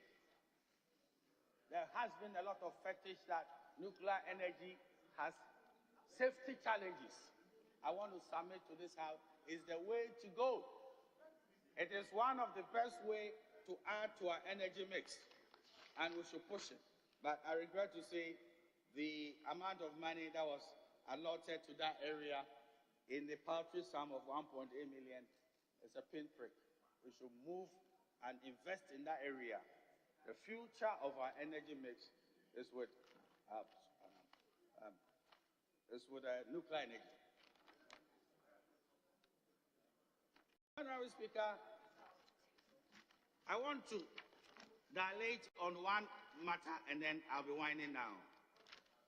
Honorable Speaker. Actually, you have 1 minute. 1 minute. I have just 1 minute. Oh my God. I wanted to. Okay. Honorable Speaker, let me use this 1 minute to just bring to attention a very important thing that I started off with, which is that when a man has toothache challenges, he doesn't give it to a carpenter. He gives it to a dentist. For the first time, we are going to have a president who is going to hold the issues of the economy by himself. That is what is going to happen. That is what is going to happen. That for the first time, he's not going to do any second-hand guessing or anything. Honorable Speaker, the foundation of this economy has been laid by Nana Addo Dankwa Akufo-Addo with all the challenges. Ghanaians should give Dr. Mahamudu Bawumia the opportunity to do the superstructure. It is Bawumia, the economy since, the first economist to become president since Nkrumah, who will bring the superstructure.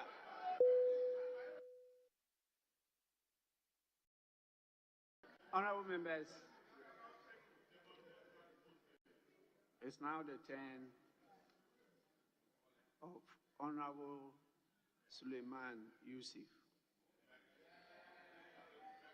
Ranking member.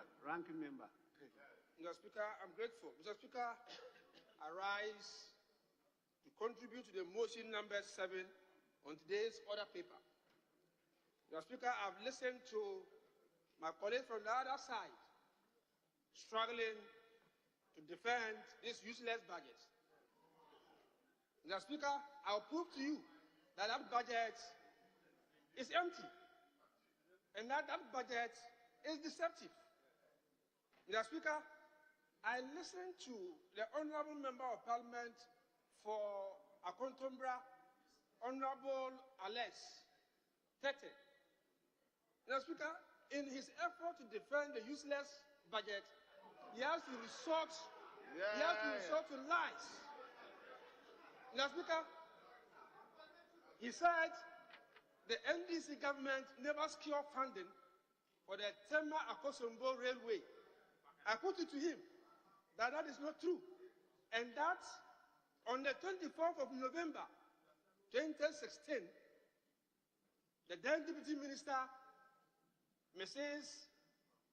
Monakote, signed an agreement with the Export-Import Bank of India, and that loan was passed by this very important house.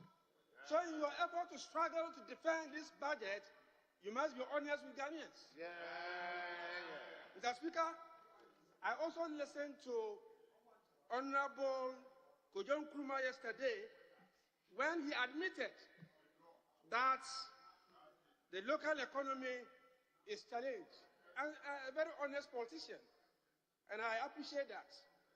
Again, he said that standard of living in this country has also declined. For the first time, I don't my cap for him for speaking the truth. Yes. Mr. Speaker, having admitted that we're not doing well, what then are we being called to celebrate over?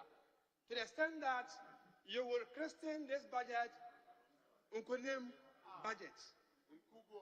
Are we being called to celebrate high interest rates? Are we being called to celebrate a collapsed economy? No. Are we being called to celebrate high inflation?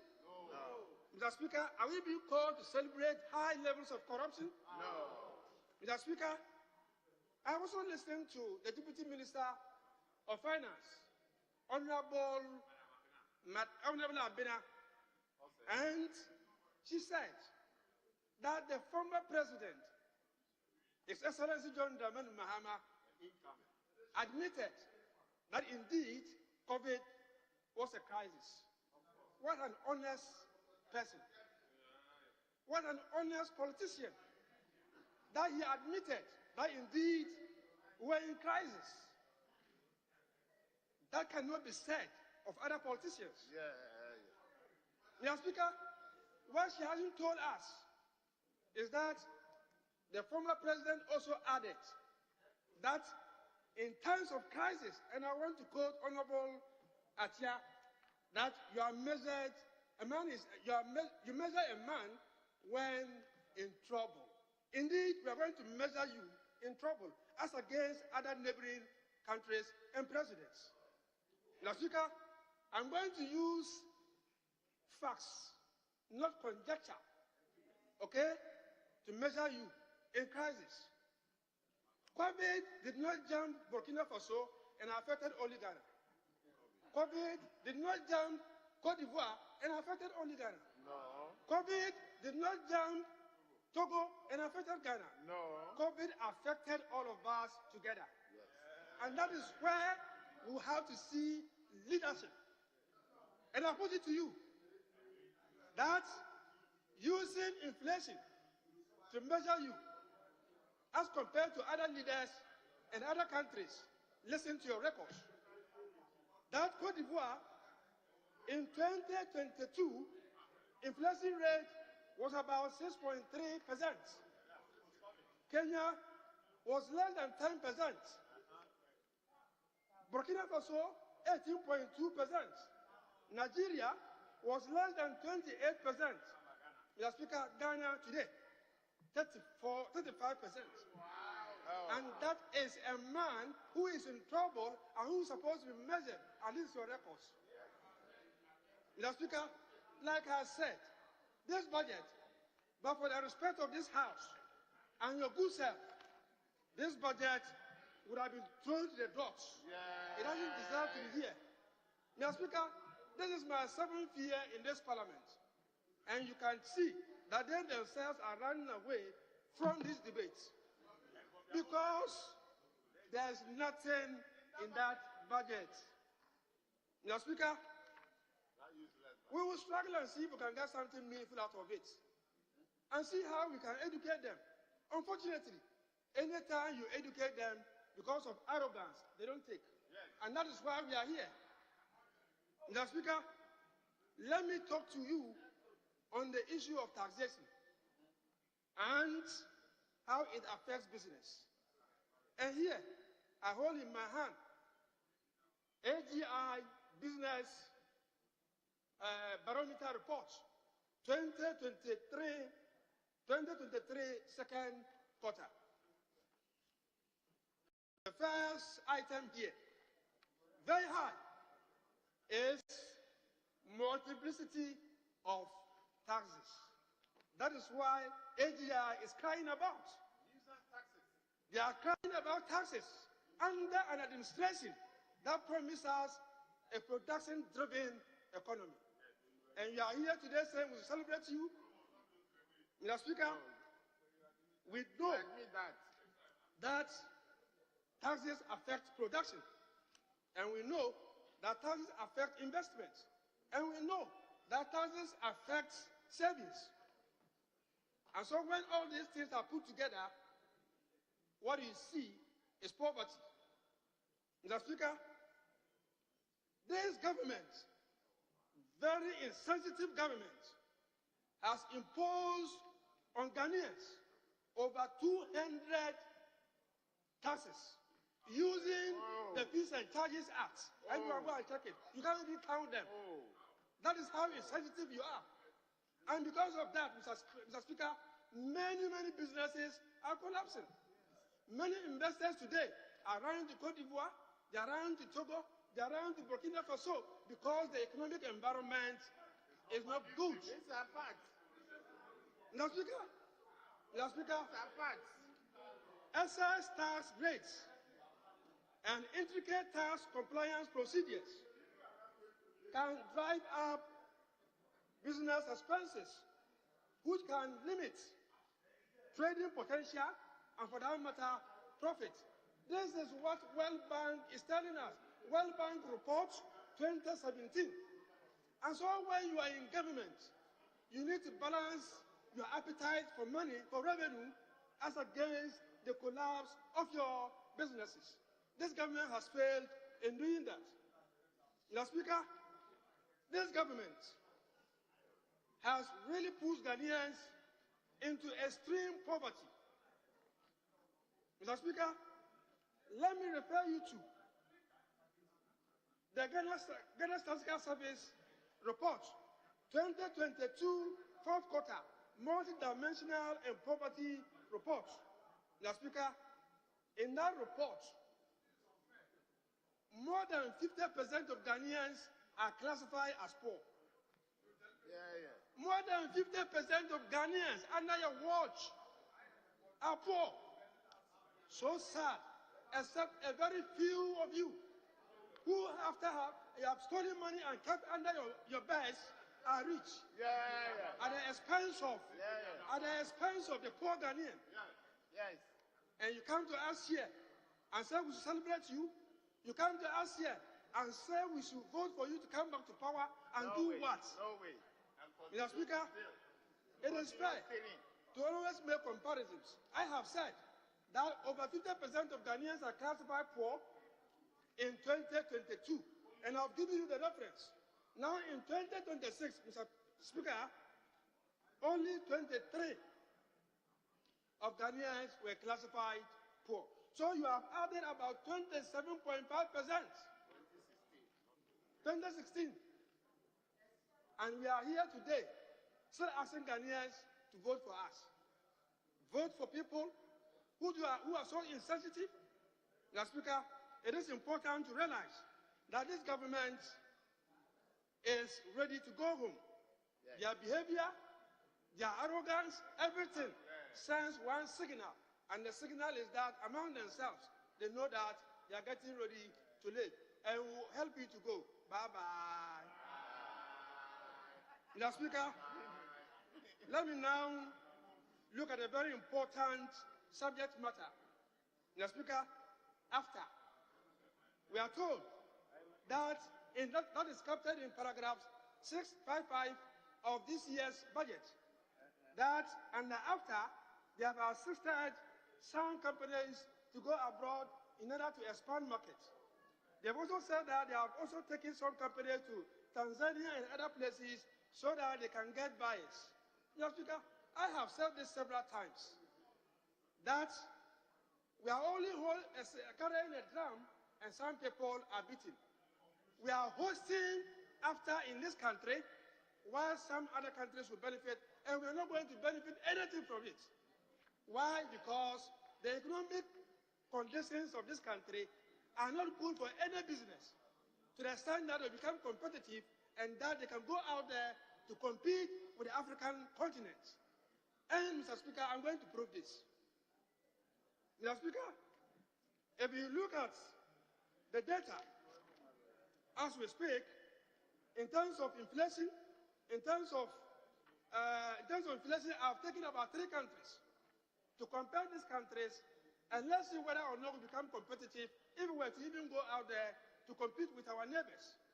For instance, once again, inflation. Like I said, Kenya's inflation is less than 10%. Tanzania, their inflation, I haven't said Tanzania, so Tanzania, listen.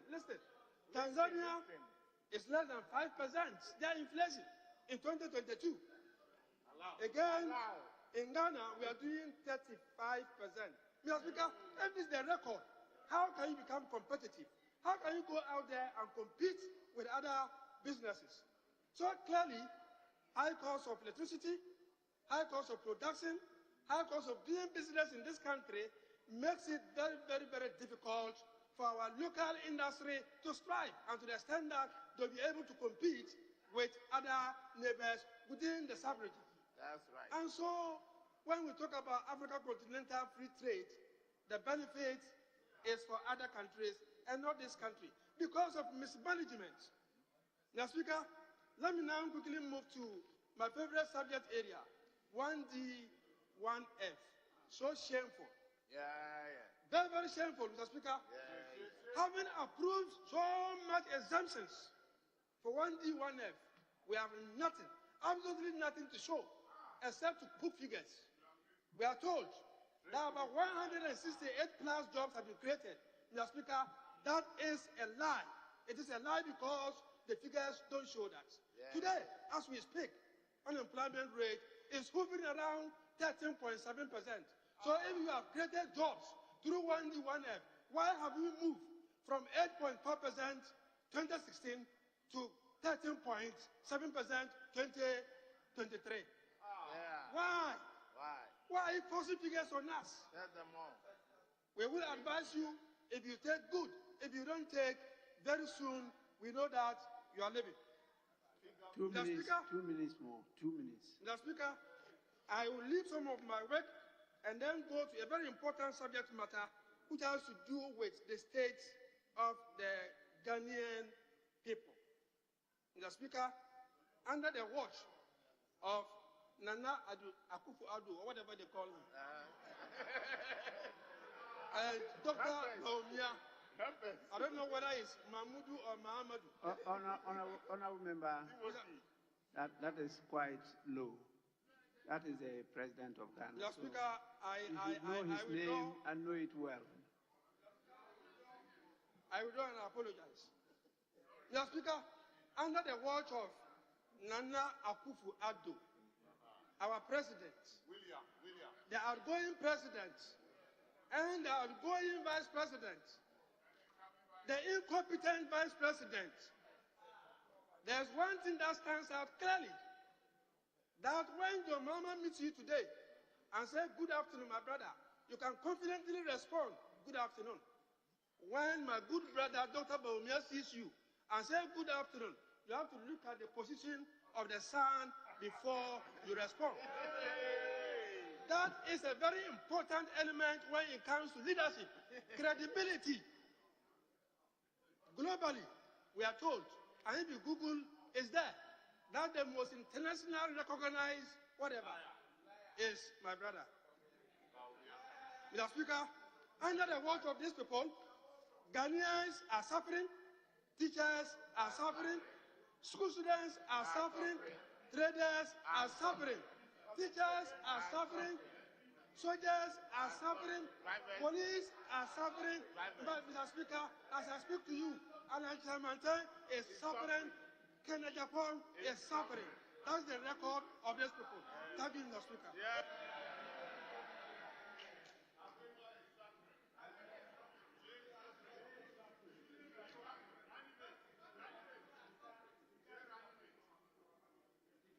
Honorable members, it's now the turn of the Minister for Education, Honorable Educhu. And that is Minister, so he is entitled to 50 minutes. Thank you, Mr. Speaker. Thank you for the opportunity, Mr. Speaker, to speak on the motion for the approval of the budget statement and economic policy of the government for the year ending 31st December 2024. Mr. Speaker, I sit here and I hear my colleagues from the other side talk about everything that they are saying. I'm saying to myself, are we living in the same country? The era of slash and burn politics must be over. If I were a Ghanaian sitting in my living room watching my colleagues on the other side speaking, I'll switch off my TV. Because I don't believe you win votes by running down the other side of the political class. We are making Ghanaians hopeless and helpless. Ghanaians are not getting hope from you. I want to tell you one thing. The era of the slash and burn politics must be over. Share your vision for the country. I sit here and you are talking about the economy is being run down, the education system is being run down, everything is falling apart, and I tell you, sometimes I believe it's because some people are not reading. Let me go to the 2016 budget. 2016 budget.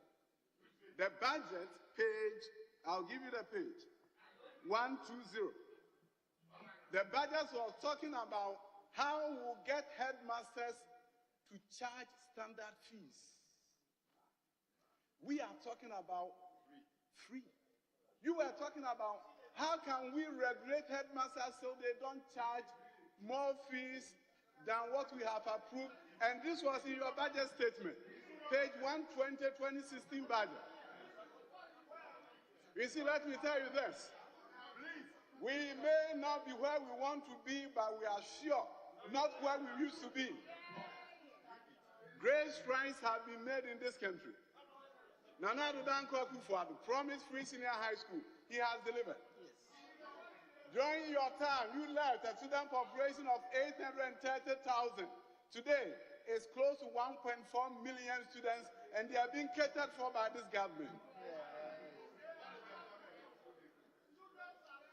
Let me tell you this. Once upon a time, there was an orphan feeding program. Schools were being shut down because headmasters were not getting the feeding allowances in the north of this country. Just the north. And it was just the north, not the whole country. Now, let me move on.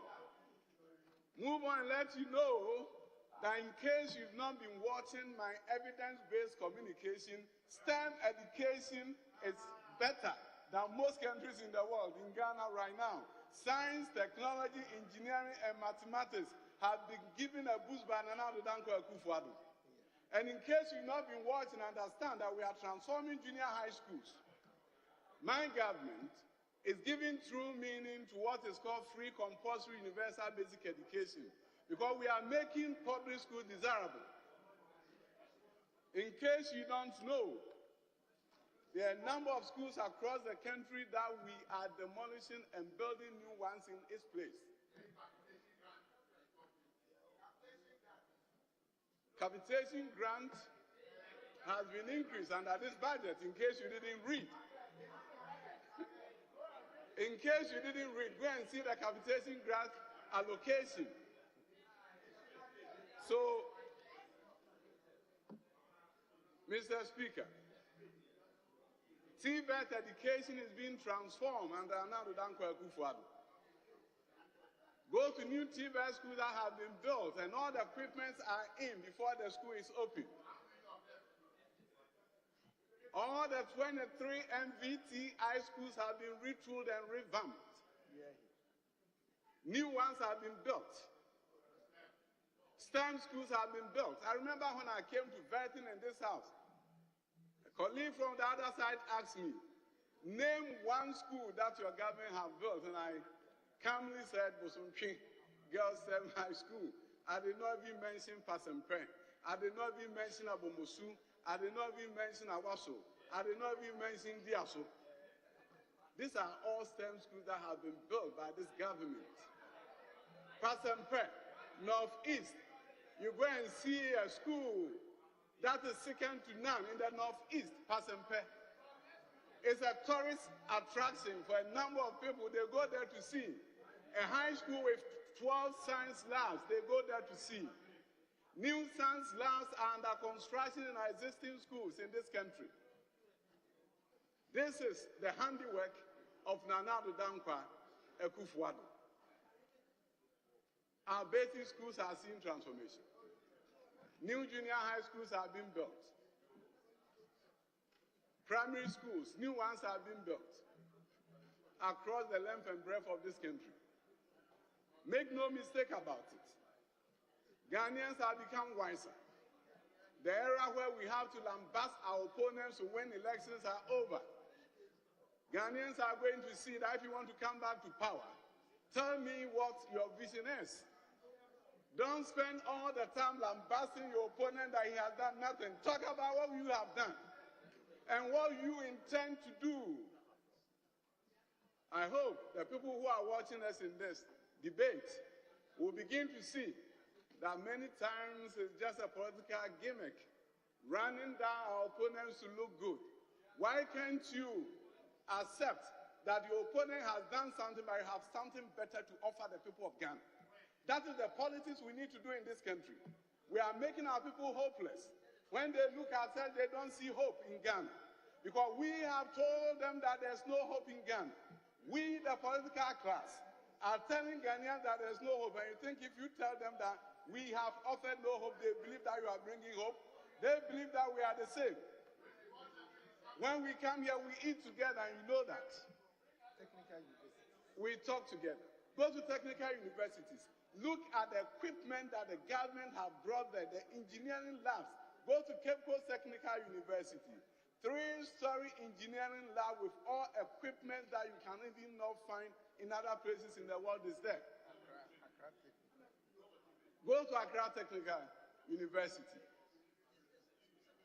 Go and look at the equipment that is there. Across the length and breadth of this country, transformation is happening. And in case you are not reading, please begin to read. Read to understand that the better days of our nation is ahead of us and not behind us.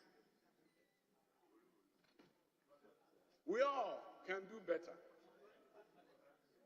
When I see an E-block at Adansia Peja, and the E-block cannot be opened because there are only 30 students in that junior high school in that village who can move on to high school, but we gave them a community school, a day school at Adansia Peja.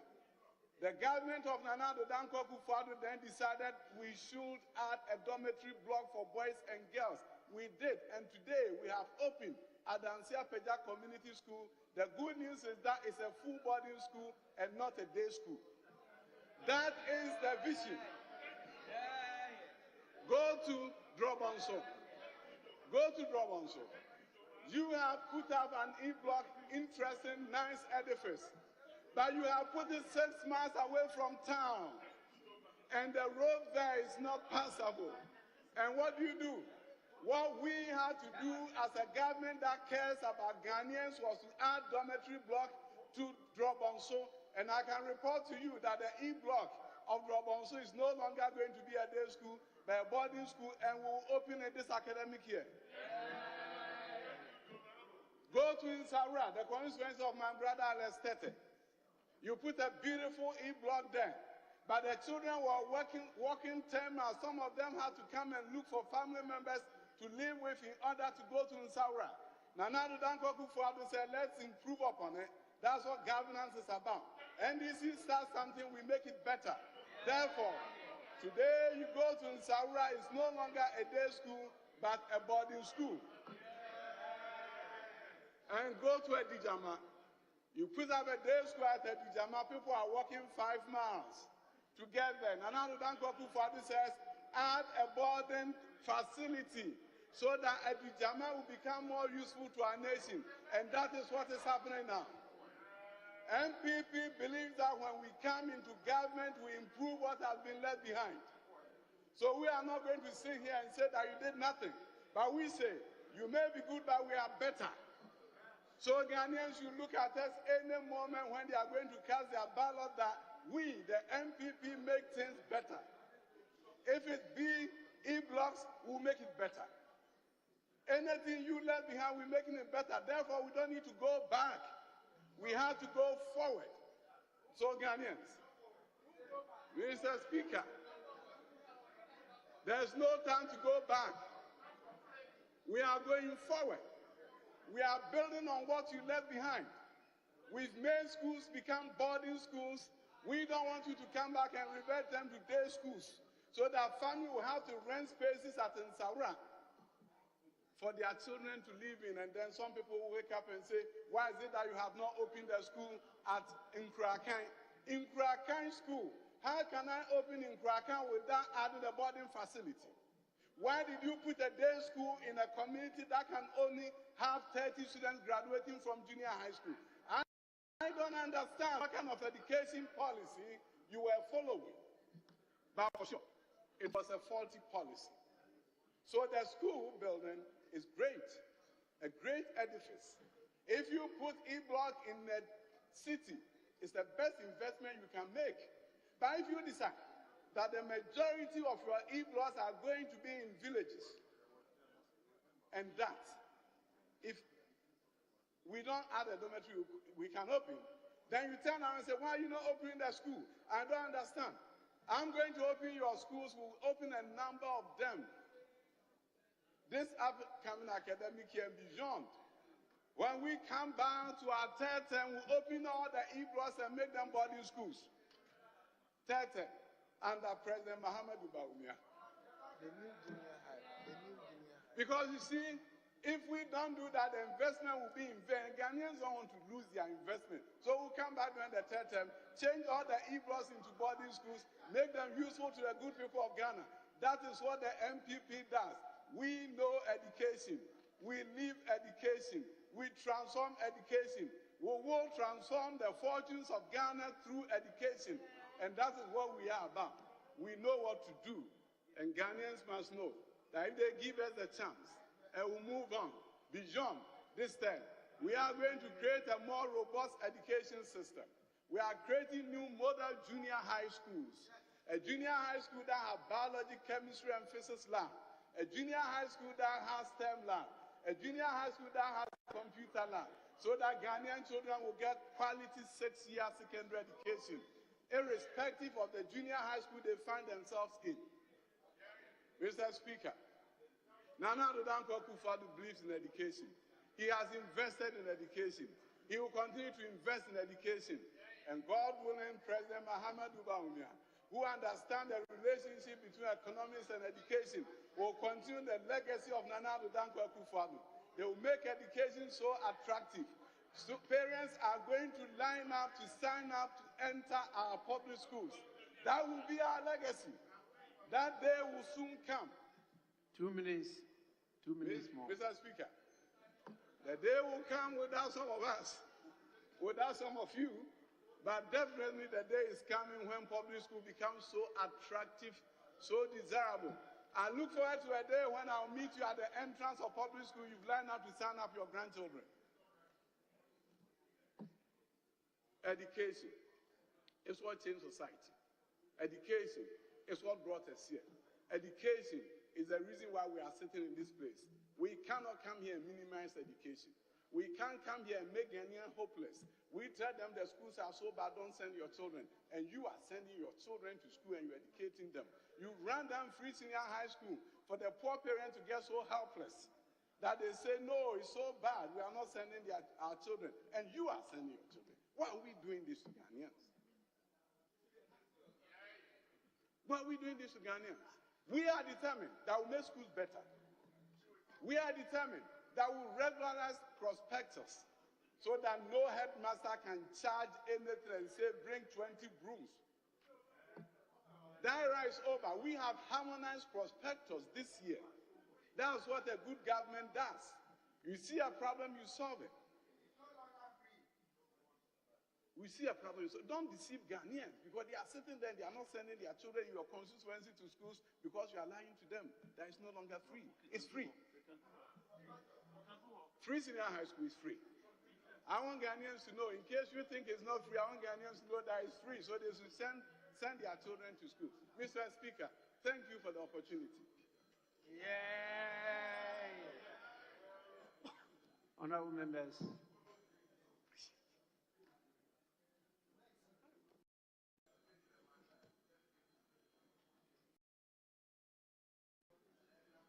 Honorable members, it's now the turn of Honorable Jifa Gomashi. I am informed you are a member, and therefore you have 10 minutes. Thank you very much, Right Honorable Speaker. I'm very grateful for this opportunity to contribute to the discussion or the debate on this budget. Right Honorable Speaker, in 2013, His Excellency John Dramani Mahama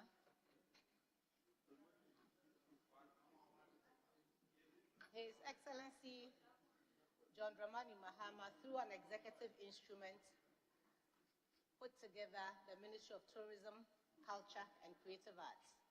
Before then, we had the Ministry of Tourism, and we also had the Ministry of Culture and Chieftaincy, or Chieftaincy and Culture. The reason why that ministry was named Tourism, Culture, and Creative Arts is the fact that we industry players recognize that the strength of this country, as far as tourism is concerned, lies heavily in the culture and creative arts domain. If you take South Africa and the likes, they have safari, they have wildlife, but our strength is in our culture. And so we had the Ministry of Tourism, Culture, and Creative Arts. Not long after, we were mandated to look at the legal framework within which the industry will grow. And we were mandated also through Parliament to ratify 7 UNESCO conventions, which were going to make it possible for us to be able to access support from UNESCO and its agencies. Under John Dramani Mahama, these were achieved, and this Parliament helped us to do that. Not long after, the name of the ministry was changed.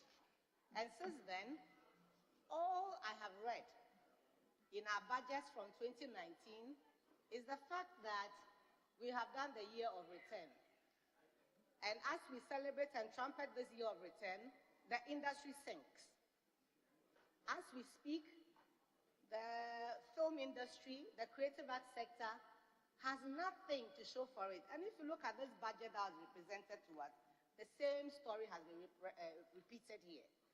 The Ministry of Tourism, Culture, and Creative Arts is not only about tourism. It is also about the other sectors and domains that feed the tourism. If people come to Ghana, they're not coming to learn how to make a car. They're coming to look at our culture. They're coming to appreciate our creativity and our heritage. And it is for that reason that the World Bank supported this country to renovate the Kwame Nkrumah Memorial Park.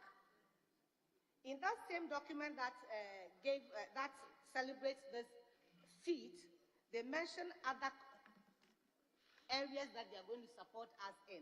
And Mr. Speaker, with your kind permission, I'll read that part of the World Bank document and the areas where they seek to support us in this sector so that we can move forward.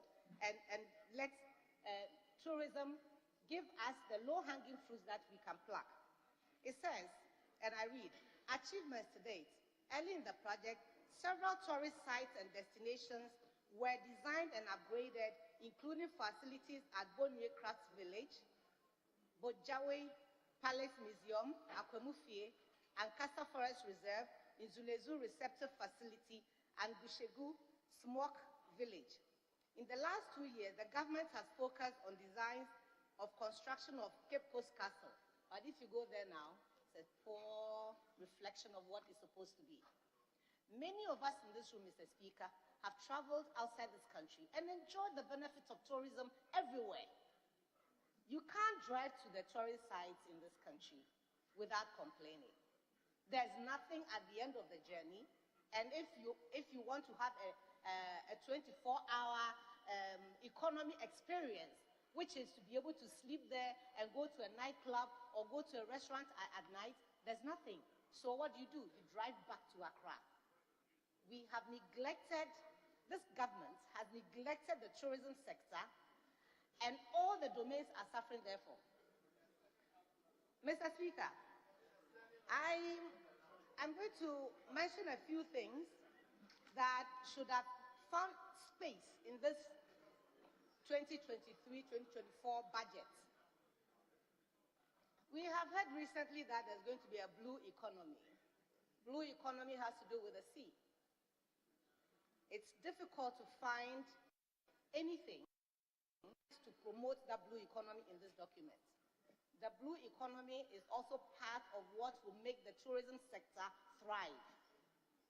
And as we watch and look on for our coastline to be depleted by tidal waves and climate change, we will lose out on being a part of that blue economy. Why are you treating this country like this? Why are you ignoring the facts and figures that are in the documents that you have access to? Why is it so important to have slogans about what you're going to do, and we cannot point to the facts, the real things in this sector? Why is that so? All you have regurgitated in this document is the fact that there was a year of return. Year of return that happened in 2019. You are still counting it as a success story?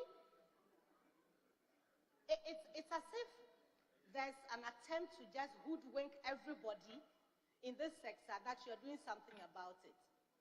What happened to the promises that were made to us in all the statements that you have been making?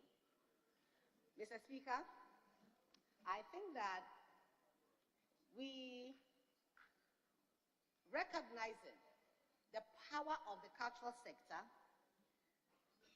having ratified the 7 UNESCO conventions, we're seeking as NDC to ensure that if you talk about tangible and intangible cultural heritage, it is an area where this country can benefit from, and that's why we sought to ratify it. And there is indeed, as a result,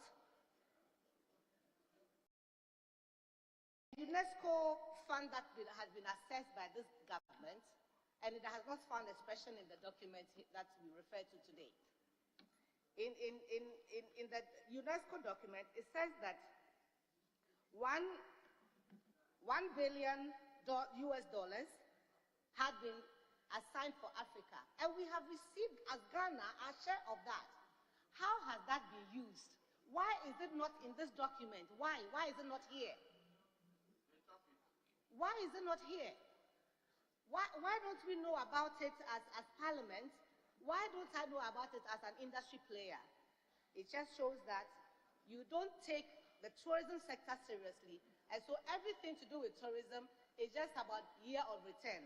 We've had enough of that regurgitation of the year of return, because the year of return, if you care to know, started as Panafest, Pan-African Festival, brought in people from Africans around the world, initiated by Info Sutherland of blessed memory. I was a young girl, but I remember the role that I played. So it is not an innovation. It is an improvement of what was before, but 2019, 2020, 2021, 2023, you are still talking about it. This sector, the tourism sector, deserves better, and it will be good for you to follow the examples of His Excellency John Dramani Mahama, the nation builder, the visionary leader who set out to have the ministry named Tourism, Culture and Creative Arts for good reason. Right, Honorable Speaker, I want to urge that as Togo and Benin has done by assessing, yes please, thank you, by assessing the WACA, West African Coastline Area Development Fund, and reclaiming their beaches. You should go and see it, Mr. Speaker. They've now replanted palm trees, walkways. It's beautiful. Why is Ghana crawling to assess that fund? Why? we are going to once again shortchange ourselves and not be a part of the blue economy. And I fear for this country because this is a sector that holds the potential of creating jobs for the young people with creative minds and talents. Right, Honorable Speaker, we need to save this country. Wallahi, we need to save this country. Right, Honorable Speaker, we cannot go on like this. In fact, I'm emotional right now. We cannot go on like this. We need to save this country. And in saving it, there are areas that we should focus on, which have the low-hanging fruits, as I said: tourism, culture, and creative arts. The reparation of stolen goods from around the world has been assessed by Benin once again, a fine example. I was there to see how it was changing the creative arts sector in that country. I urge us to up our game and save the tourism sector and stop celebrating the same thing for 5 years. I thank you very much, Right Honorable Speaker.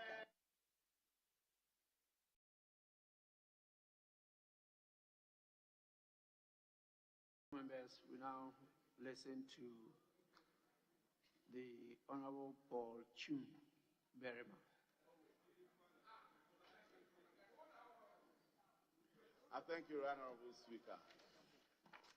I thank you for the opportunity to contribute to this motion.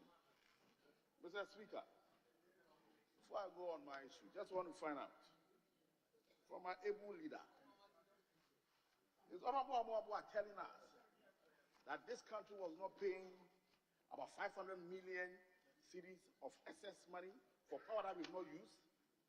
Is that what he's telling us? Is he telling the APSA, is it take or pay or take and pay? He's supposed to help us with that, Mr. Speaker. Mr. Speaker, aren't we in this country when the IMF people told us that we are in distress due to a contract that we signed some years back, signed by our friends on the other side? Mr. Speaker, aren't we in this country that we experience that?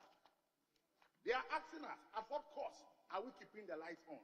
Mr. Speaker, we are keeping the lights on to ensure that the businesses of Ghanaians are keep running, that they will be able to enjoy from their hard work that they are doing for this country. That is what is costing us to keep the lights on.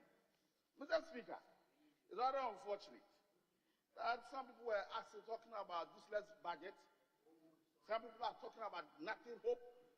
Mr. Speaker, clearly, this is the Nkunim budget. This is the Nkunim budget. The budget that is turning things around. It is the game changer. It is there. It is a budget that, Mr. Speaker, is going to bring the sanity that we need in our economy. Mr. Speaker, when my other colleagues were speaking, they are talking out of the fact that we don't know that this budget is premised on a contest. Indeed, Mr. Speaker, we are not out of the woods yet. Yes, we are now recovering from our COVID and Ukraine and all other issues. They are not oblivious of that.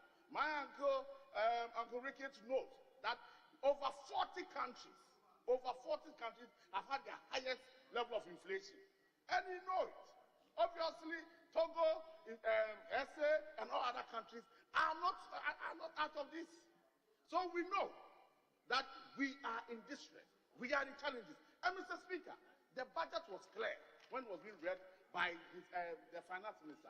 And Mr. Speaker, the budget, as read by the finance minister, premised on what? One, the IMF, the budget was premised on an anchored and a tight fiscal budget. So we know that we are in IMF processes, and that is why this budget must fit into the economy. Mr. Speaker, the Bank of Ghana is also pursuing a tight policy. We are aware that this budget is supposed to fit into that. Mr. Speaker, we are aware that the government is not going out there to borrow from any other country. We are supposed to focus on what we are supposed to do is to focus on a local borrowing. Mr. Speaker, we are aware, and this budget is not oblivious of that.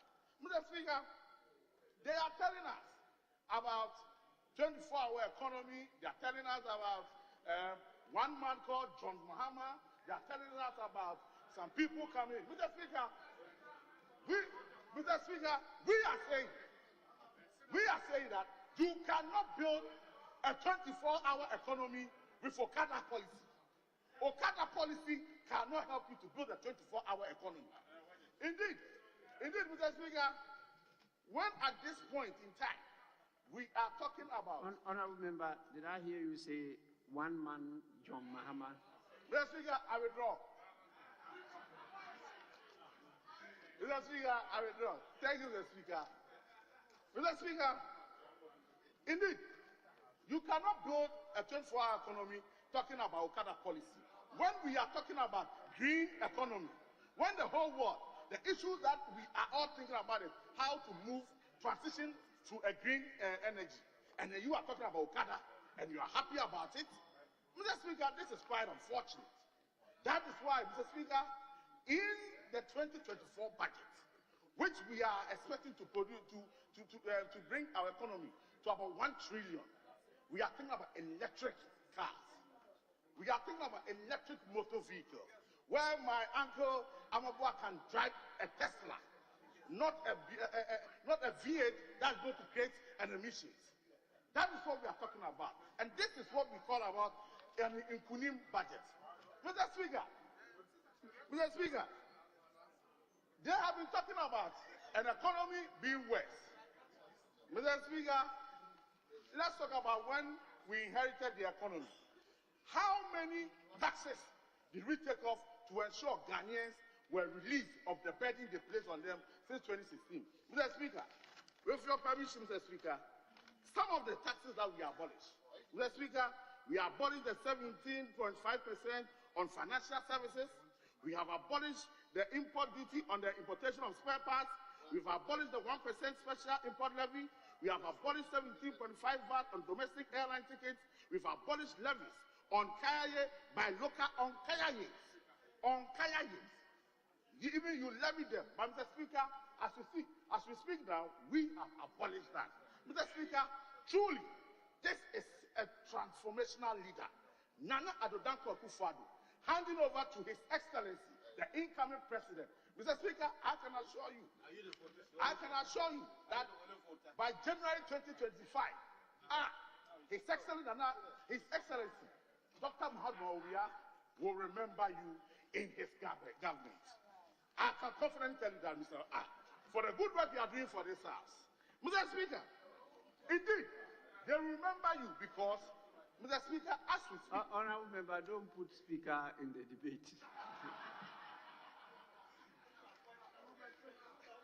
Mr. Speaker, as we speak, my brother Chiwate is thinking of expanding his farm. Mr. Speaker, at this point, he will be ready to do it because farm machinery, there is no going to be any VAT on it, so he can expand his farm. That is what we are talking about. Mr. Speaker, my own sister Jifa is now thinking of getting a lot of sanitary pads for her constituent because at this point, there is going to be free and a cheap sanitary pads for them. Mr. Speaker, that is what we are talking about.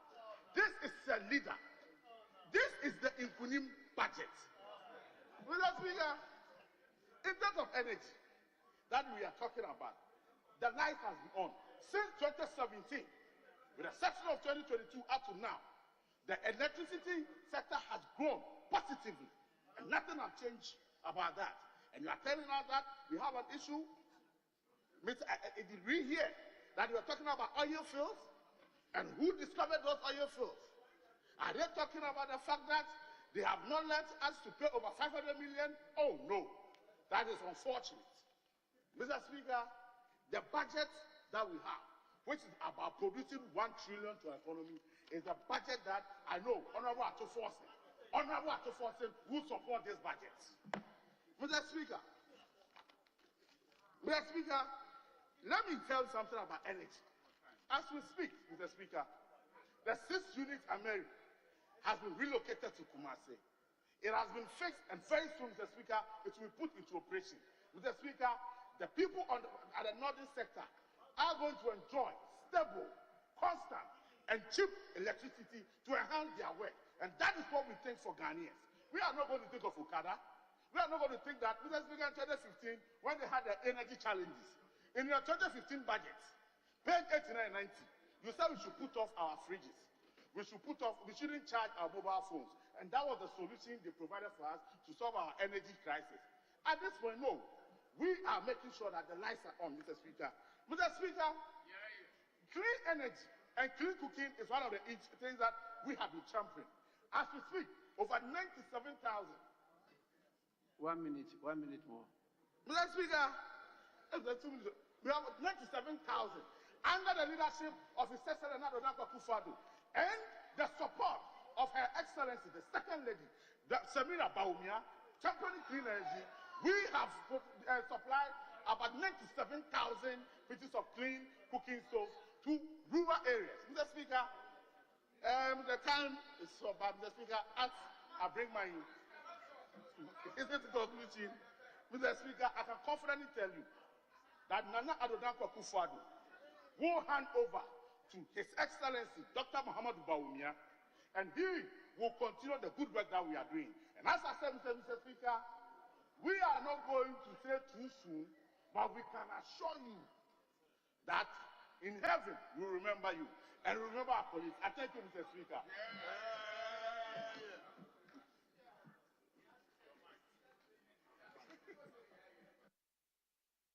Yes, honorable members, we now listen to Honorable Isaac Ajay Mensah, who is a ranking member and therefore entitled to 15 minutes. Thank you, Mr. Speaker, for giving me the opportunity to contribute to the motion on the floor. Mr. Speaker, I will concentrate on the road sector. But before then, I want to pass on a few comments that were made by the former speaker, the chairman of the committee. Mr. Speaker, it is only MPP government that we want to be praised for investing 16 billion Ghana cedis in the road sector, when road fund alone is bringing in over 5 billion Ghana cedis annually. Mr. Speaker, it is only MPP government alone that will invest 16 billion and incur a debt of over 50 billion Ghana cedis in the sector. Cocoa roads alone amounts to over 21 billion. It is only MPP government. When we exited power and they came on board, they claimed that we had left a commitment of over 17 billion Ghana cedis. Today, the commitment of the ministry is close to 100 billion Ghana cedis. That is the ministry, that is a government that wants to be praised for that. Mr. Speaker, the colleague also talked about the road condition mix, and he was talking about the fact that they inherited a healthy 78,402 kilometers of road from Mahama administration. And today, they have extended the road network to 94,200. Honorable member, the second deputy speaker to take the chair. As I said, you are entitled to 15 minutes, so we have a timer here. So he will see the minutes you've used, and then he will add you the rest. It's now level 4 after you, 2 from each side.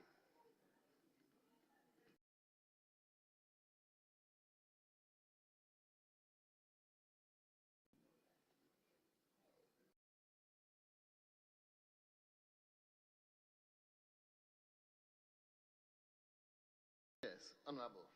Let's continue. Thank you, Mr. Speaker. I was on the point of the road condition mix. The colleague talked about having extended the road network from 78,402 kilometers, certified, validated by President Mahama's tenure, and that they have extended the road network from that to 94,200. We want to put it in record. Last year, we were here and they submitted details to that effect, and the issue is that this network has not been validated. It is yet to be validated, and I'm challenging them that they should bring evidence of the validation of this network. Until then, Mr. Speaker, the certified road network in Ghana is 78,402 kilometers. That is what the engineers and whole world over are aware that Ghana, this is a road network. Mr. Speaker, the colleague also talked about expenditure, capital expenditure of 3.4 billion in the budget. 3.4 billion, this is a sector that road fund alone is raking in over 5 billion. Road fund alone is raking over 5 billion. So what is the tax component into this sector? Mr. Speaker, they also talked about dualization of roads. Ever since this government came into being, they've always been procrastinating. We will do this, we will do this. And as we speak now, they have not been able to actualize, apart from the Tamale overhead, they have not been able to actualize or complete any significant project. And that is what they do. And we're talking about Accra-Kumasi road dualization. Procrastination. They talk about this all the time. On PPP, we did our best to do all the feasibility studies and everything. When they came to power, as we speak now, they are always procrastinating. Mr. Speaker, one worrying aspect of the assertion made by my colleague is that now the government will go into partnership in discussion with the mining companies, and that Prisia roads, Bogosu roads, and Takwa to Takrady roads will be constructed. How can we believe this? In our times, President Mahama, there was an arrangement with the mines, Abosu Goldfields, where about 33 kilometers now asphalted from Abosu, Huni Valley to Daman. This was an arrangement made by President Mahama with the mining companies. This arrangement was to have continued between Goldfields, Golden Star, through to Ateku, my constituency, and to Fipraso. When this government came, they truncated this arrangement. Now that you are exiting, in your 7th year, you are now going to start again this arrangement with the mines. This cannot be accepted. It's a normal procrastination, and it may be treated with trash. Mr. Speaker, now I'm going to the red details. Mr. Speaker, the extent of deterioration of our current road network is alarming. And if this trend continues unchecked, we are likely to lose all our road network. Why am I saying this? Now, virtually everybody is complaining about the state of our roads. Traditional leaders are complaining about their roads. School teachers are complaining about their roads. MPs are complaining about their roads. Transport unions are complaining about their roads. Virtually everybody in this country are complaining about roads. It is not the extension of the roads, where, Mr. Speaker, the earthworks, the earth roads will be brought on the data, and you say, I've extended the roads to 94,000, which is not being validated. The issue is that, Mr. Speaker, if you grade roads, you have not constructed roads. And a chunk of this unvalidated component are actually graded roads. Because if you grade them in a portion today, and it rains, it will still go bad. We need a rehabilitated road, well-organized and structured road that has been tarred or that has been fit into proper use, either spot improvement or otherwise. So, this government cannot be trusted for going that far. And indeed, if our chiefs are complaining, and everyone virtually is complaining, that is the worry of all Ghanaians. Mr. Speaker, if you allow me, I want to play, if you will please indulge me or permit me, I want to play the audio of the regional minister for Ashanti region when he met Otunfo and the chiefs. They were all complaining about their roads. The very nature, the very worry that every Ghanaian is about, the bad roads and so on. This minister had to meet Otunfo and his chiefs. And this is what the minister had to say. The minister was very frank, and pardon me, Mr. Speaker, to go there.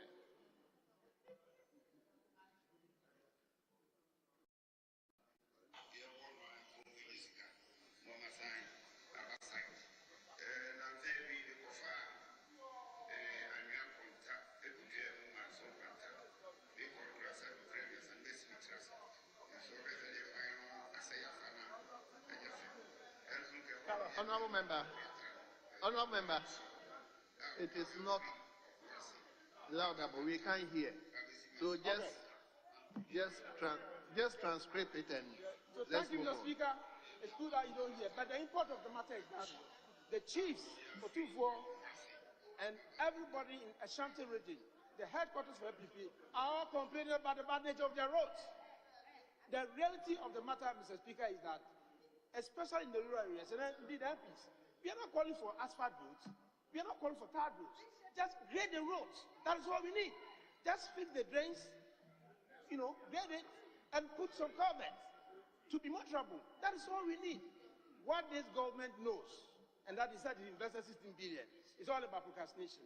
There has not been anything meaningful. Mr. Speaker, if you talk about good roads, during the time of President Mahama, as I did mention initially, 78,000 kilometers, 78,402 kilometers of roads was constructed. And they were in good shape.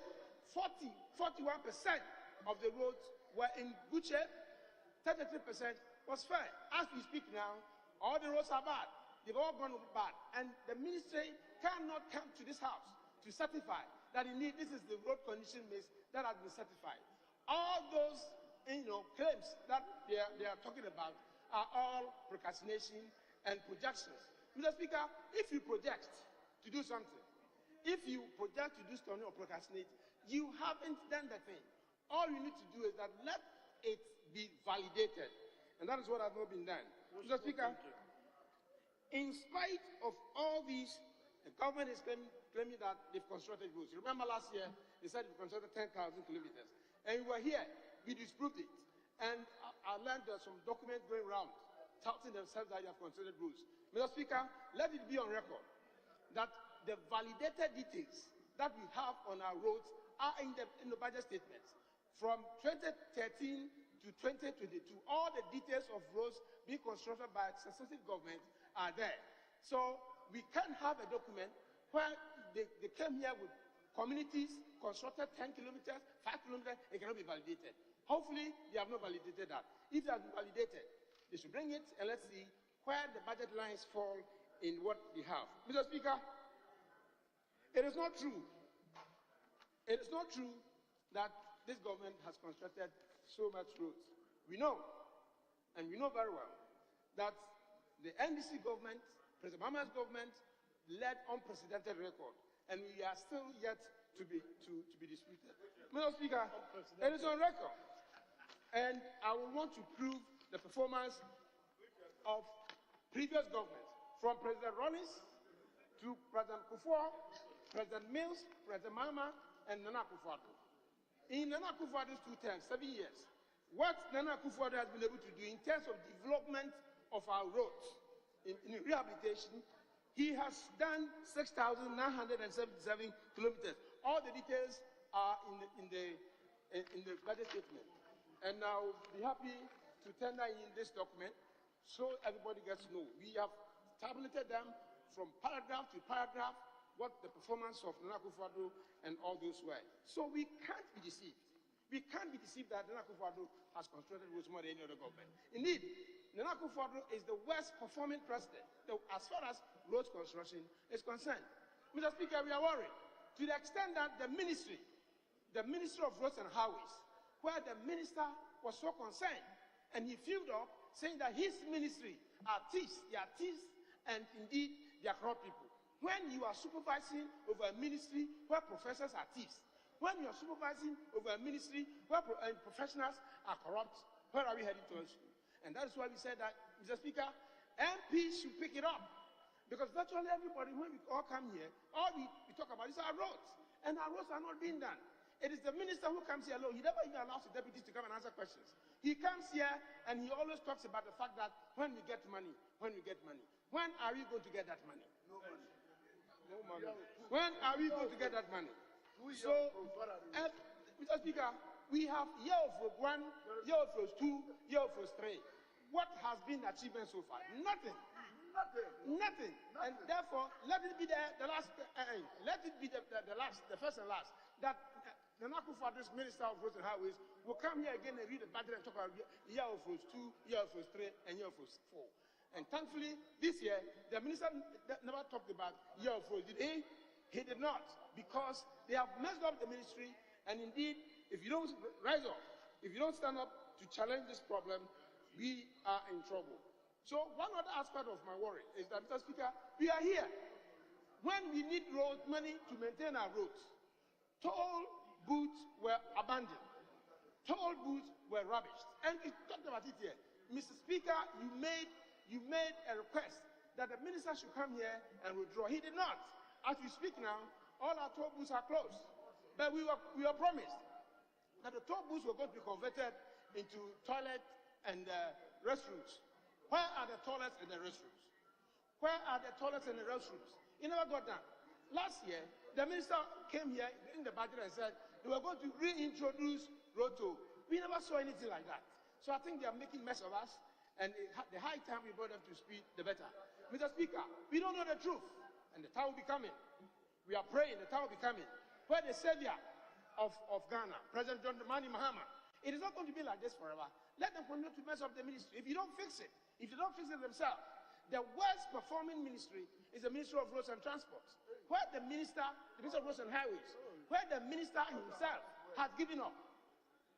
When you have a minister who gives up and tell you the professionals and people who help you to perform are corrupt and did their thieves, in some jurisdictions, the minister would have resigned. And so that is a problem that we have.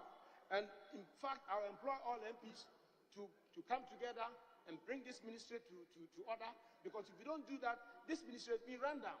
The ministry is owing to the tune of about 50 billion. Cocoa roads alone is about 21 billion. And the total commitment is getting 200 billion. In the budget, Mr. Speaker, we don't see any evidence of any plan, whether they are going to pay 20 billion, 10 billion, 3 billion for the road contractors. Road contractors are dying. Road contractors are dying. And this, fortunately, they are all contractors. And they are complaining. Virtually every day, people are demonstrating. The roads are bad. But the issue is that I think Ghanaians don't need new roads. All we need is that the current network should be maintained. That's what we are talking about. Maintain our current network. That's what we need. Honorable James, begin to descend. Okay, in beginning to descend, Mr. Speaker, all I say is that now President Mama is coming, and we should be careful. The chicken is coming. The chicken is coming to roost, and the nation builder will be coming back. And all the mess, we will know the truth. Who are the thieves? The second of Mama will put Ghana on track, and our roads will be better again. Our roads will be better again, and Ghana will be better again. And President Mahama will make sure that whoever messes up the ministry at the proper time, that person will be brought to book. And it's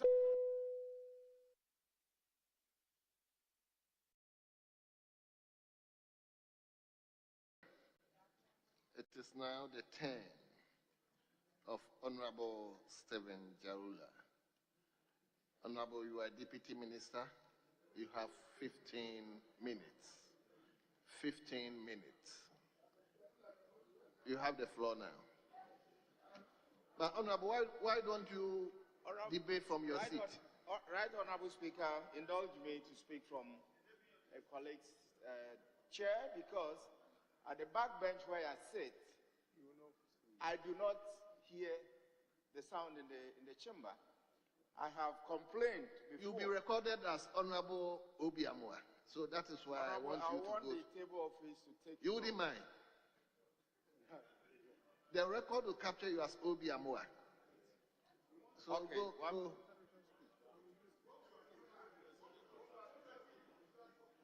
Thank you, Right Honorable Speaker.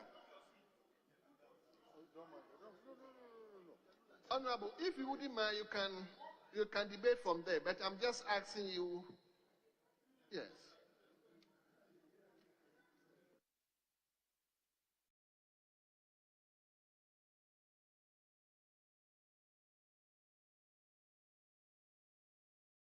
Right, Honorable Speaker. Yes. No, you don't. Let him talk. No, it's okay. He says you'll be recorded as Obiamwa. The thing.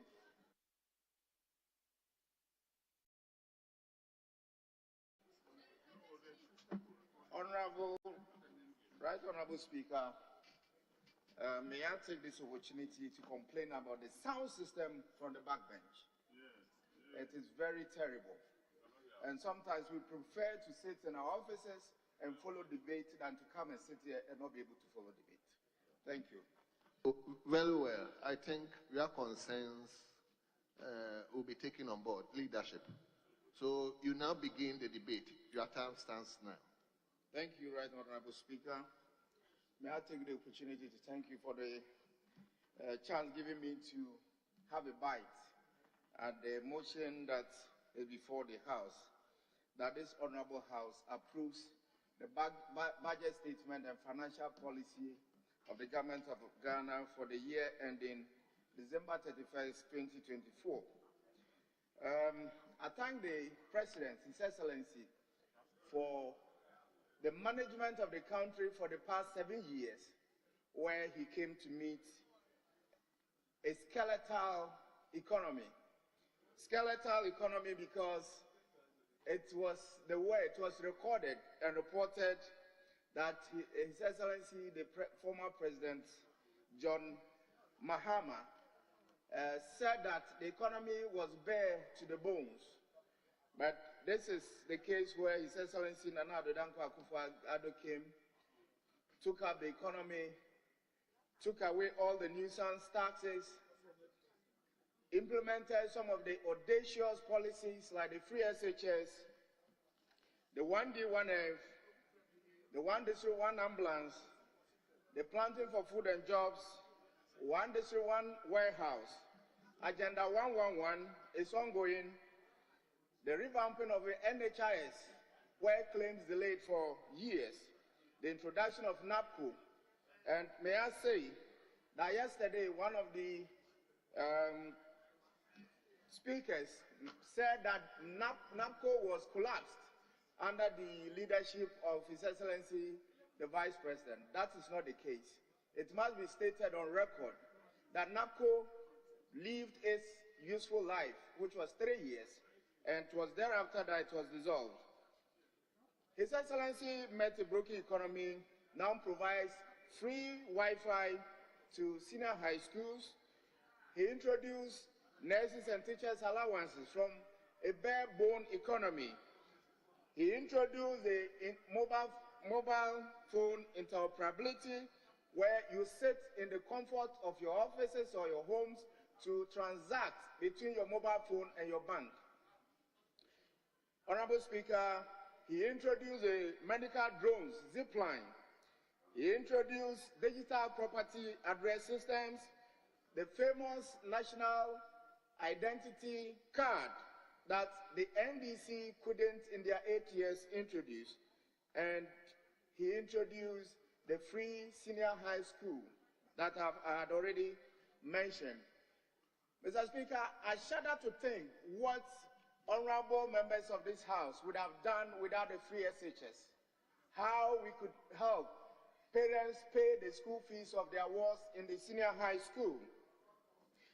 Right, Honorable Speaker, His Excellency introduced the digitalization of public services under the watch of His Excellency, the Vice President, Dr. Mahamudu Bawumia, the incoming President, inshallah, January 2025. The beautiful thing about digitalization is that it casts away corruption, where we do not have human interface in dealing with public, in requesting public services. We now have digitalized DVLA, passports, we have Ghana.gov, we have paperless ports, and the renewal of NHIA.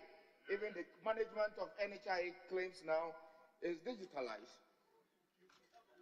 Right, Honorable Speaker, I've heard speakers from the other side of the aisle speak about the debt that we are reeling under. Honorable Speaker, when His Excellency Nana Addo Dankwa Akufo-Addo took over the reins of the country, for the first 3 years until COVID hit, was doing really well. All the indices were positive until COVID came. And COVID is not a pandemic that hit only Ghana. It hit all countries of the world. And today, even the advanced countries are still suffering from high interest rates, cost of living, and inflation. One of the speakers who spoke earlier made mention or tried to compare Ghana to its neighboring countries, the Francophones, forgetting that the Francophones are still tied to the aprons of France. Yes, that is the case.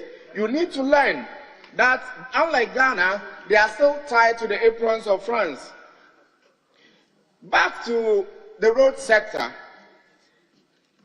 Right Honorable Speaker, when we came into office in 2017, we made a road condition mix of 23% paved and 77% unpaved. We reduced the unpaved from 77 to 73, and we increased the paved from 23 to 27. When it comes to the condition mix proper, we made 39% good. We increased it from 39 to 44% good, if done well. Fair condition was 32%. We brought it up by 2 percentage points to 34%. The poor condition was 29%. A whooping 29% of our road condition was very poor. Now we reduce that figure by 7 percentage points to 22%. That is what we are talking about. And Honorable Speaker, my colleague on the other side, the ranking member for Road and Transport Committee, Honorable Mensah, they may make some mention of the current road network size of the country, which stands at 94,203 kilometers, and said that it has not been verified. That is true. That is so. Honorable Speaker, this is not the first time that data is gathered before they are verified. This is a custom in the roads industry that has lived all this while. And as we speak now, a consultant has been procured at the KNUST to work on it and to validate it. Right Honorable Speaker, as we speak now, though despite the fact that we went into challenges, the country is still constructing roads. Under the TSIP, Transport Sector Improvement Projects, or the OPBRC, where the government of Ghana, through the Ministry of Roads and Highways, is constructing some 1,052 kilometers. Under the OPBRC, contractors are to construct the road and ensure that for the next 5 years, after handing over to the state, they will maintain the roads so that we do not get shoddy work. And we do have those roads in the Bunu East region, 214 kilometers, Upper East region, 670 kilometers, Northern region,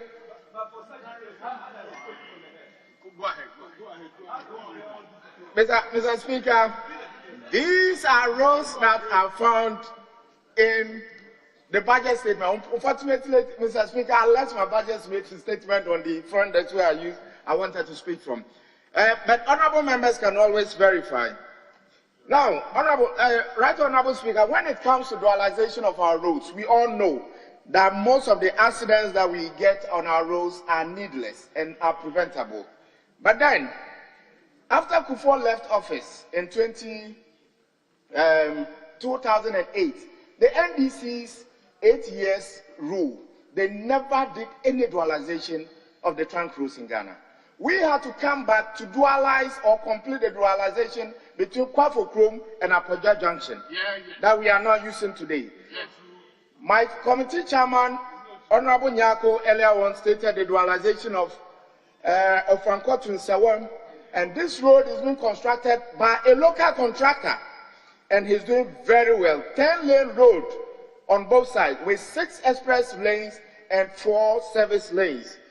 And this is a contractor that has been supported by the state to build this capacity to be able to embark on this major project. And beyond that, Honorable Speaker, we are turning the corner and the roads are being constructed. The famous Kintampo-Pren Road in the Bono East region was always mentioned in the State of the Nation's address and in all budgets under NDC. They couldn't carry it through. Today, under the leadership of Nana Addo Dankwa Akufo-Addo, this road, the Pren Kintampo Road, is being worked on.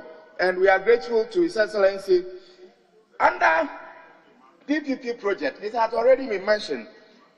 Tama to Accra motorway is one of the assets that the governments after Dr. Kwame Nkrumah did very little to improve. Today, by the grace of God, everything has been done and will be brought to this honorable house for approval to be given. And if that happens, all the inconveniences on that road will be taken away. Having said that, Honorable Speaker, I also know that there are certain roads projects in the country that have stalled because of the external debt restructure that the country is currently doing with the Paris Club. And one of these roads involves the Tema motorway runabout to Aflao Phase 1, which is 17 kilometers. We know that when it rains, people are stuck in traffic for at least 3 hours, which is not good. This road is being undertaken by one of the best construction firms, BHM International Construction UK Limited. They are just waiting for the Paris Club to give them the green light, and they'll come back on the road to do. The same as Obeche Lamte Circle Interchange Phase 2, being done by QMGI. This particular spot is creating a lot of inconvenience for the motorists and road users along the road. Mr. Speaker, before I take my seat, let me say that the Eastern Corridor Road, we came to meet it at 27%. We have taken it from 27% to 74% now. Yes, between Asikuma Junction to Bintiri, we have done 33 bridges that we have completed. We have done asphalt overlays for 1,814 kilometers. We are committed to doing about 2,419 projects. That tells you that, Mr. Speaker, my colleague mentioned that His Excellency Nana Addo is the worst performing president when it comes to roads infrastructure. But I just want to find out from there why they have kept quiet on the noise they were making about JM being the one who had done gargantuan unprecedented roads in Ghana, to the extent that they said that candidate Nana Akufo-Addo was even sleeping on some of his campaign rounds and therefore didn't see. If they had done all these roads, why would we still have roads to do in Ghana? Yes, that is what. Regarding the toilet booths, Mr. Speaker, nobody said that we are going to convert toll booths into toilets. Nobody ever said that. We said that we were taking them out because of the inconveniences that they were creating, the pollution and the nuisance. Nobody said we were going. And Honorable Speaker, Right Honorable Speaker, we do not owe the road contractors 100 million cedis as said by my honorable friend. Right Honorable Speaker, before Honorable Member, your time is getting up, so just wind up. Okay, thank you, Right Honorable Speaker.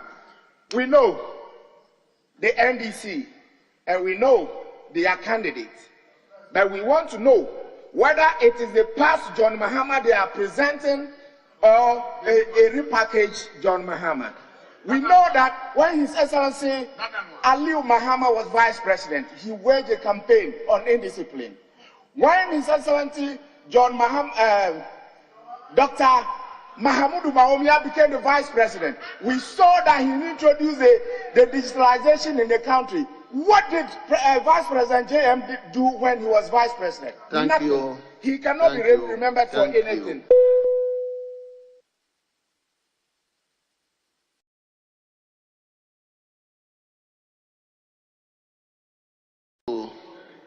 Honorable Kojo Nyampong Abuaji. Honorable, you have 10 minutes.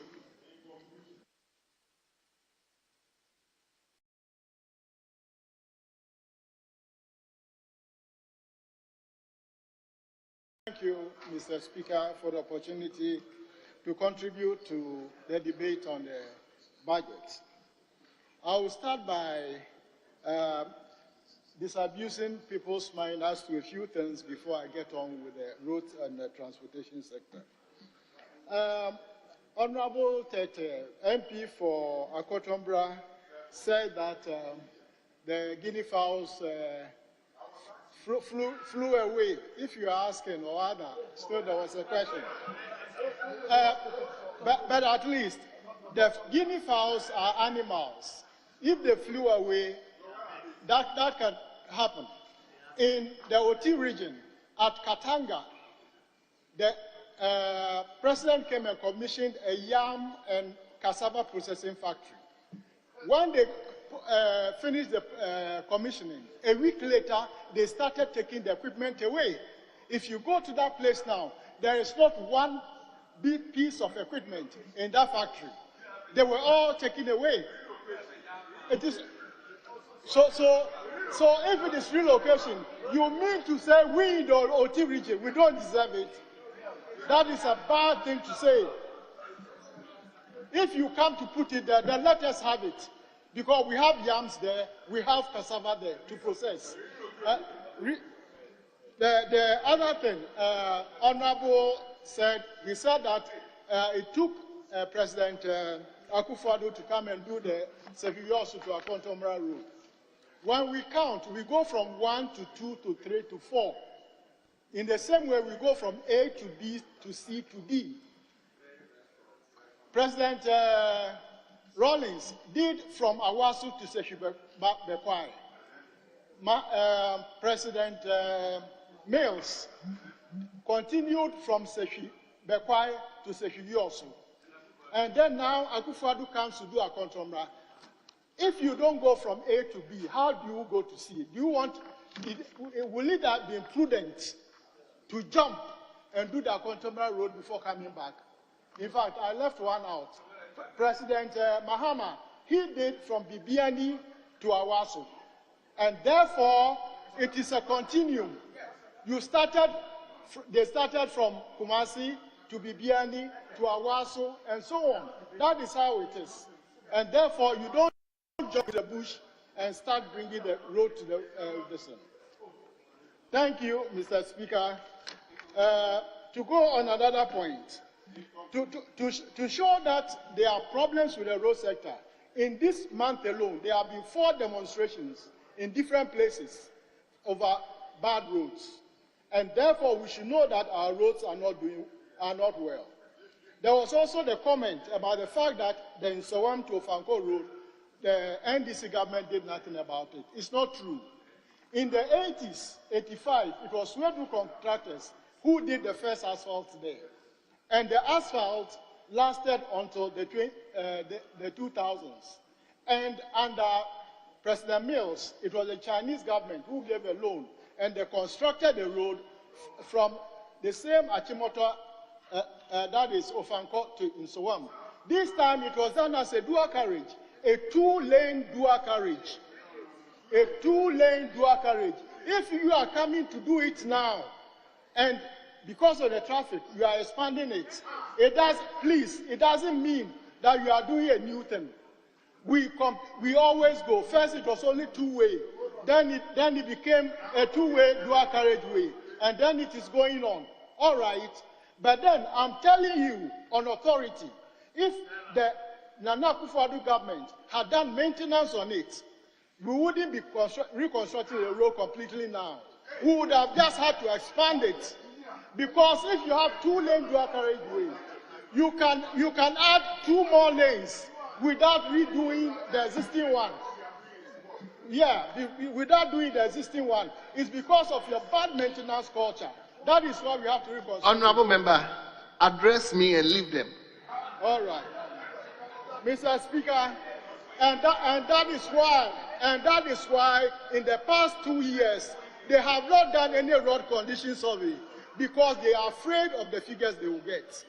In the past 2 years, Ghana Highway Authority has not done any road condition survey because the roads are going worse and worse. But mainly because they are not paying road contractors. Can you believe, Mr. Speaker, that the last time they paid even those who are within the size of the road, who we call the single-man contractors, was July 2019. 4 years now, they have not paid the ordinary man in Jasikan or the other man in Apisokubi, which is my town, who is within the side of the road. They have not paid him, so they've stopped within the side of the road. And that is why our roads are getting bad. We are not able to clean the culverts, and therefore water runs over the road. We are not able to clean the drains because they have not paid them. And it continues. Right. I'm only picking my points. We are talking of the bypasses. Yes, it is not the first time bypass has been done on the Accra-Kumasi route. We have the bypass, the Nkoko bypass, which is there. And so if you are doing bypasses now, it is because the need is there. But for your information, the bypasses are only a total of 40 kilometers of the 260-kilometer road. So don't tell Ghanaians that you are doing a bypass from Accra to Kumasi. It is not correct. The whole road is 260 kilometers. The total of the bypasses is only 40 kilometers. So it is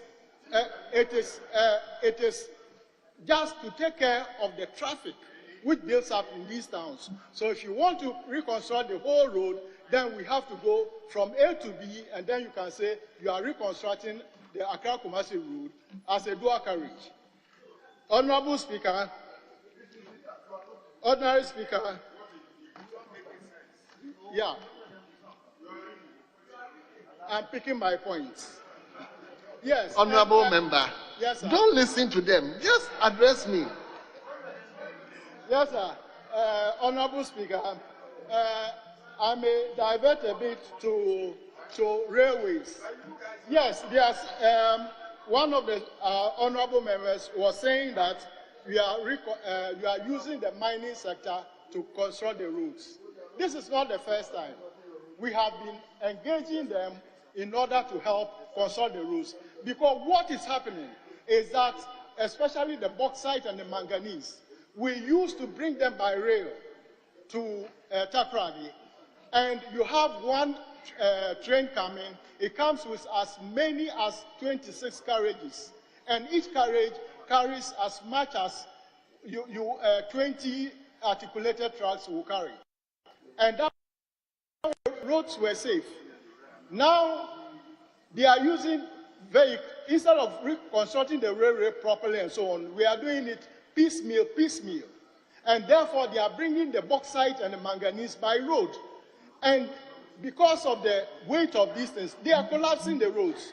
So if you are using you are telling the mines to help to build the roads, then it is in order, because they are the ones killing the roads.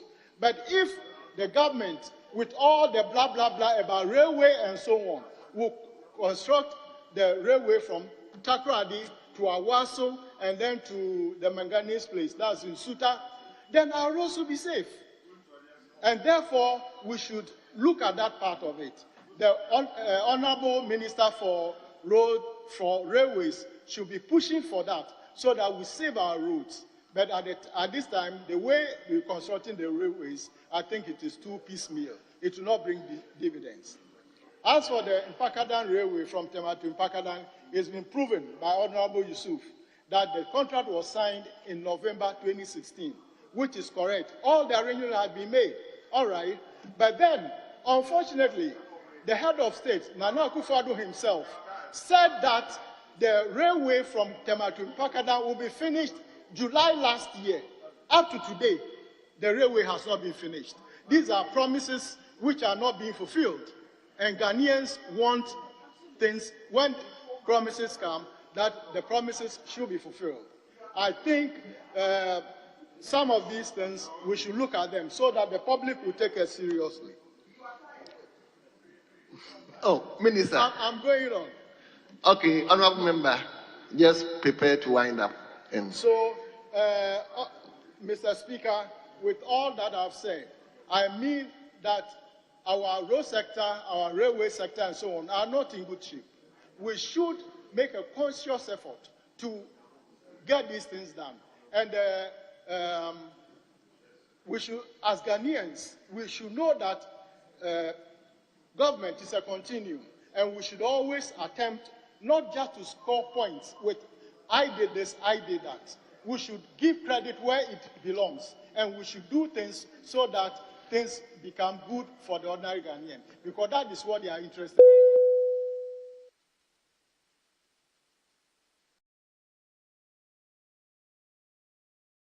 Now I will take my last round, and I will start with Kofi Ahinkrama for Honorable. Honorable Chairman, so let's hear you. Yeah, Mr. Speaker, I want to correct an impression. Very well. That was created by Honorable Ejie Mensah. The issue was that... it is your time, so yes, whichever impression you want to correct is... Thank you, Mr. Speaker. He made mention of the fact that the road minister said it somewhere, that all his appointees are thieves. I want to put it on record that he didn't say all his appointees are thieves. He made mention of those who were in charge of weighing bridge. Those who were in charge of weighing bridges, he said to him, the activities were such that he considered them as, thieves. But it is not all his appointees. Mr. Speaker, I want to move straight to the transport sector, and I want to do aviation, maritime, and then road transport. Mr. Speaker, on aviation, under President Akufo-Addo, we can talk of Tamale Airport. Now, Tamale Airport has attained international status. As we speak now, people from the Northern Belt can go to Europe, America, through Tamale Airport. It means that we have added one international airport to that of Kotoka International Airport. Mr. Speaker, when you come to Kumasi, we are almost 85% complete with the airport renovation, and then the third phase of the airport upliftment. And that one is also going to be an international airport, so people in the Middle Belt from Kumasi and its environs don't have to come to Accra and pick their flight to the other destinations.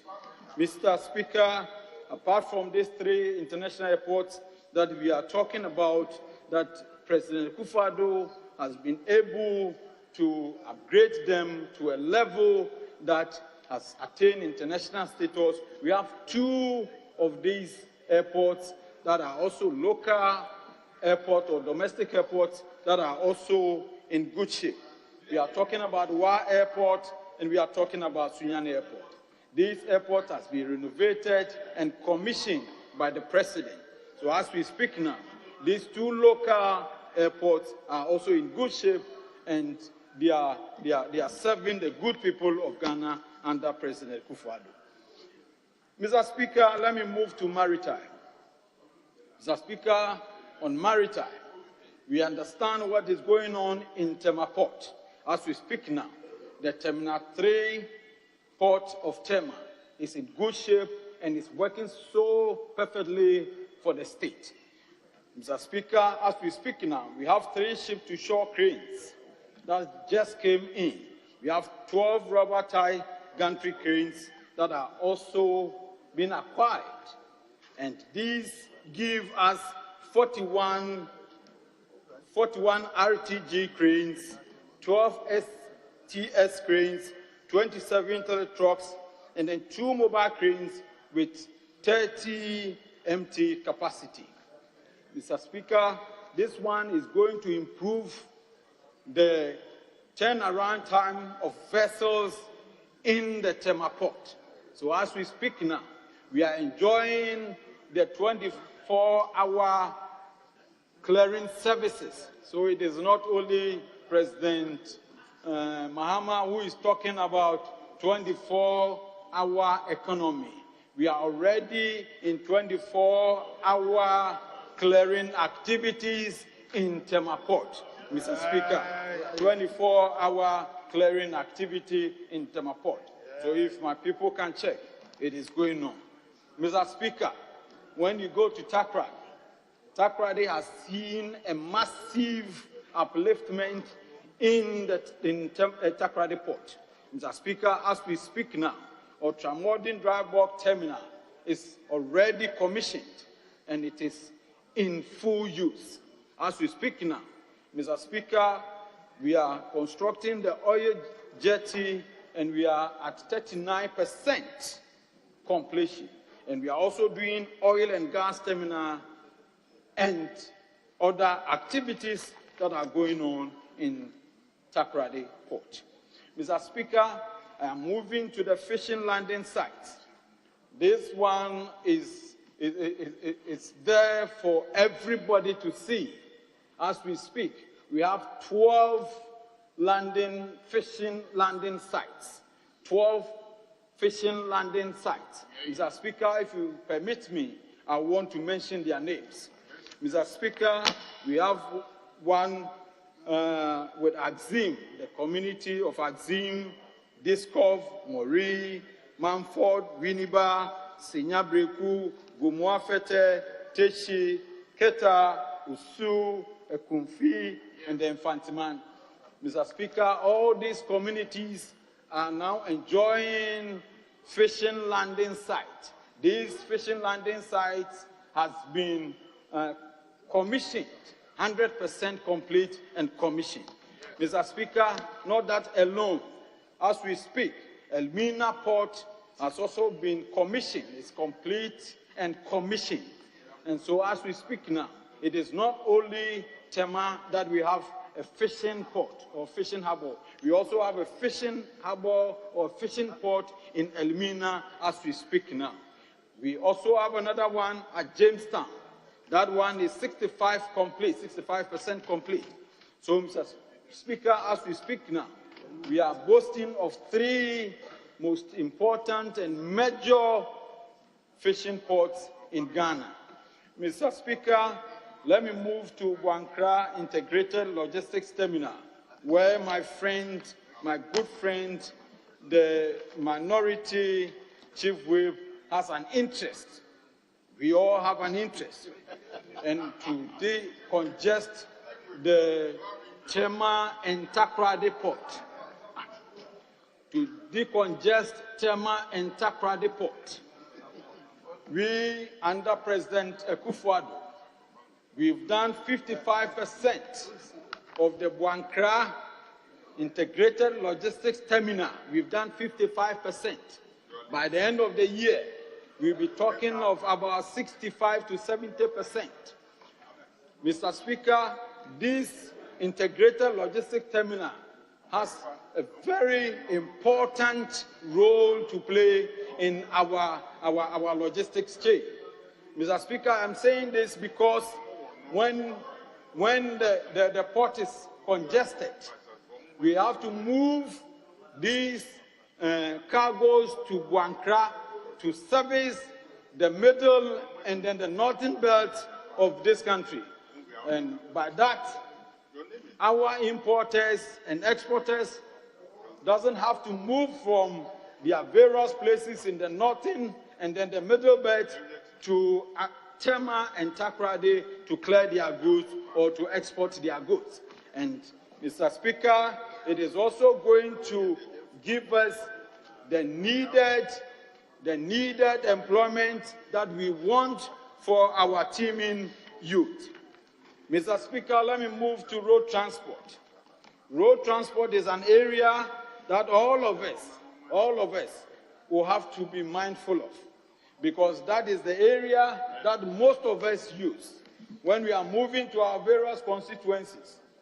As we speak now, Metro Mass has secured 100 VDL buses, 100 VDL buses. 54 of them are already in use in Ghana here. 25 of them are coming in this November. We are getting the last batch, that is the 10 buses, we are getting them in January. With this, we know that because we are also, most of us are also from the rural constituencies, it is also going to help us because these are high utility buses that can drive to the rural areas. Honorable Mafo, your time is getting up. Please wind up. I will land soon.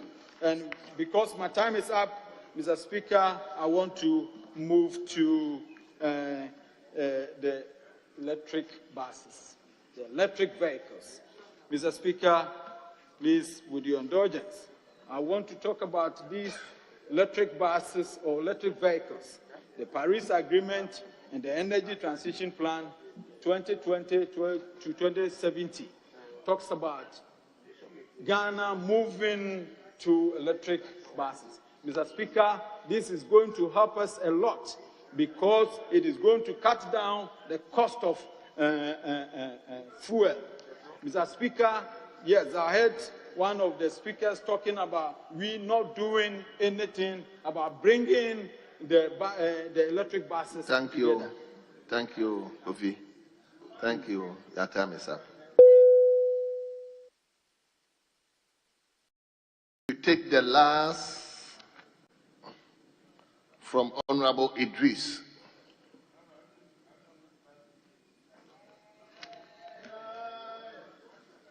Yes, Honorable, you have 10 minutes. Your time starts now. Thank you very much, Mr. Speaker.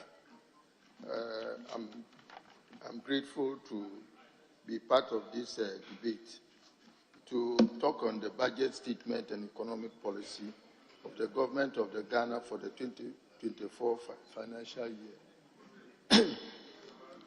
Excuse me. Mr. Speaker, we are all in this country, and people are talking about things that they actually don't know about.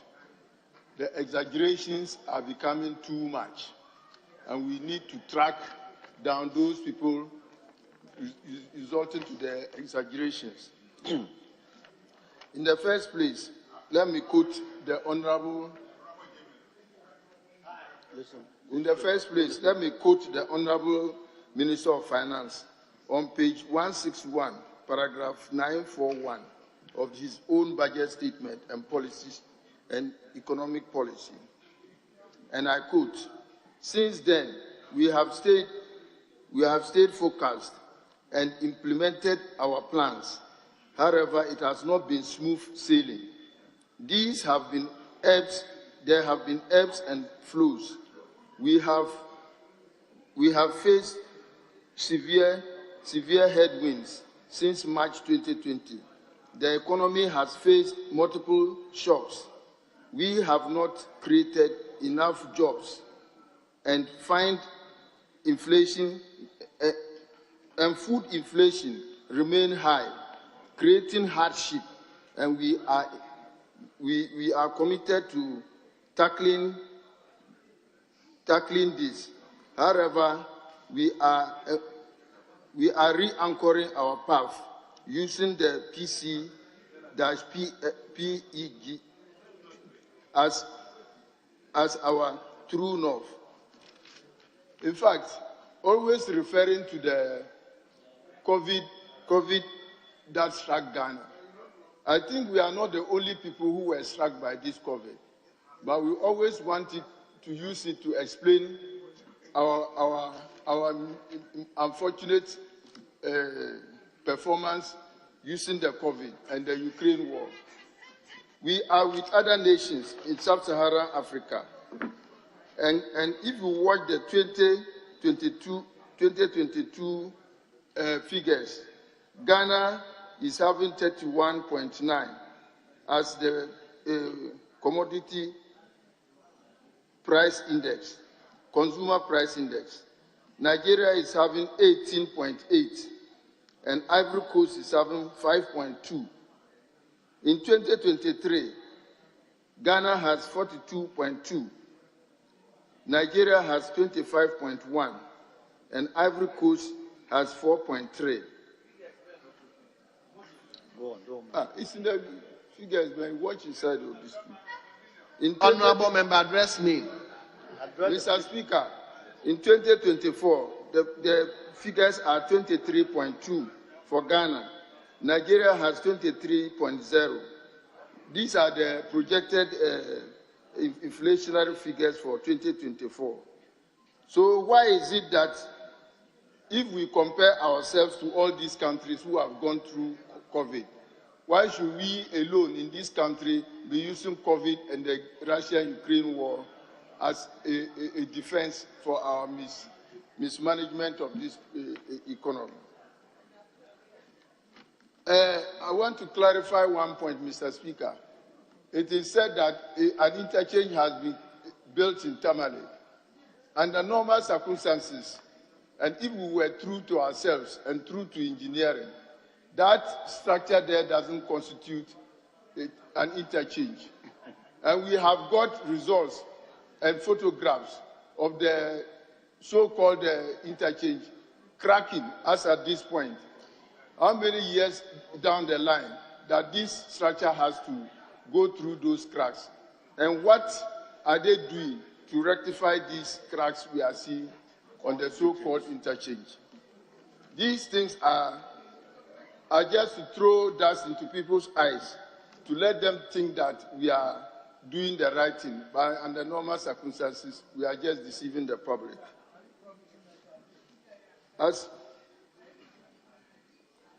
I should also want to mention that in the road sector, things are not done the way this government is doing it, in the sense that road engineers and the road sector, they have their own way of doing their own things. They are engineers, not politicians. And so if they want to construct a bridge or a road, it should be the engineers at the highways or feeder roads or urban roads which should dictate the way forward, but not the politicians. To be honest with you, all of us want roads in our regions, but roads are not constructed because we want them. Roads are constructed because they have an economic value, and once we construct them, they should serve that purpose, and not just for the beauty or for the ease of road users. So we should use our resources judiciously. I've seen the construction of roads, Mr. Speaker, in the mining areas. In actual fact, that is what we should be doing. When you construct a road, the road should be able to bring you benefits and not just sit there and waste because it is a road leading to some minister's village or some president's residence. So let us sit up. Road structures cost a lot of money, and we must use it on behalf of the people of Ghana judiciously.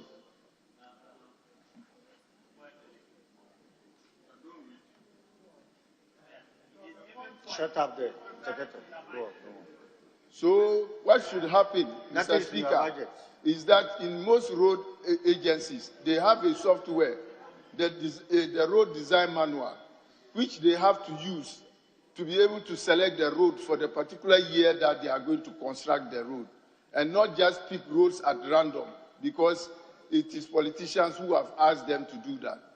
So if we do these things properly, we will have a headway, and then we'll be able to help the people of Ghana. Because most of these roads the MPP have done, they have just worsened the situation. They have worsened the situation. Yeah, that's correct. When you are given a 50-kilometer road to do, you just don't go and open up the whole road. You do it bit by bit so that you'll be able to fix the road maybe 5 kilometers each at a time. You don't go and open a 50-kilometer road and allow it to be spoiled by the rain and other hazards. So we should be mindful of these things. We want political points, but the road industry, we are not looking for political points. We are looking for the durability of the road. Most roads are supposed to last about 20 years. when this Tema motorway was being constructed by the then President Kwame Nkrumah, it received a lot of criticisms from from their ancestors of the MPP. Now they are the ones who are praising the motorway. Now just to fix the motorway alone is a big problem for them. They say what? No, don't mind him. Yeah. It's a bit. Honorable member, I've said you have to address me. Don't listen to the side of Mr. Speaker. So when people don't know what to do and others are doing, they should just keep quiet and watch. We have seen that the government of the MPP promised all sorts of things: one village, one dam, one district, one factory. All these things, nothing has happened. Even one man, one cutlass, nobody has gotten a cutlass from this government. So all these things, let's be conversant with what we are doing. The Ghanaian public are watching us, and they will never make a mistake to select the MPP again to break the 8. I think everybody is now alive to his or her rights. And I'm telling you, let us not underrate these village folks. They are sometimes wiser than us. We think we can underrate them and beat their intelligence and use money to buy them to vote us. Honorable member, you should wind up. Your time is up. We all know what happened in Asin North, how they were spreading money left, right, center. They had to construct roads. Roads are not constructed in the manner that they did. They just did those roads hurriedly so that they could win political scores.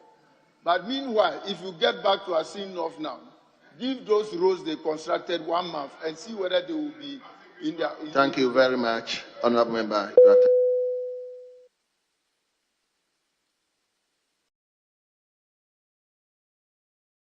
Come to the end of today's debate. We've had 16 debaters, 8 from each side. So we will suspend the debate till tomorrow and let me refer back to leadership for any direction. Thank you, Mr. Speaker. Like you rightly said, today we have enough debaters, except that the member who concluded from Savulugu forgot that even including his village, there is one village, one dam in your village. So don't say it was a beneficiary. You are a beneficiary. If we now go to the original order paper, and on page 3, item 5 statement, we have a statement in the name of the Honorable Minister for Environment, Science and Technology. Thank you, Speaker.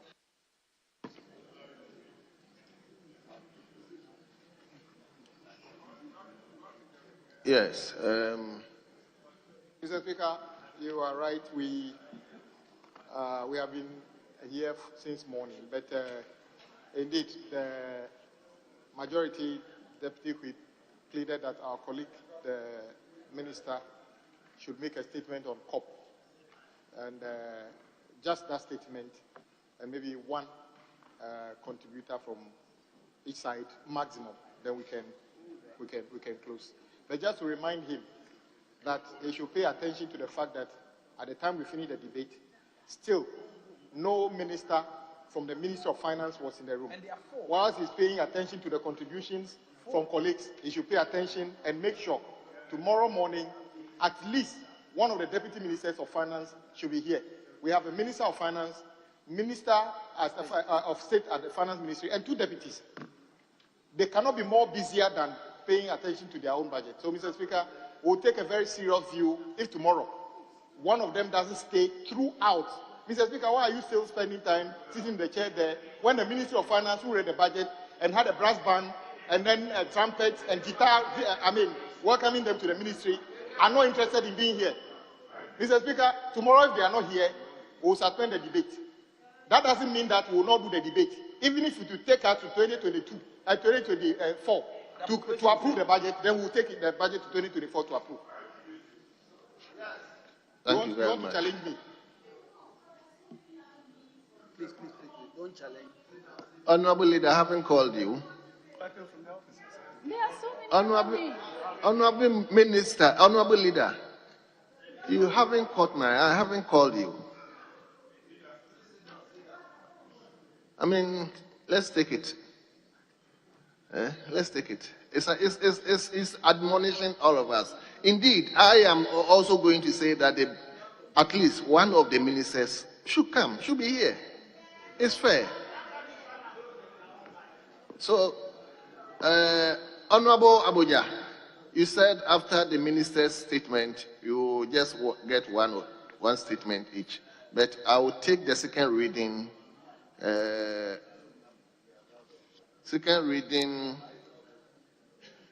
of the Chartered Institute of Restructuring and Insolvency Practice.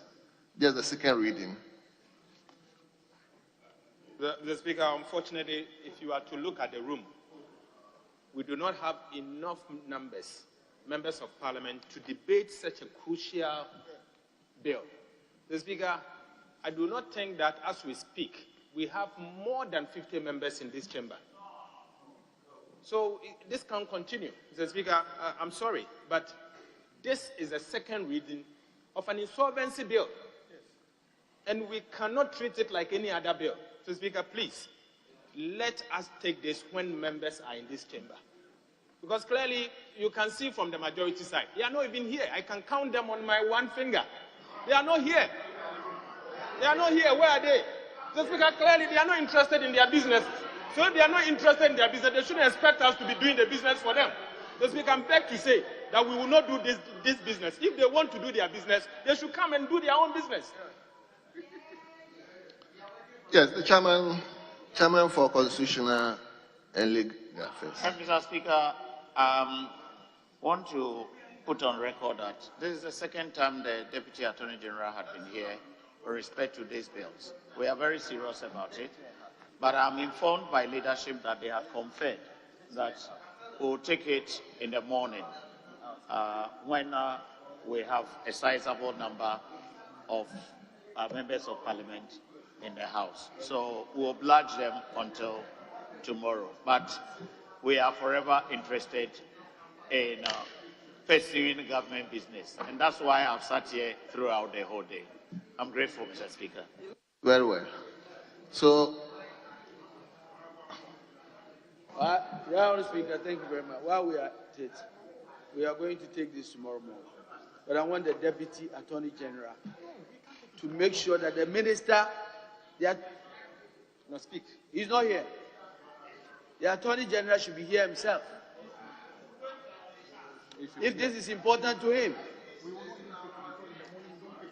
we expect the Attorney General to be Honorable here. Leader, I mean, if the Attorney General is not here and his deputy is here, I don't think that one is something that, that one, she's capable of doing whatever the Attorney General himself will do. So please, let's...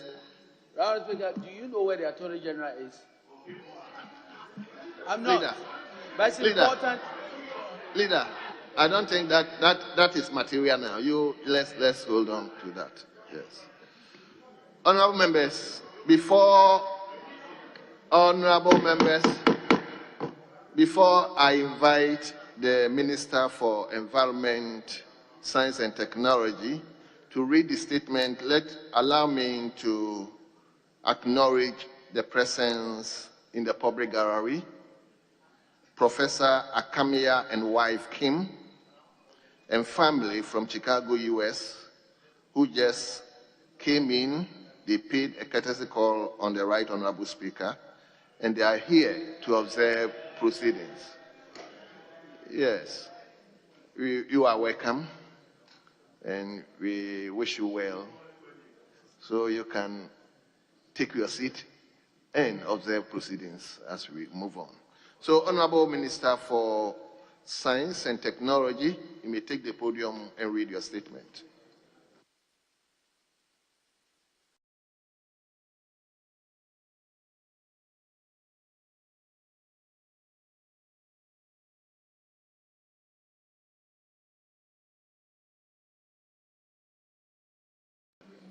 Mr. Speaker, right from the onset, let me express my profound gratitude to the leadership on both sides of the aisle and to your good self for granting me this opportunity. I promise that I will be very brief indeed. Mr. Speaker, honorable members, I stand here today to brief Parliament on preparation that Ghana is making to participate in the 28th Conference of Parties in the United Nations Framework Convention on Climate Change, that's FCCC. Mr. Speaker, the Conference of Parties to the United Nations Framework Convention on Climate Change is the supreme decision-making body of the United Nations Framework Convention on Climate Change. All states that are parties to the convention are represented at the COP, that is the acronym for the Convention of Parties, where they review the implementation of the convention and any other legal instruments that the COP adopts and take, that's the Conference of Parties, not Convention of Parties, adopts and take decisions necessary to promote the effective implementation of the convention. Mr. Speaker, the theme for this year's COP28, scheduled to take place in the United Arab Emirates from 30th November to 12th December this year, 2023, at the Expo Convention Center in Dubai is Unite, Act, Deliver. Repeat, Unite, Act, Deliver. The reason for the theme is to marshal all forces and resources to ensure that the Paris Agreement is delivered by 2030. Mr. Speaker, the conference, which will be held under the leadership of the UAE, will include the following. 1. World Climate Action Summit, where presidents from party states to the convention participate and deliver their national statements. 2. This will be followed by Negotiations Week, when ministers and technical officers will negotiate on the various thematic areas for Ghana. 3.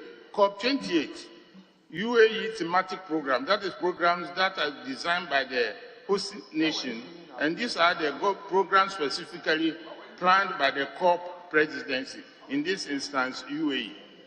And then finally, Mr. Speaker, we have the CVF/V20 presidency. Now, Ghana is the presidency of the CVF. CVF stands for Climate Vulnerable Forum, and this is under the guidance of His Excellency the President of Ghana, Nana Addo Dankwa Akufo-Addo, who is the president for this 1.5 billion people from various states, from Bangladesh, Ghana, Nigeria, to Palau, to Marshall Islands, Fiji, and so on and so forth. Ghana will lead and also participate in all CVF V20 programs during the COP. The V20 is the 20 particularly vulnerable group, and again, our finance minister is the chairperson for this group. Then we have a program where Ghana has a pavilion program. These are programs intended to be undertaken at the Ghana Pavilion to showcase our progress in climate change adaptation, mitigation, resilience, and socio-economic development. Mr. Speaker, we will also have bilateral meetings, and the government of Ghana will hold meetings with other parties intended to build the needed partnerships and mobilize resources towards our low-carbon socio-economic growth ambition. Mr. Speaker, the World Climate Action Session, which is the high-level presidential summit as part of the COP, is expected to take place on the 1st and 2nd of December 2023, and His Excellency the President, Nana Addo Dankwa Akufo-Addo, will deliver a national statement that outlines Ghana's concrete commitment in contributing to bring to the world on track in issues that Ghana is taking to addressing these climate change issues. Additionally, during the second week of the COP, honorable ministers, that's our sectorial ministers, and of course from other countries, will participate in critical negotiations and decisions making on the following topics: global stock staking.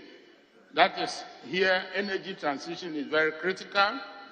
2, loss and damage, and we just witnessed an episode of loss and damage. That's the Kosombo